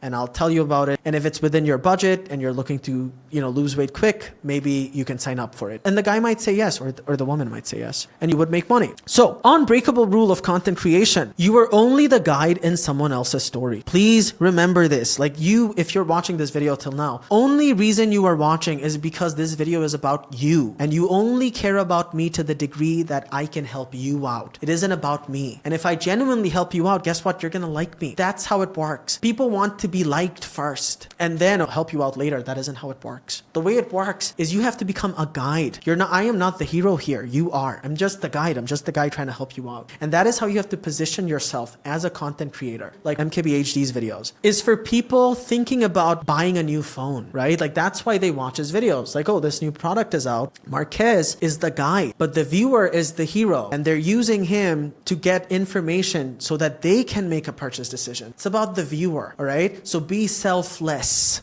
The more selfless you can be, the better you're going to do. So it is not about you. You are not the hero. The viewer is the hero. You get to be the guide. It's the same thing with music. Like your music, you can make it from a personal end, yes, but it only blows up to the degree that the listener can put themselves into your music. So you get to be the guy who is helping the hero get to the hero's destination or get what the hero wants. You are just the guide. Absolutely never make it about you. So content creation will not work for you if you mess this up. This is the main reason why people don't get results with content creation, because everything's about them. Oh, look, I'm on this trip. Oh, I'm with my friends. Oh, look at this expensive thing that I bought. Like people don't care about that, dude. So, and also if you're in business, do not make funny content, make expert information that works. works. It can have humor to it. So initially in my English learning business, I was making funny content. So it got a lot of views, but it did not translate to sales at all. Because when you make funny content, people might find it entertaining, but they don't trust you as an expert. However, when you make informational content, even if the views aren't as much, the views that you do get from those people, you build trust, and those people are far more likely to buy from you. So one of the unbreakable rules of content creation, instead of thinking, this is what I want you to care about so I feel great, the way we have to think, this is what I think you care about, and I know I have the expertise to give it to you so you get what you want.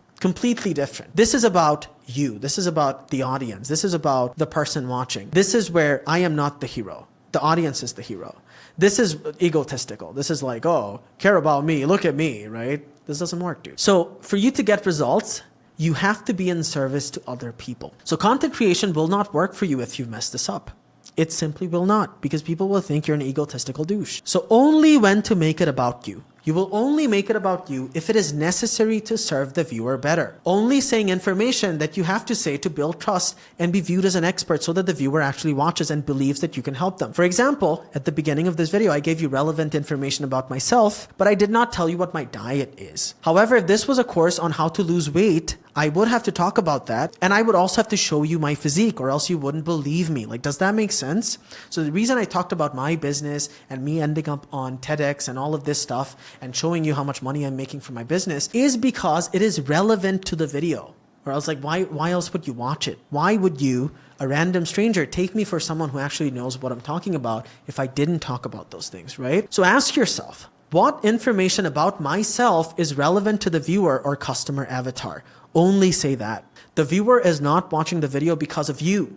They're watching the video for themselves and their own benefit, their own self-serving bias. And they need to believe that you are the guy who can give them what they want. That is it. That's how content creation works. Those are the basic principles. So mistakes people commonly make. So I had a yoga instructor on my friend list, and this guy would just post about his breakfast, his friends. Oh, we went to this place today. Has nothing to do with providing value to anyone. Like if he was making videos on, if you have a mat at home, try these 5 yoga exercises or stretches to free up your lower back. People would watch that video because it's not about him. Does that make sense? It's only about him, like, oh, he's an expert, and if I do this, my lower back pain is going to go away, and that's when people are going to watch your videos. Gym instructor, same thing. I know people who are gym instructors, and their content is them just flexing and like taking these pictures. Like no one cares about that. One, you need to be in shape if you're going to be a gym instructor, but then you would start your videos off like this. Like, hey, if you're trying to get bigger biceps, try these 3 exercises at home. And then people would watch it because it's not about you anymore, right? So it can't be egotistical. Note, for short content, visual proof of expertise is enough. Do not start with an introduction in short content. So if you're making shorts, and you're a fitness trainer and you're in good shape, you don't have to say, hey, my name is this and I'm a fitness trainer. No one cares, all right? So immediately start with the value. If you start with you, because it's about the other person, it's not about you. And you have to be selfless, and that just again happens to be the best way to be selfish, right? If you want abs, here are 5 exercises on how to get it. You don't have to tell them your name, nothing, because it's a short form content. Right, so what could these guys rather be doing? Not making it about themselves. I hope that makes sense, right? Like the yoga instructor would talk about, if you're in your 40s and you're losing your flexibility, let's do a 30-minute workout so you get your flexibility back, right? The gym instructor would be like, you know, everything I talked about. If you want bigger delts. A chiropractor, oh, if you have lower back pain, do these 3 exercises. Straight value, no fluff.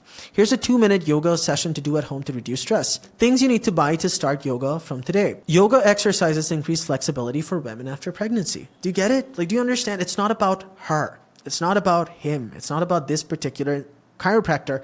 Random strangers on the internet don't care, man. How to get people to like you. So how do you actually get people to like you? Well, the wrong way is this. You ask first. You ask people to buy something you sell. You don't give it any real value. Like you post pictures of yourself and your friends and you think other people care about this. Why? Because you care about it.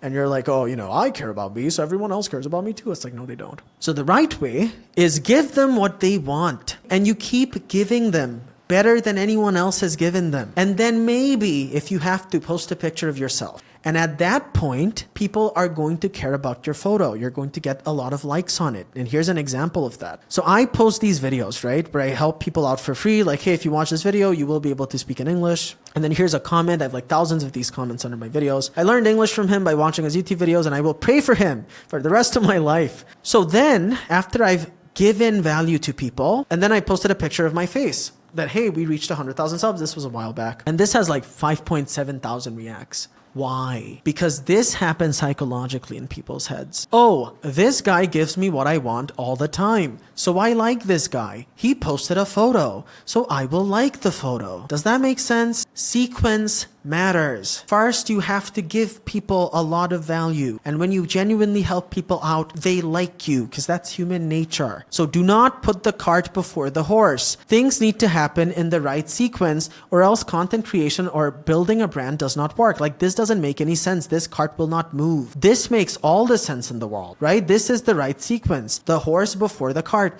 But you do this makes no sense at all. All right? Please understand that these are the main reasons why people don't get results. It's not some technical stuff. It's a foundational error in decision making. It's a foundational error in the way people have set up their businesses or their brands. So what does giving value actually look like? Not general stuff, but specifics. So this is a bad video. Things to do to speak English at home. Practice in front of the mirror and watch TV shows. Anyone can say this stuff. You want specific information only an expert could give you. So watch this video and you will know how to speak English. So instead of telling them what they should do, actually teach them, right? Things to do if you have back pain. General, not specific, doesn't actually help them. Specific, do these exact 5 exercises at home to reduce back pain. Is popping your back good for you? General opinion. 5 safe ways to pop your back. What happens when you pop your back, right? Expert information. So show, don't tell, specific guidelines, actionable, practical stuff instead of general broad opinions, right? And that's mostly all of the internet. Like, it's just people making lazy content, honestly. Very important. You making money has nothing to do with what you want. And I've told you this hundreds of times throughout this video because you really have to hammer this in, dude. You making money has nothing to do with what you want. It has everything to do with what people want. You just get to be the expert or the problem solver who gets to give people what they want. And the amount of money that you charge is a lot lower than the value of the problem being solved. Please remember that. Anytime you're thinking about money, just like hammer that in, dude. And you're going to do very well. Like, when people talk about money, like they'll talk about, oh, AI. Like, people don't care about AI features, man. Like, they care about human problems being solved. The subjective value of that human problem being solved is a lot higher than the money you charge. That's when they give you money. So the 2 content types, short form and long form. So short form, 1 to 3 minute long videos. Facebook, Instagram, TikTok, and YouTube Shorts. Honestly, go for YouTube Shorts. Just do one platform initially. Don't do 100 things. Do one thing well. And the entire point of creating short form is giving rapid value, but then telling them about your long form content. So I made short form videos for my business, and then I told them, hey, by the way, I made a free 9-hour course for you guys. And then that video immediately blew up. So long videos, 15 to 30 minutes to 1 hour to 10-hour YouTube videos where you really sit down and help someone. Completely forget about what you get. Like, I don't know if anyone's even going to watch this video. I don't care. If one person watches this video, I know I would genuinely help that person out, right? And that is all that matters. So be selfless and don't do that. Oh, I'm going to keep it to myself. No, dude. Like, no, you're going to die, all right? We're not even going to be here. By the time you die, you want to be like a dry raisin. And you've given away all your moisture, all your moistness. The 2 content types. So short form content versus long form content, they might look like this. Let's suppose you are a surgeon and you do nose jobs. So for short form, it might look like this. Post-operation experience of getting a nose job. And then you show like what the client looks like or whatever. And long form content would be like this. A complete guide to getting your first nose job, because people really want to invest the time in learning everything that's going to happen to them if they get a nose job. 5 exercises to reduce your back pain quickly at home. Long form, 20-minute exercise routine to reduce joint pain from a professional chiropractor. And you can also have a free PDF here. Do you get it? So more value that completely solves a specific problem, long form.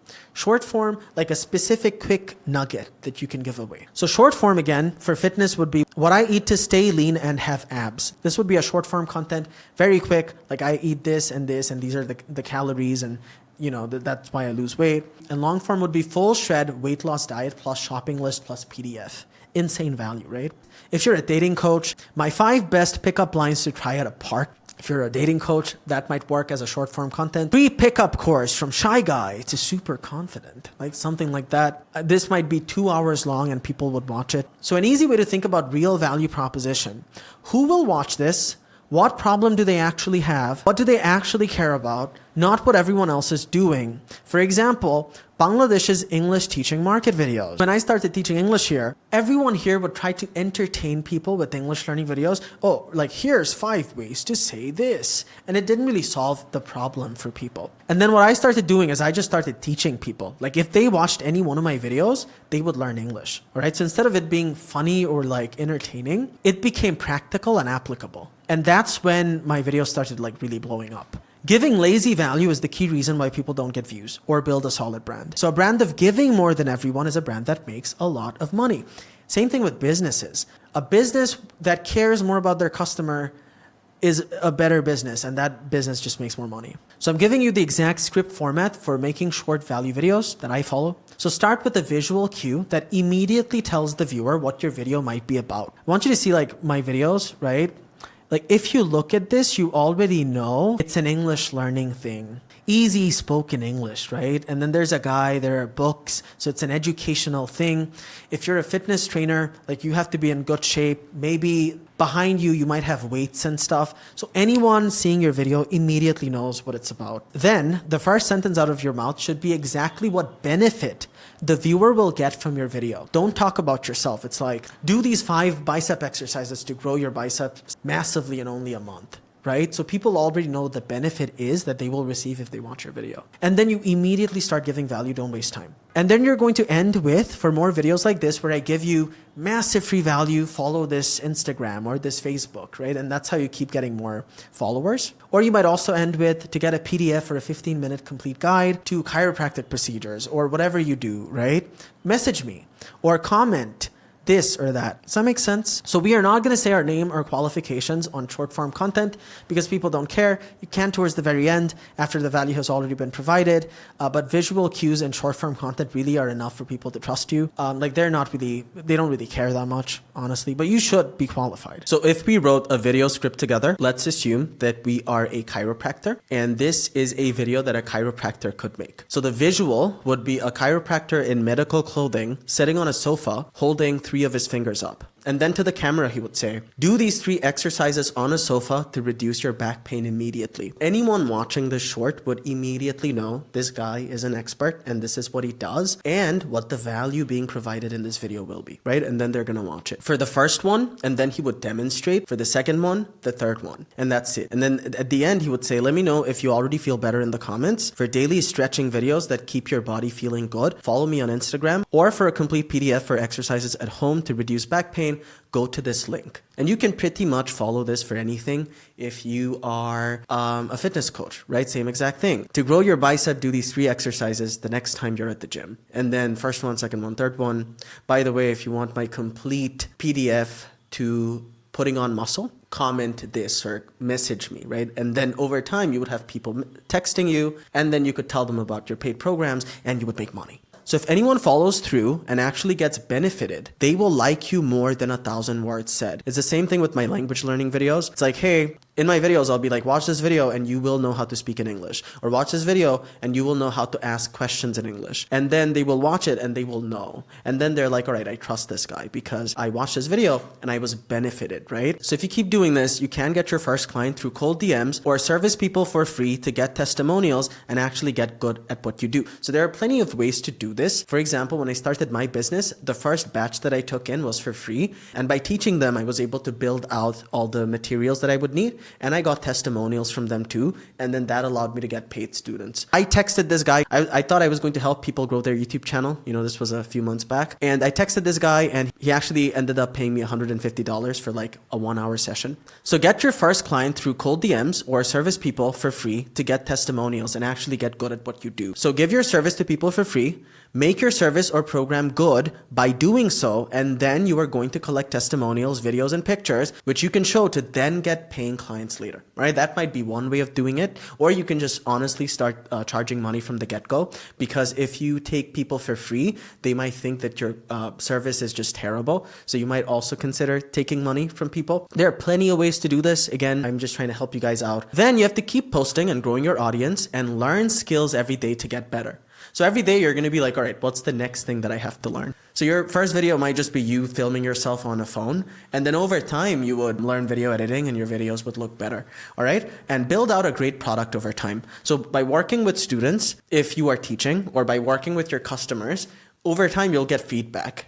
So you're going to make an attempt. And when you're starting off, that attempt probably won't work. And then you're going to get feedback, right? Oh, I attempted this thing and it didn't work because of this reason. And then you'll know like which part to fix, right? You'll get feedback and then you'll learn something new and then you will adjust, like make it better. And then you'll make a new attempt and it's going to be a better attempt. And you're going to keep doing this in business and in life and pretty much in everything. And over time, you get really, really good. Like that's pretty much it. This is how you get good at anything. It's the same thing with like, if you wanted to learn how to play the guitar, you would first hold the guitar and it would be super hard. You'd make an attempt, like your fingers would hurt, but then you get some feedback, right? Oh, okay, like I was holding the string wrong. And then you would adjust a little, make a better attempt. And over time, you get really, really good at the guitar. Same thing with riding a bike. You get on a bike and you're like, all right, so that's not how you balance it. You kind of have to do this instead of that. So attempt, failure, feedback, learning, adjustment, new attempt. That's it. That's all you have to do over time. And I'm actually going to show you that I did this. And I think the wonderful thing about this video is that nothing I'm telling you are things that I didn't do myself. So none of this stuff is theoretical. So my videos initially used to look like dog shit, right? So it was just me talking to a camera. And then over time, I took feedback, right? I was like, all right, this doesn't work. And then over time, with iterations, I was like, all right, cool. So to teach English or to teach a language, if I have slides which I'm presenting, then it's a lot easier. And then over time, like this is what the videos started to look like. But it was a very iterative process. It was a very attempt, all right, this could be better. How? Take the feedback. All right, to make it better, I now have to learn this new thing. You learn that new thing, then you adjust the thing that you were doing and you make a new attempt and it's slightly better. Even if it's like 1 to 2% better, if you keep making new attempts and becoming 1 to 2% better with each attempt, over time you get really, really good. So it is impossible to learn from theory alone. So what you have to do is watch a video like this. So get the right information. After you get the right information, you make an attempt. And then when you do that, you get a feedback. All right, like let's say you made a video, you got a few views, but then you're like, all right, these are things in the video that worked. And I think these are things that can be improved a little bit, right? And then you're like, oh, to improve this, I now have to learn how to speak in front of a camera. Maybe I'm going to read a book on communication. So then you actually read the best book on communication, like you Google, hey, what's the best book on communication? And you read that book. So now you know new stuff. So you make adjustments to the way you make videos and you make a new attempt. And this attempt is going to be better than your first attempt, right? And then again, over time, you get really, really good. So basically what you have to do is play the money RPG game over time and learn relevant skills to get to the next level. So you can really gamify making money. And it's a lot more fun if you view what you're doing this way, in a video game sort of way. So this is you. You're a level 1 player. You just started wanting to increase your income, or maybe you started a business. Again, you're a level 1 player. The first step, honestly, is admitting that you're a level 1 player and not thinking you're a level 500 player when you're a level 1 player. All right.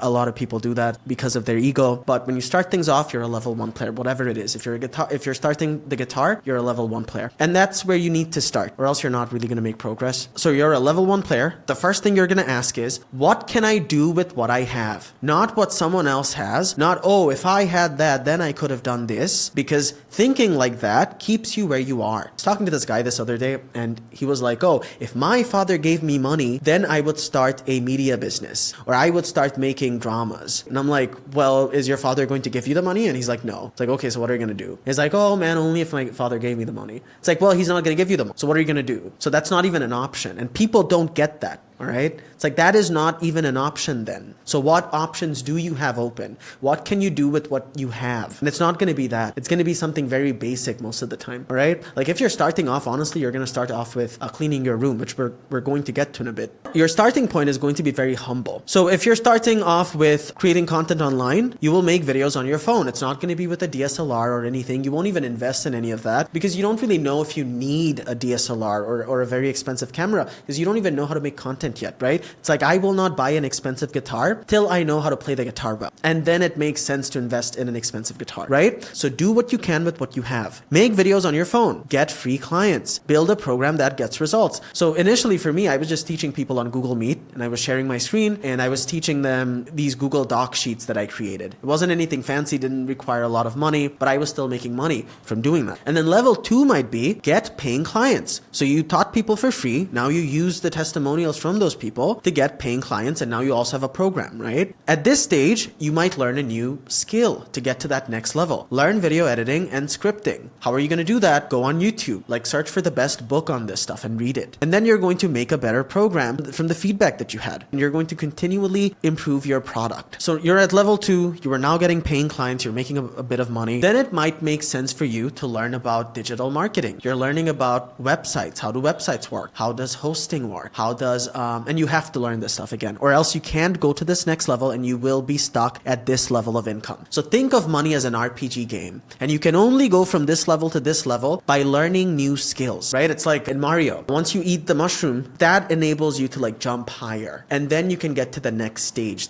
like a higher platform, or else you can't do that, right? So skills are like the mushroom from Mario. So make a website, learn how to make a better course. Again, if you're teaching stuff online, learn how to run ads. At this stage, it might make sense for you to run paid ads. Get an LLC and Stripe. At this stage, you might officiate your business. Get an LLC and a Stripe. Stripe is an online payment processing system, and you can install Stripe on your website to process payments digitally. Again, at level 3, it might make sense for you to do this. But initially, you can just like teach people on Google Meet to see if this is even viable without having to invest any money. Again, we want to make money without investing any money. Now, are you going to start an online teaching business? Probably not. It might be a service, but it would all work the same way. Like the way you're supposed to think about it would be based on these principles that we're understanding. Does that make sense? Like these foundational concepts. So level 4, build an email list, learn email marketing, learn copywriting. And then level 5 might be scale with ads, start a product business with capital. So at level 4, you might have a lot of money, right? Maybe you have $100,000, $200,000 saved up. Then it might make sense to you to start a business that requires capital. Like you have your own product line and it isn't as risky as before because you are now skilled. It's like now you might buy an expensive guitar because you are now a very good guitarist, right? So it's not risky. It's a worthwhile investment. Does that make sense? But if you never held a guitar before and you're like, oh, I need to buy the most expensive guitar, like that doesn't make any sense at all. So learn the skill first and get good. And then over time, like acquire things that you need to. And to make money, honestly, you never have to take on a lot of risk. You really don't. Be very rational about the decisions you make, because if you get online, like people are going to tell you, oh, you need to take risk. Like you really don't. Slowly build things out, and over time, once you get compounding effects, that's when your business like grows a lot. You can do this in fitness and beauty, tech skills, education, pretty much anything. So if you wanted to start a web design business, you would first learn web designing, and then you would start messaging business owners like, hey, I'm building a portfolio and let me build a website for you. And if you really, really like it, then maybe you can pay me something. I'm not even going to tell you how much you should pay me. After you see the website, if you really like it, then you can like maybe give me like $500 or whatever you think that the website is worth. If you don't feel like it, you don't even have to pay me. So that way you could like get a few people and you could actually get into the thing, like get some experience, have a bunch of websites that you designed. And then using those websites, you can send to other business owners within a niche. Again, you're not going to build websites for everyone. What did we learn? You have to hyper specialize in one thing. So let's suppose you only build websites for dentists, right? And then you reach out to a dentist, you might physically go to this person, build him a website, and then you might reach out to another guy and be like, hey, you know this dentist from like this part of the city, I actually built this website for him. Do you want me to do something similar for you? And then he might pay you. And on top of all this, you will start creating content on websites, on how business owners can use their websites to get more clients. So that positions you as an expert. And when you reach out to people with that social media account, like let's say you have an Instagram and you post videos on that Instagram about web design, and then you reach out to a dentist with that Instagram, it will make you look more credible. Does that make sense? So that's kind of how that would work. Again, we're learning principles. So you need skills and abilities to get to the next level. The way people think is is, oh, I just need to hang out with people. Like if you want to be a musician, you have to learn the guitar or the skill, learn how to sing or to rap or something, right? Like you need that skill. And once you have skills, then you can hang out with other skilled individuals and then together you can make something. But if you don't have any skills, your time isn't worth anything because you can't do anything, right? Like, does that make sense? So over time, you might have a system like this installed into your business. So you will send people over to your website from organic content, Facebook ads, SEO, and Google local service ads. They're going to go to your website and they might immediately buy something, or they might book an appointment with you, or they might download something free. And from that free thing, you're going to retarget them with ads. Or after they download the free thing, an email sequence might start like, hey, I noticed that you downloaded my free music production PDF. By the way, I have a premium program that sells for $500, which you can get. And then that would lead to them either directly buying or booking an appointment. And then you would keep making money from this entire system, right? This is basically that funnel. This might look overwhelming, but don't get overwhelmed because you're not going to get there in a day. You're going to start off small. You're going to take the smallest step possible and you're going to start with an MVB. What is an MVB? An MVB is a minimal viable business. And that minimal viable business will start with a minimal viable product or service or offering. So again, in my case, in my English learning business's case, it started off with me just teaching people on Google Meet on a shitty laptop. Like that laptop had one of the worst cameras on it ever. So it was like super pixelated, but it didn't matter because using what I had, I did what I could do. And that enabled me to have more resources, which enabled me to buy better laptops and over time have a better service and have higher prices because my service quality was better and build a brand. And we already learned all of this. Do you understand? So don't get overwhelmed. Do whatever you can with what you have, but start and get money flowing as quickly as you can.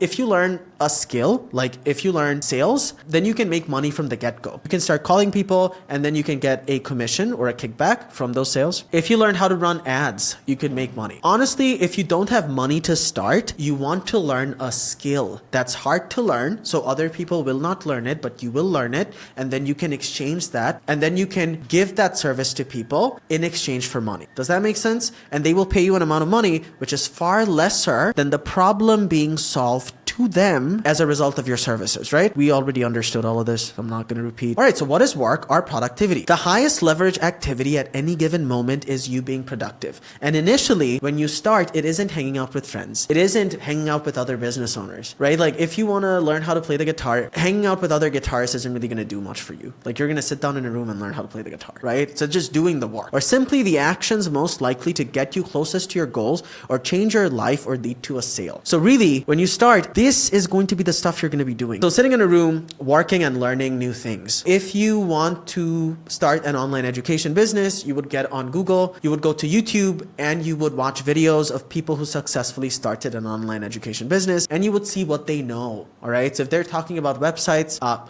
write that down on a notepad. If they're talking about, creating content and you never created content before, write that down on a notepad. Like, I don't know how to create content. And then you have to learn, right? So we figured out like what the highest leverage activity is for you. It is to learn about websites and to learn about content creation because you don't know how to do that, right? So then you're going to do courses and learn skills every day. And then you will start posting content and you will edit your content, building out your product or service or signing up for affiliate links. So these would be the highest leverage activities initially, not hanging out with a bunch of people. Does that make sense? So the biggest mistakes that people make when they start is thinking that there's a shortcut, all right? Like thinking, oh no, I actually don't have to learn this stuff. No, you do. You actually do. Again, why do you have to do that? Because the barrier to entry, remember, like, the harder it is, the better, because then you get to do things other people can't do. And if that thing is valuable, then you get paid for it and you get paid an amount far lesser than the value of the problem being solved to the person paying you the money. Not learning from the best or doing courses or developing skills and asking your friends for advice. So honestly, if you start something new, do not ask your family for advice and do not ask your friends. Don't even talk to them because they don't know anything. All right. And because humans are status-seeking primates, they will act like they know what they're talking about so that they feel more important, but they don't know what they're talking about. The only people who know what they're talking about is whatever you are trying to do. So if you want to learn how to play the guitar, you wouldn't ask someone who doesn't know how to play the guitar on how to play the guitar. You would go to someone who already plays the guitar, right? So there are incredible teachers online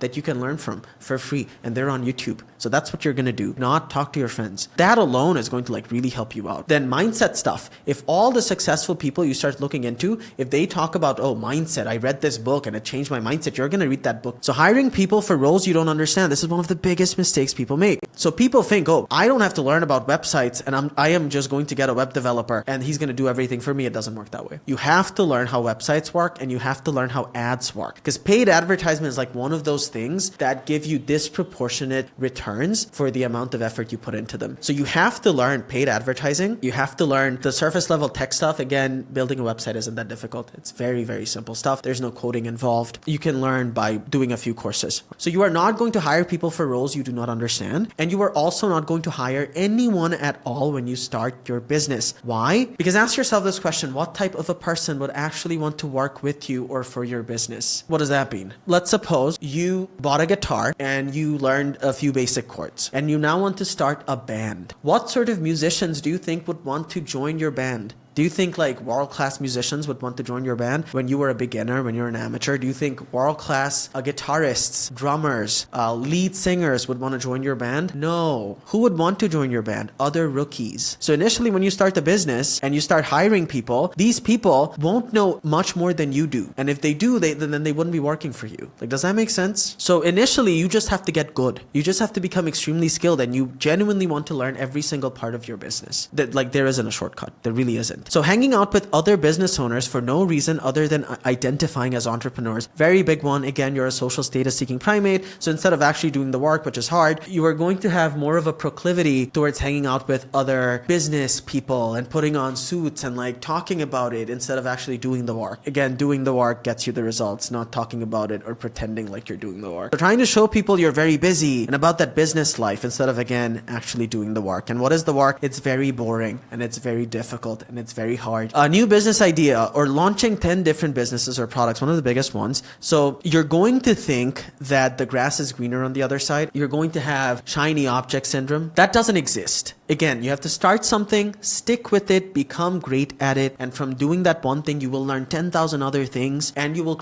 build moats and a brand and then ads. And that's when you start making money. Once you reach the top of your whatever industry you are in, like once you are one of those players, you have a big enough audience, you have a big enough brand, you are trusted, you have a good product or a good service, that's when you make money. And there really isn't any shortcut at all. Like, there really isn't. You might feel like there is, but there isn't. The grass isn't greener on the other side. The grass is greener where you water it. If you take care of something for a long time, you get those compounding effects. That's when you make money. All right. So moving on to the final part of this video, mindset for success. From everything we have covered, I think it's kind of obvious that the mindset you need is not this. Can the person I am today do this? No, we are not going to ever think like this. The required mindset, or the way we need to think, is this. Who do I need to become to get the job done? What do I have to learn? Which version of myself do I have to become to get the job done? Because if you, the person you are today, if you could get it done, then you would have already gotten it done, right? Like, you would already have the thing you're trying to get if you today were the person who could get the thing that you're trying to get. Then you have to ask, what does that person know? How does that person think? How competent is that version of me who would get that job done? So again, if you are trying to start an online business,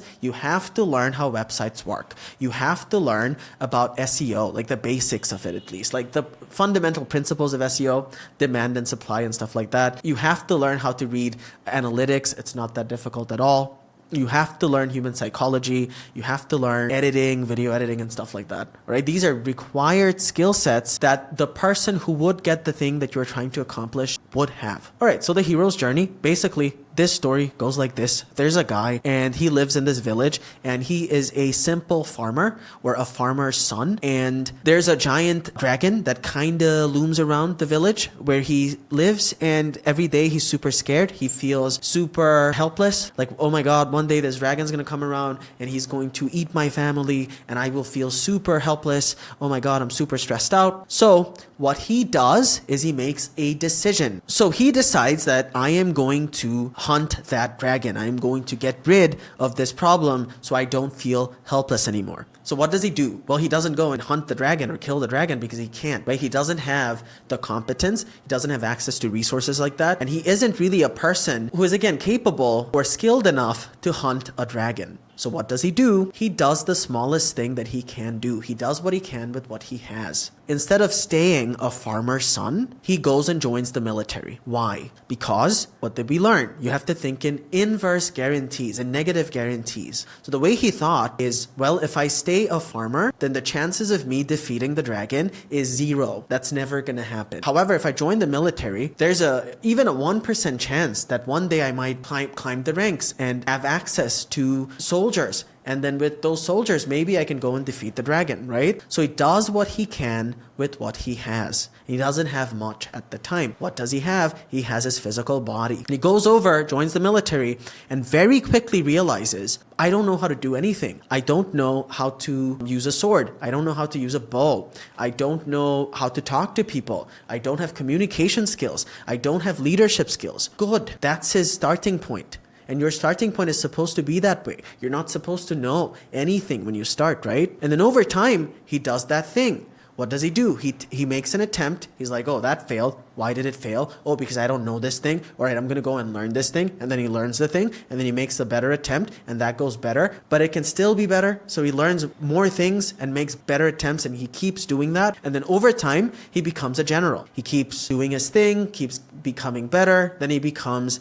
the general. And then one day, the king of the kingdom becomes sick. And then the king, because he doesn't have any heirs, gives this dude his entire empire. He's like, hey man, you've been super loyal. Please lead the military. And this is what you call luck. Remember, like, this guy would never be in a situation to be lucky. You only become lucky once you start something and you get those compounding effects, and then you find yourself in situations like this, right? Like, does that make sense? And again, this is a made up story, but you get it. And then the king passes away. This guy gets access to the military, has access to like thousands of soldiers. Finally, he goes and attacks the dragon. And after all these years, he accomplishes the mission that he had. He hunts the dragon and he doesn't feel helpless anymore. However, the person he used to be is not the person that could ever defeat this dragon. This man had to completely become a different version of himself. He had to completely become someone who is far more competent, has way more social connections, has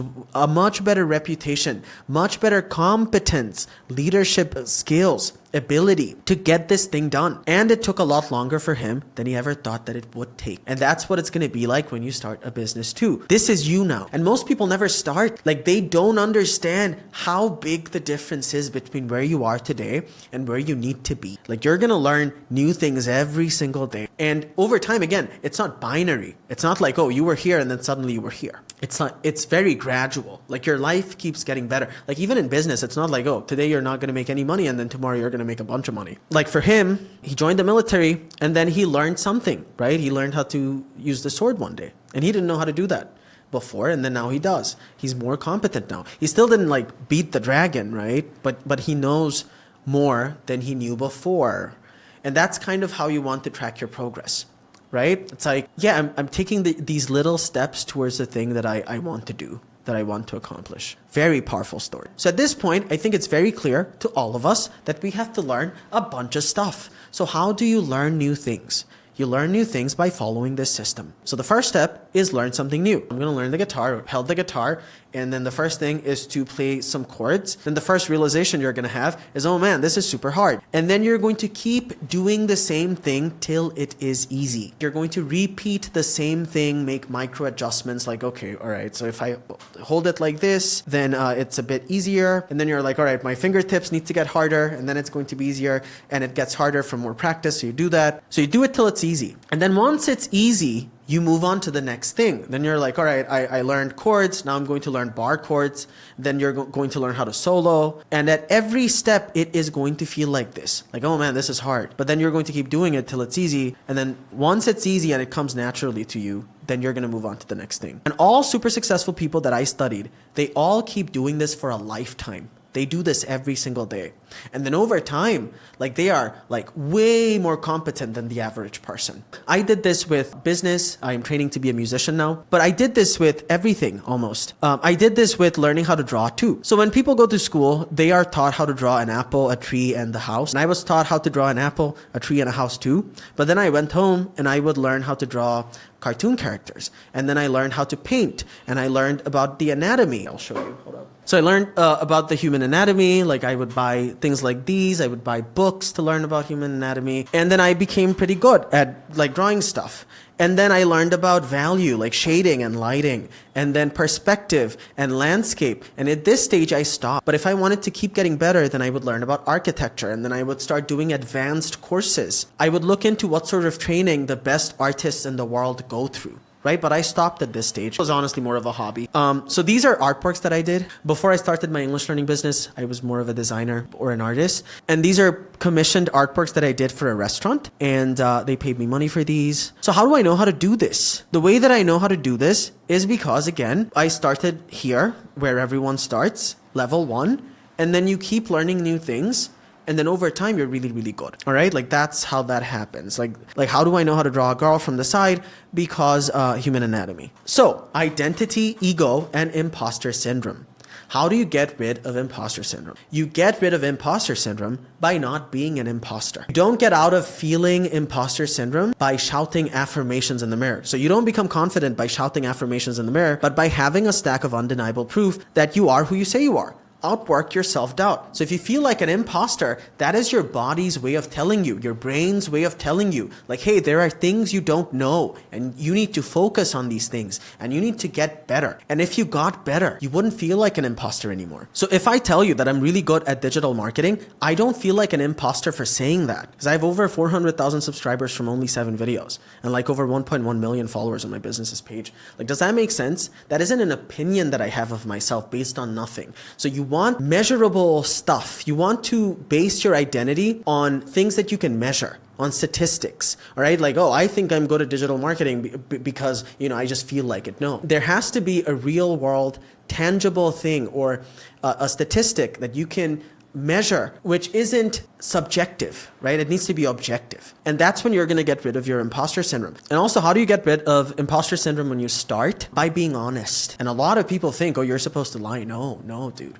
You're supposed to be honest. Like, hey, I am new to this. I am starting off and I am trying to get better. And people are actually way kinder to you being honest than you would think. Just tell people like, hey, I'm new to this and like to help me get better at this. Like if you're a fitness trainer, like, hey, I'm new to this. Like, I have a great physique and I know I can help you out. Would you be opposed to me helping you out? And a lot of people are going to say yes. You only feel like an imposter if you're lying. So identity is formed through doing things, nothing else. So from today, if I start dancing, right, I start signing up for dance competitions. And then over time, I get really good at dancing. And then I start winning awards at dancing competitions. And then I have a personal brand where I am a dancer. My new identity would now be that, oh, that's Tanvir and he's a dancer. Like, do you get it? Like, so identity isn't something that's internal, based on real life achievements and things that you do. So if I start learning web development today, and then I start a brand on web design, and then I design like 100 websites for businesses, and I have a business, over time, my identity would be, oh, that's Tanvir, and he's a web developer. So you can tell everyone you're an honest person, but if you lie all the time, you're going to be a liar, right? So it doesn't matter what you say, because that isn't how identities work. It's what you do. So you may not be a content creator today or identify as such, but if you make 100 videos for Facebook, TikTok, and YouTube, you are now by definition a content creator. So it doesn't even matter if you feel like it or not. If you did the thing for long enough, that is now your new identity. So most people have identities based on absolutely no evidence, just an inflated sense of the self or the ego. And again, we are sexually dimorphic primates. We are hominid primates. And hominid primates are egotistical animals. So we evolved to play status games, but that genetic inclination, like those instincts are really not going to help you out to excel in modern civilization. You really have to subdue your own ego, and you have to objectively view things.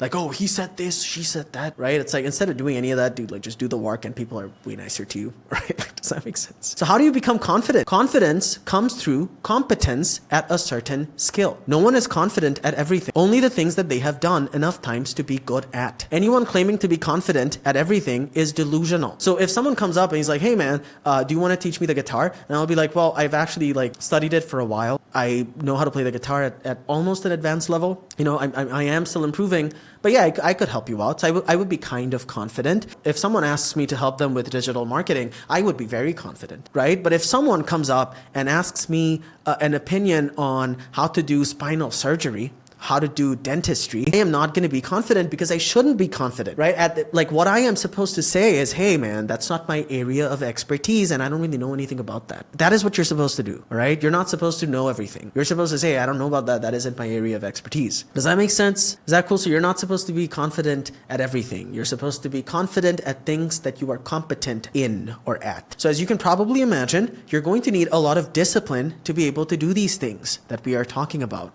And what is discipline? It's the habit of sticking with things irregardless of how you feel. Like doing something irregardless of how you feel at the moment. The foundations of building discipline is this. Compare yourself with where you were yesterday and not where someone else is today. So the reason people don't start is because they compare themselves to someone else and that other person has been doing what they're doing for a long time. So to really understand this concept well, I have given an example of two people who want to go to the gym. And what we're going to realize from this example is that discipline is built by falling forward till you no longer fall and all you have to do is stick with something. So there are two friends and one of these friends decide that he is going to go to the gym. So the first thing that he does is he starts looking at videos on YouTube on fitness. Now this person hasn't done that yet. But that would be the first step, right? So what did he do? He got on YouTube. He didn't even go to the gym yet. The first step really is to maybe watch videos on YouTube on fitness. Oh, how does weight loss work? He starts watching videos on how to put on more muscle, what to eat,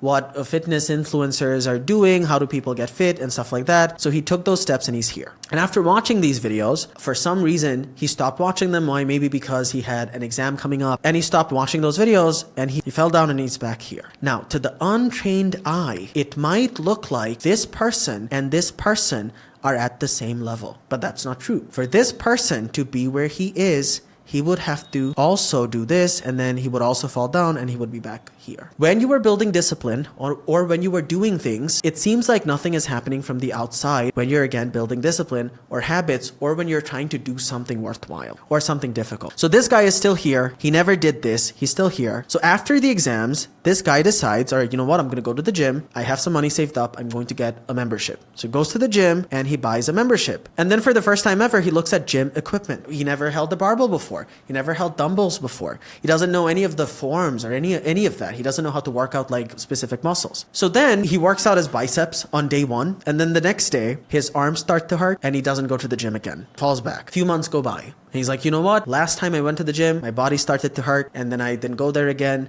and I wasted all that money. This time I'm going to stick with it. So this time again, he gets a membership, he goes to the gym and then he works out for a week straight. And from doing that, he now knows a lot of things that this guy has absolutely no idea about. Like he knows how to work out the biceps, how to work out the delts, like side raises and all these other things that this man has no idea about because he never started the journey. So he does it for a week, then he does it for a month. And after a month again, his exams come up, he doesn't go to the gym anymore for a week and he's back here. From the untrained eye, as I keep repeating, when you're doing something worthwhile, this is what it looks like. It doesn't look like much is happening because this man still looks exactly like this dude. But internally, a lot of things have actually happened. For him to be where he is, he has to also do the exact same thing. So after the exams, this guy starts going to the gym regularly. He buys like protein shakes, creatine, and all this other stuff. And then finally, he sticks with it for 6 months and he sees some difference. He's like, all right, I feel way more toned. I know way more about fitness. I know how to do all these exercises. I know the forms. And then he does it for like 6 months, doesn't go to the gym again for a few months. And then finally, a few months later, he gets a 1-year-long membership and actually goes to the gym for a year straight and he reaches the top. And now he finally has a physique that's incredible. And this is what discipline looks like. This is what doing anything looks like. You're going to fall down again and again. And at this stage, people are going to look at you and they're going to say, oh, do you go to the gym? Like, dude, like, cool bahad. Going to get these compliments mostly from guys because women don't really care. But at this stage, people are going to look at you and they're going to look at him and they're going to think, oh my God, the difference between this guy and you is this much. Like, all this guy has to do to be where you are is this. But that is not true. What this guy has to do is this.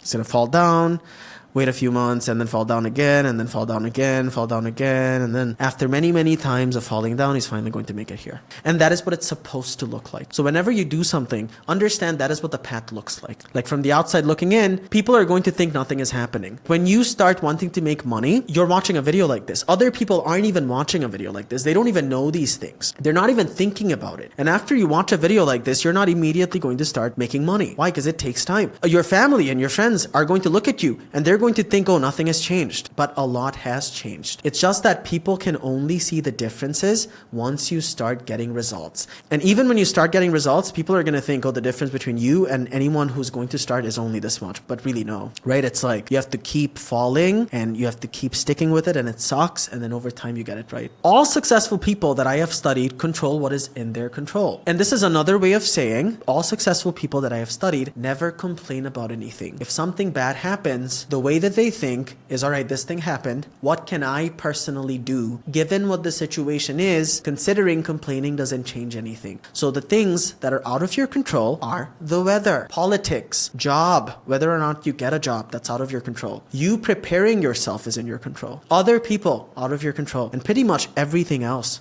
We are tiny insignificant primates on a random planet. Almost nothing is in our control. And the very, very few things that are in our control is yourself, your own thoughts and your own actions. That is about it and nothing else. All successful people depend on action. And all unsuccessful people, they complain. They look at things that are out of their control and then they blame those things, but that doesn't actually change anything in their life, right? Like, if I blamed my parents for anything, it wouldn't actually change anything. Like, even if my dad started giving me money, he wouldn't give me like $12,000 a month, right? Which I can earn for myself. So complaints keep you where you are. Not only do complaints keep you where you are, it gives you a sense of entitlement. Like, things are supposed to be different and they're not. And all successful people, they think in terms of, all right, this thing happened. What can I personally do? And there is always something you can do. Usually it's something very difficult and people think that they can get by without doing it. Everyone thinks for some reason, like this guy that I told you about, I wants to start a drama production business. And he's like, oh, the easy way to this is my dad just handing me money. But his father will not give him money. So then that is not the way. So the way for him would be to make his own money somehow, as long as it's legal and ethical,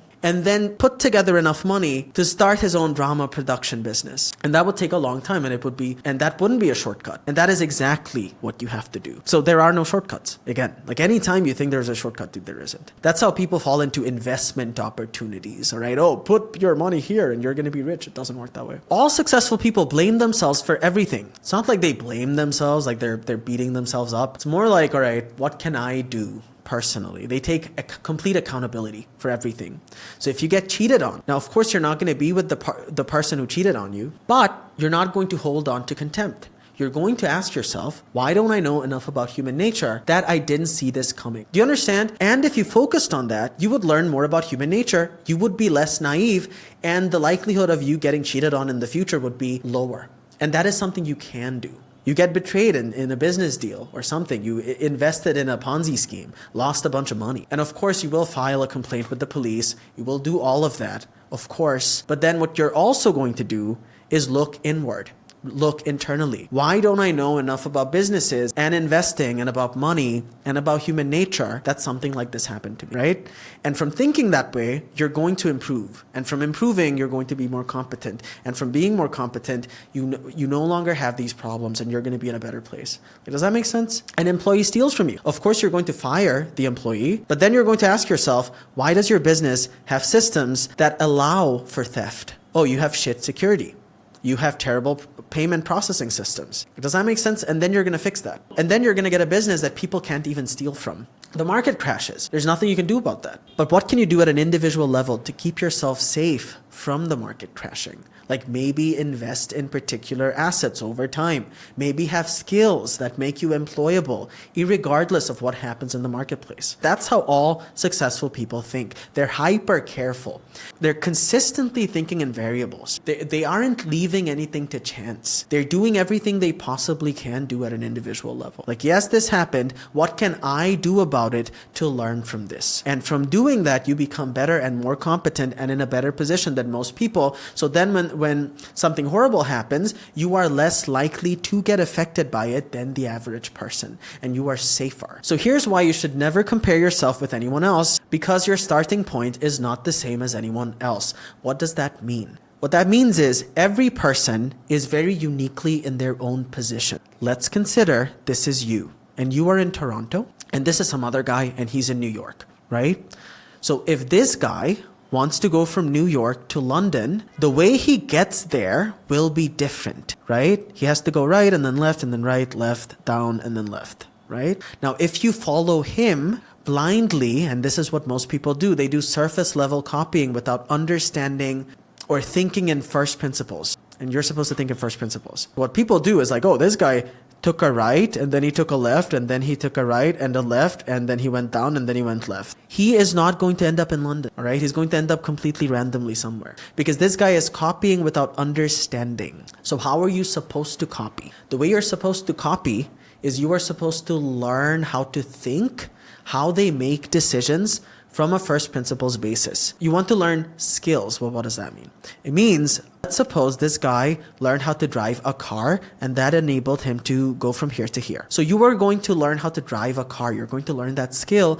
And then using that skill, you are going to pave your own way to London. You'd have to get a plane ticket too, but like, yeah, you get it. Does that make sense? So you are uniquely in your own position. You have your own family. You have your own unique set of problems that are not the same as mine or anyone else's. So you need to be able to think for yourself, and you need to learn skills that you will then apply to your own unique situation. And so for you to get to London, maybe you learned how to drive and then you would do this and then you would end up in London. Does that make sense? So copy principles and ways of thinking and skills and learn the skills that they have. It's like, oh, they are able to do this because they know how to drive. They're able to do this because they know about Facebook ads. They're able to do this because they learned skill. They're able to do this because they read this book. How people copy versus how to actually copy. So the way that people copy is, let's suppose this is Mr. Beast. So what Mr. Beast did is he started doing what he can with what he has. So initially he was making like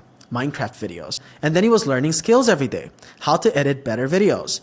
Iterating and testing is like, oh, so if I make a thumbnail like this, then it doesn't do as well as this one. And if I make a video like this, if I start my video off like this, then it does better than if I started off like this. And then over time, you get a lot of feedback. And then over hundreds of reps, you keep getting better. And then over many, many years and many, many repetitions, you finally become famous. And once you become famous, people start seeing what you are doing over here. But what you're doing over here makes sense to you. Because the thing you're doing, you know why it works. And why do you know why it works? Because you started from scratch and you made all these decisions. In this case, Mr. Beast, like he made all these small, tiny decisions for a reason from this learning that he had years back. But these people who are now copying him, right? They don't have the same learning. So people start doing surface level copying and then it doesn't work for them. Like, let's copy what he's doing here. But if you really wanted to copy people, you would start with nothing. And then you would think for yourself and make your own decisions. And where you would end up and how your content or what your business would look like would be entirely different from anyone else's over time. So yay, like Travis Scott, like Kanye stuff, like the music that Kanye made. It's uniquely his own stuff because it's all iterative from the learning that he has,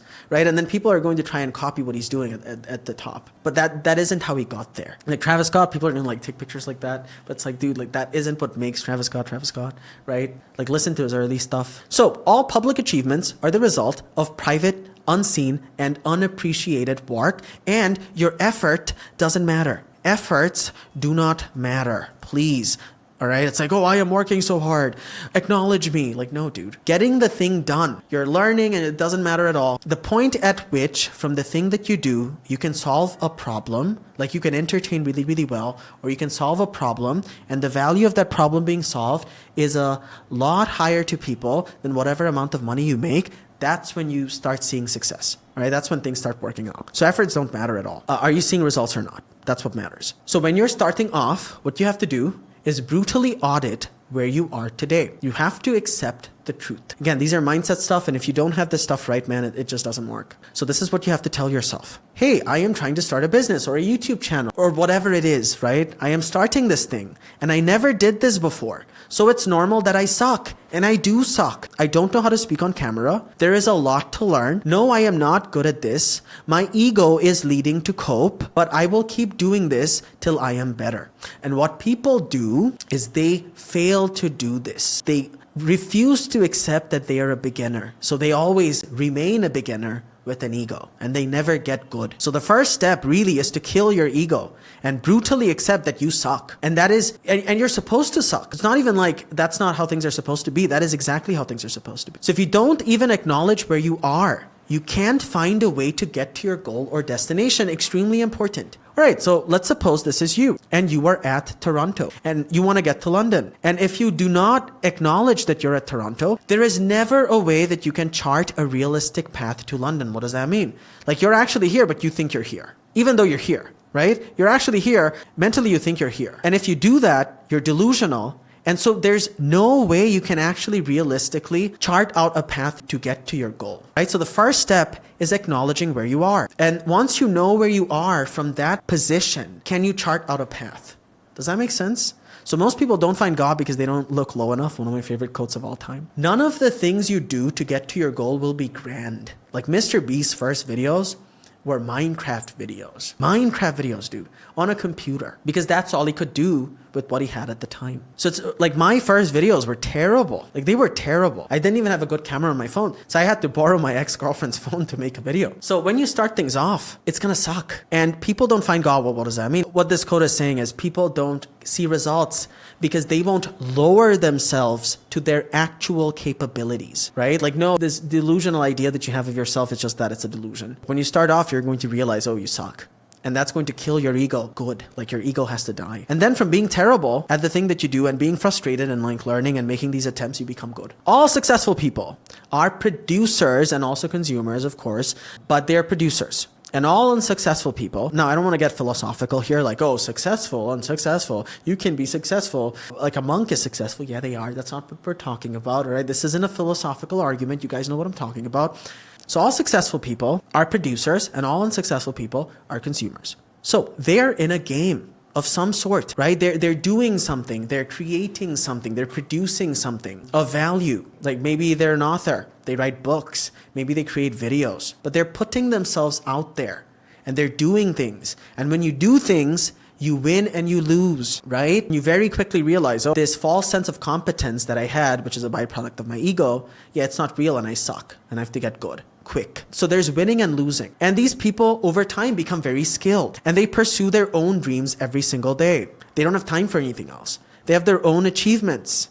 They have their own real life objective achievements that can be measured in statistics and numbers. It's not subjective. Like, oh, I think I am great because I think so. Like, oh, I think I'm a great public speaker because I think so. Individual thinking ability. These people can think for themselves. And after the human nature videos, you're going to realize humans are social animals, are social primates. So your base condition really is to fit in with people, but it doesn't really benefit you to fit in with people, because we're sexually dimorphic, especially if you're a man. So you need to be able to think for yourself from your own unique position. And then you need to make decisions that uniquely make sense for you. Those decisions might not make sense for someone else because someone else isn't in your unique position and no one else is. Work over talk. They do things. They're too busy doing things than talking about things. And they have an identity based on things that they have done. And all consumers only, again, everyone is a consumer and also a producer, successful people. But unsuccessful people, they mostly just consume stuff. They're viewers. They see people from the sidelines, right? They watch other people play. They neither win nor lose. And from neither winning nor losing, they get to maintain these delusions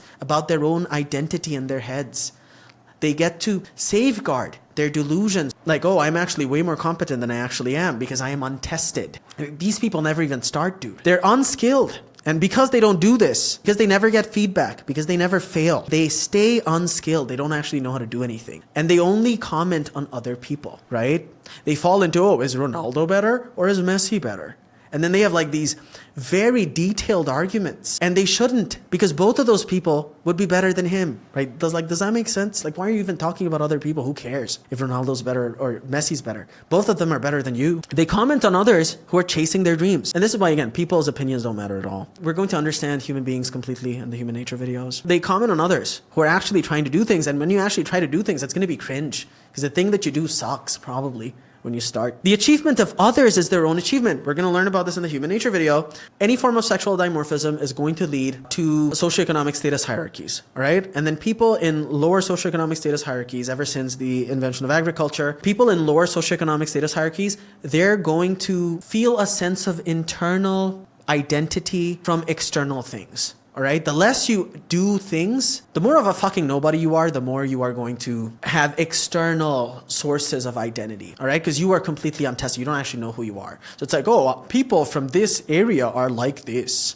People of this country, people of that area. All right. You're going to see more of that from people who haven't done these things, who haven't done any internal work. So, oh, I support this football team. I support, this player is better than this. They're going to come up with taglines. You're going to see stuff like this in, people you don't want to be like. And you don't need my help to be like these people, because again, this is the base condition. So the achievement of others is their own achievement. Oh, this team that has nothing to do with me won. So by association, I'm going to feel some sense of achievement because I have no achievements of my own. Group thinking. These people fall into mob culture. These people fall into group thinking because they can't think for themselves. Everyone does it, so I do it too. Extremely opinionated. They only talk about things that other people do. And they have identities based on where they're from, groups, their school. Oh, people of this school are from, again, NPC behavior, like level 1 consciousness. In the human nature videos, we're going to completely dig deep into the human animal. Now, we don't want to be like these people, and I hope you're not offended from me saying any of this, because the world, 1, already works like this. Number 2, you don't have to watch videos like these on the internet to be someone like this. Like, this is easy to do. So producers, if you are going to be a producer on Facebook, on social media, then you're going to put out your own content. You're going to do your own thing on social media. And then over time, you will try to build a brand and sell something and get a business going, right? Video games. Like, you can play video games all day long, but as long as it makes your life better and you're putting it out there, right? There's nothing wrong with that. But if you're only playing video games, you have no income, you're depressed, you don't feel like you are in control of your life, like, that's bad. Like, that's you're just consuming entertainment at that point. Sports, like, if you're in it, then great. Again, you should have your own thing that gives you a sense of identity. You should be having your own things going on. So instead of just consuming social media content, you also want to be a producer on social media. But again, you're not going to do everything, of course. And all producers are consumers. So it's not like, oh, you're a content creator. Of course, you're going to listen to music. Of course, you're going to play video games sometimes, maybe or maybe not, up to you. You have to have your own thing going on. So producers, they do things, and it's difficult and it's very hard. Like, they're in the shit, they're in the mud. Consumers, they have opinions on what they do. So this is one of my favorite quotes from Theodore Roosevelt. It is not the critic who counts, not the man who points out how the strong man stumbles, or where the doer of deeds could have done them better. Anyone can do that. Like, anyone can be a critic. The credit belongs to the man who is actually in the arena, whose face is marred by dust and sweat and blood, who strives valiantly, who errs, who comes short again and again, because there is no effort without error. Like, if you try things, you're going to fail. And shortcoming. And you're going to be like, all right, this time it's going to happen, and it's not. And you're going to be like, I fell short. And you're going to try again. You're going to recoup. You're going to reassess. And then you're going to try again. But who does actually strive to do the deeds? Who knows great enthusiasms, the great devotions, who spends himself in a worthy cause?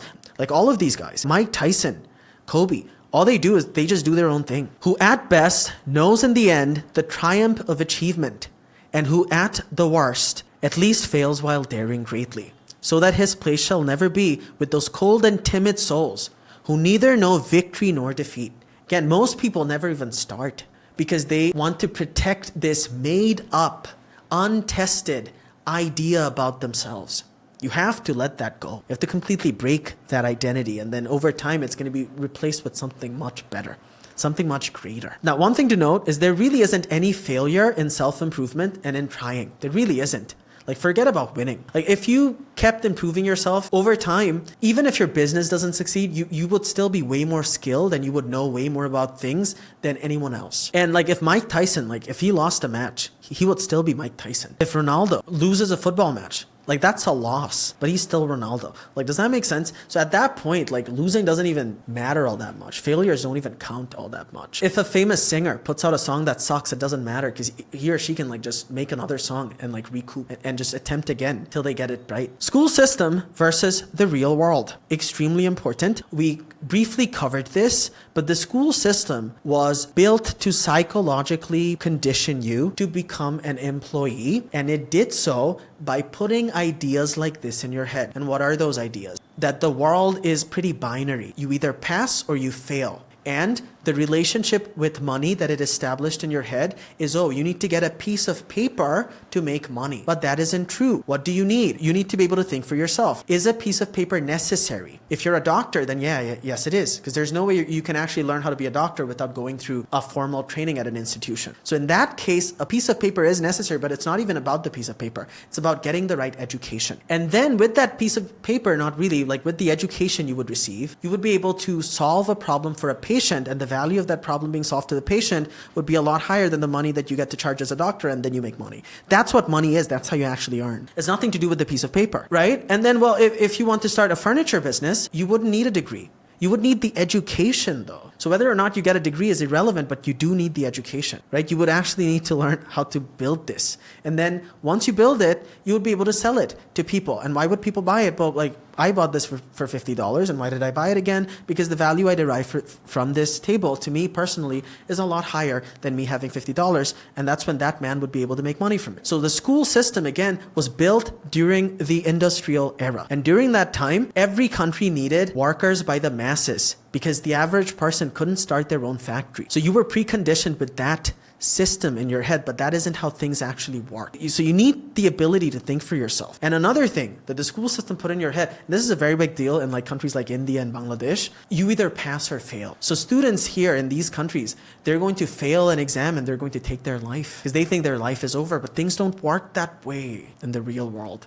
So in schools, the way things work is, oh, you either pass or you fail. In the real world, you go for a job interview and you fail, you can immediately look back on that job interview and assess what you did that you could do better. Like, what things if I had, I would be able to get that job. So let's suppose you need to learn this particular skill. Then you can go and actually learn that skill and reapply to that job or some other job and get it. And then you would be able to succeed. So the way that the real world works is you pass or you fail. And if you fail, you can immediately try again. And you can keep attempting until you get it right. These binary ideas of passing and failing, of, oh, either it will happen or won't happen, doesn't exist. Like you can keep trying till you get it right. You can keep learning and keep attempting again and again, and no one can tell you otherwise. Right? Like, wait, Dyson, how many prototypes did Dyson make? So Dyson's a billionaire.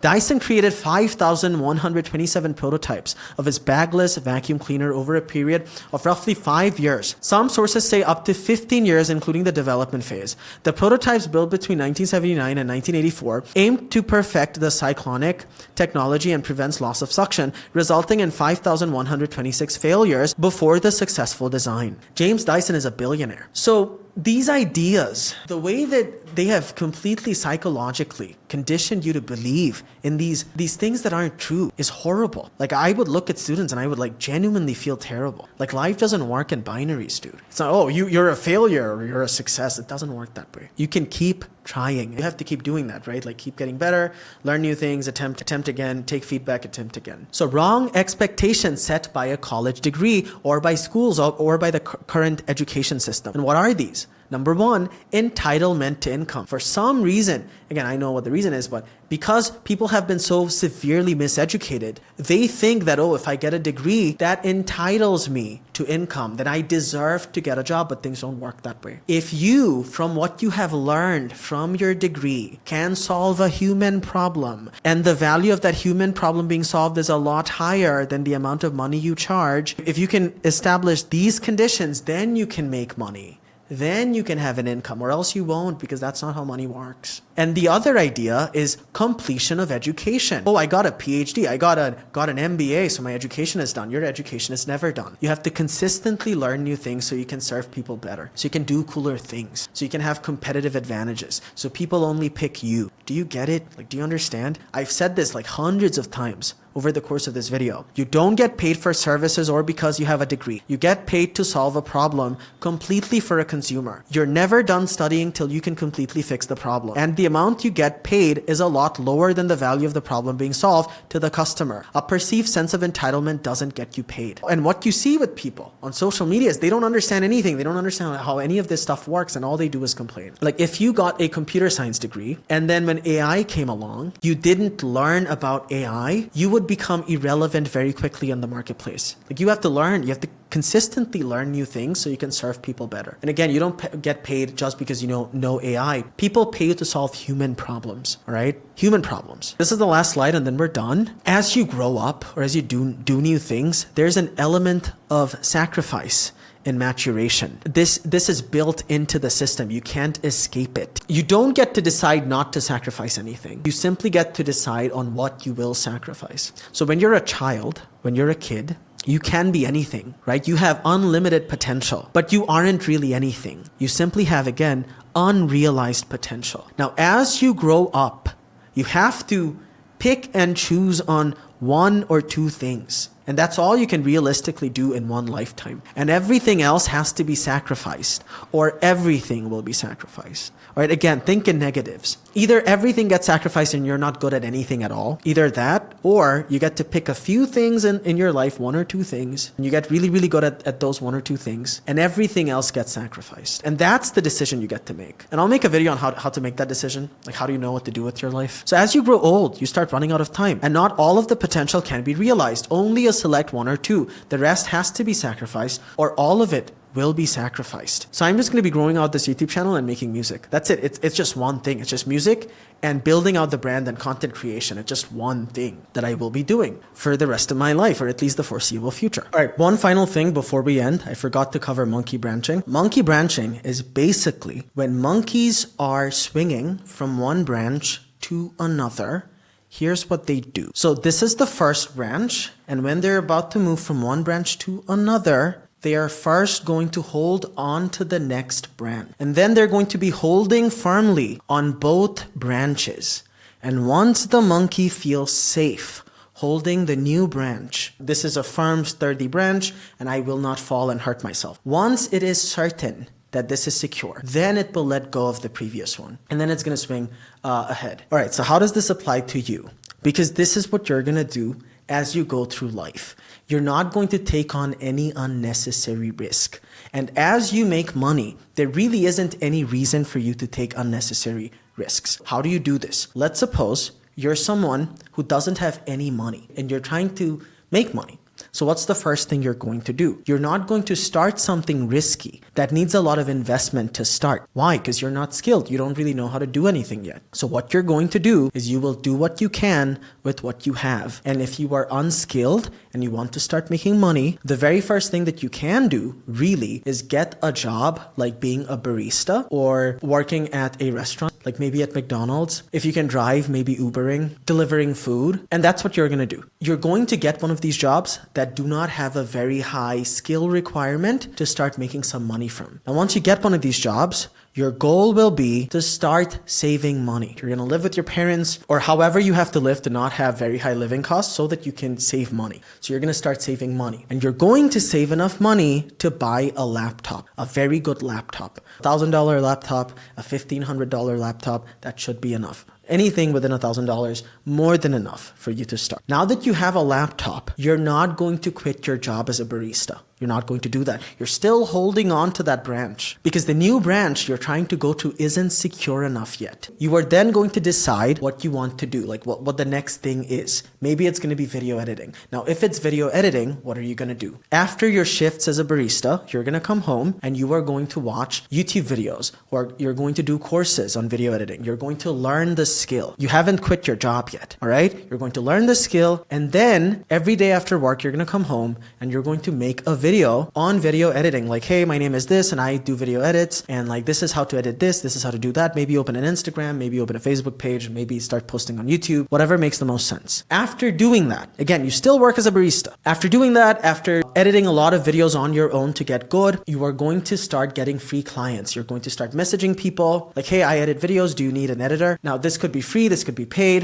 Now, once you get a few paid clients and then you have a portfolio built up, like you have like 10, 12, 13 videos that you edited for clients, right? And you have some money coming in. At that point, it makes sense for you to quit your job. Because what did you do? You held on to the previous branch for as long as possible till you were certain that the new thing is safe enough to move toward. Like the new branch is safe enough to hold. You are making enough money from the new thing, or you feel like, all right, I have some momentum going, and at this stage, I can quit because I'll have my time back, and then I can invest all of that time into this new thing and I'll be okay. At that point, what are you going to do? You're going to quit your job as a barista and you're going to move on. And then you're going to grow your video editing business. But after you already built up some momentum, you learned the skills, went over that initial hurdle of getting your first few customers, you have cash flowing in. At that point, you're going to keep growing that business. And then years later, let's suppose you have $200,000 saved up. At that point, it makes sense for you to maybe start a product business. But even if you do that after many, many years, and at that point, you're going to be very skilled, again, you're going to do the same thing, right? You're going to start something and not completely let go of the last thing. And once the new thing is big enough and safe enough, then you're going to move on to the next one. Do not take on any unnecessary risk. And you're like, oh, this is going to take time. Yeah, dude, things take time. And if anybody tells you otherwise, you are probably about to get scammed. You are probably about to make a very, very bad decision, because all good things take time. Really, through the process that we covered, once you become the type of person who's skilled, you are that person for life. You can depend on yourself for life. Risk mitigation: by holding both branches, the monkey maintains stability and reduces the risk of falling. Flexibility allows time to assess the next move before committing. Strategic movement: move forward with confidence when the next branch is secure. Cool. Just wanted to tap that in. All right. So thank you for watching how money works and how to get it. I will give you a very, very quick recap. What did we learn? Money, or a piece of paper that we call money, is simply a representation of a psychological value exchange. When you can solve a problem for someone, a human problem, then people are willing to pay you money. And the amount of money that they pay you is a lot lower, right, compared to the subjective benefit that they get. And you have to learn a skill so you can do that.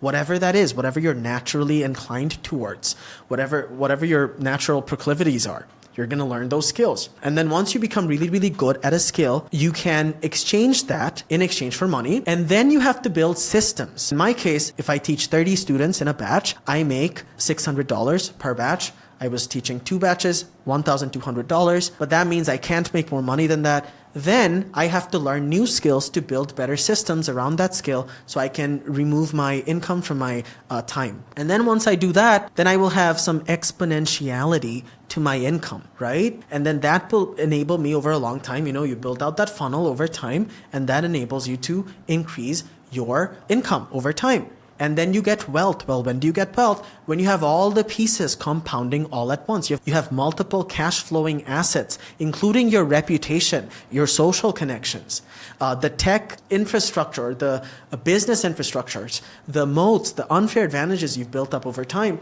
You keep doing that over a long period of time. And then those things keep compounding. And then you have wealth, right, over a long enough period of time. And that's how money works. And that was it. Thank you for watching the video. My name is Tanvir Taylor. And if you haven't subscribed, you can do that. If you have friends who would benefit from this content, you can send it over to them. Thank you. I'll see you guys in the next one. Bye.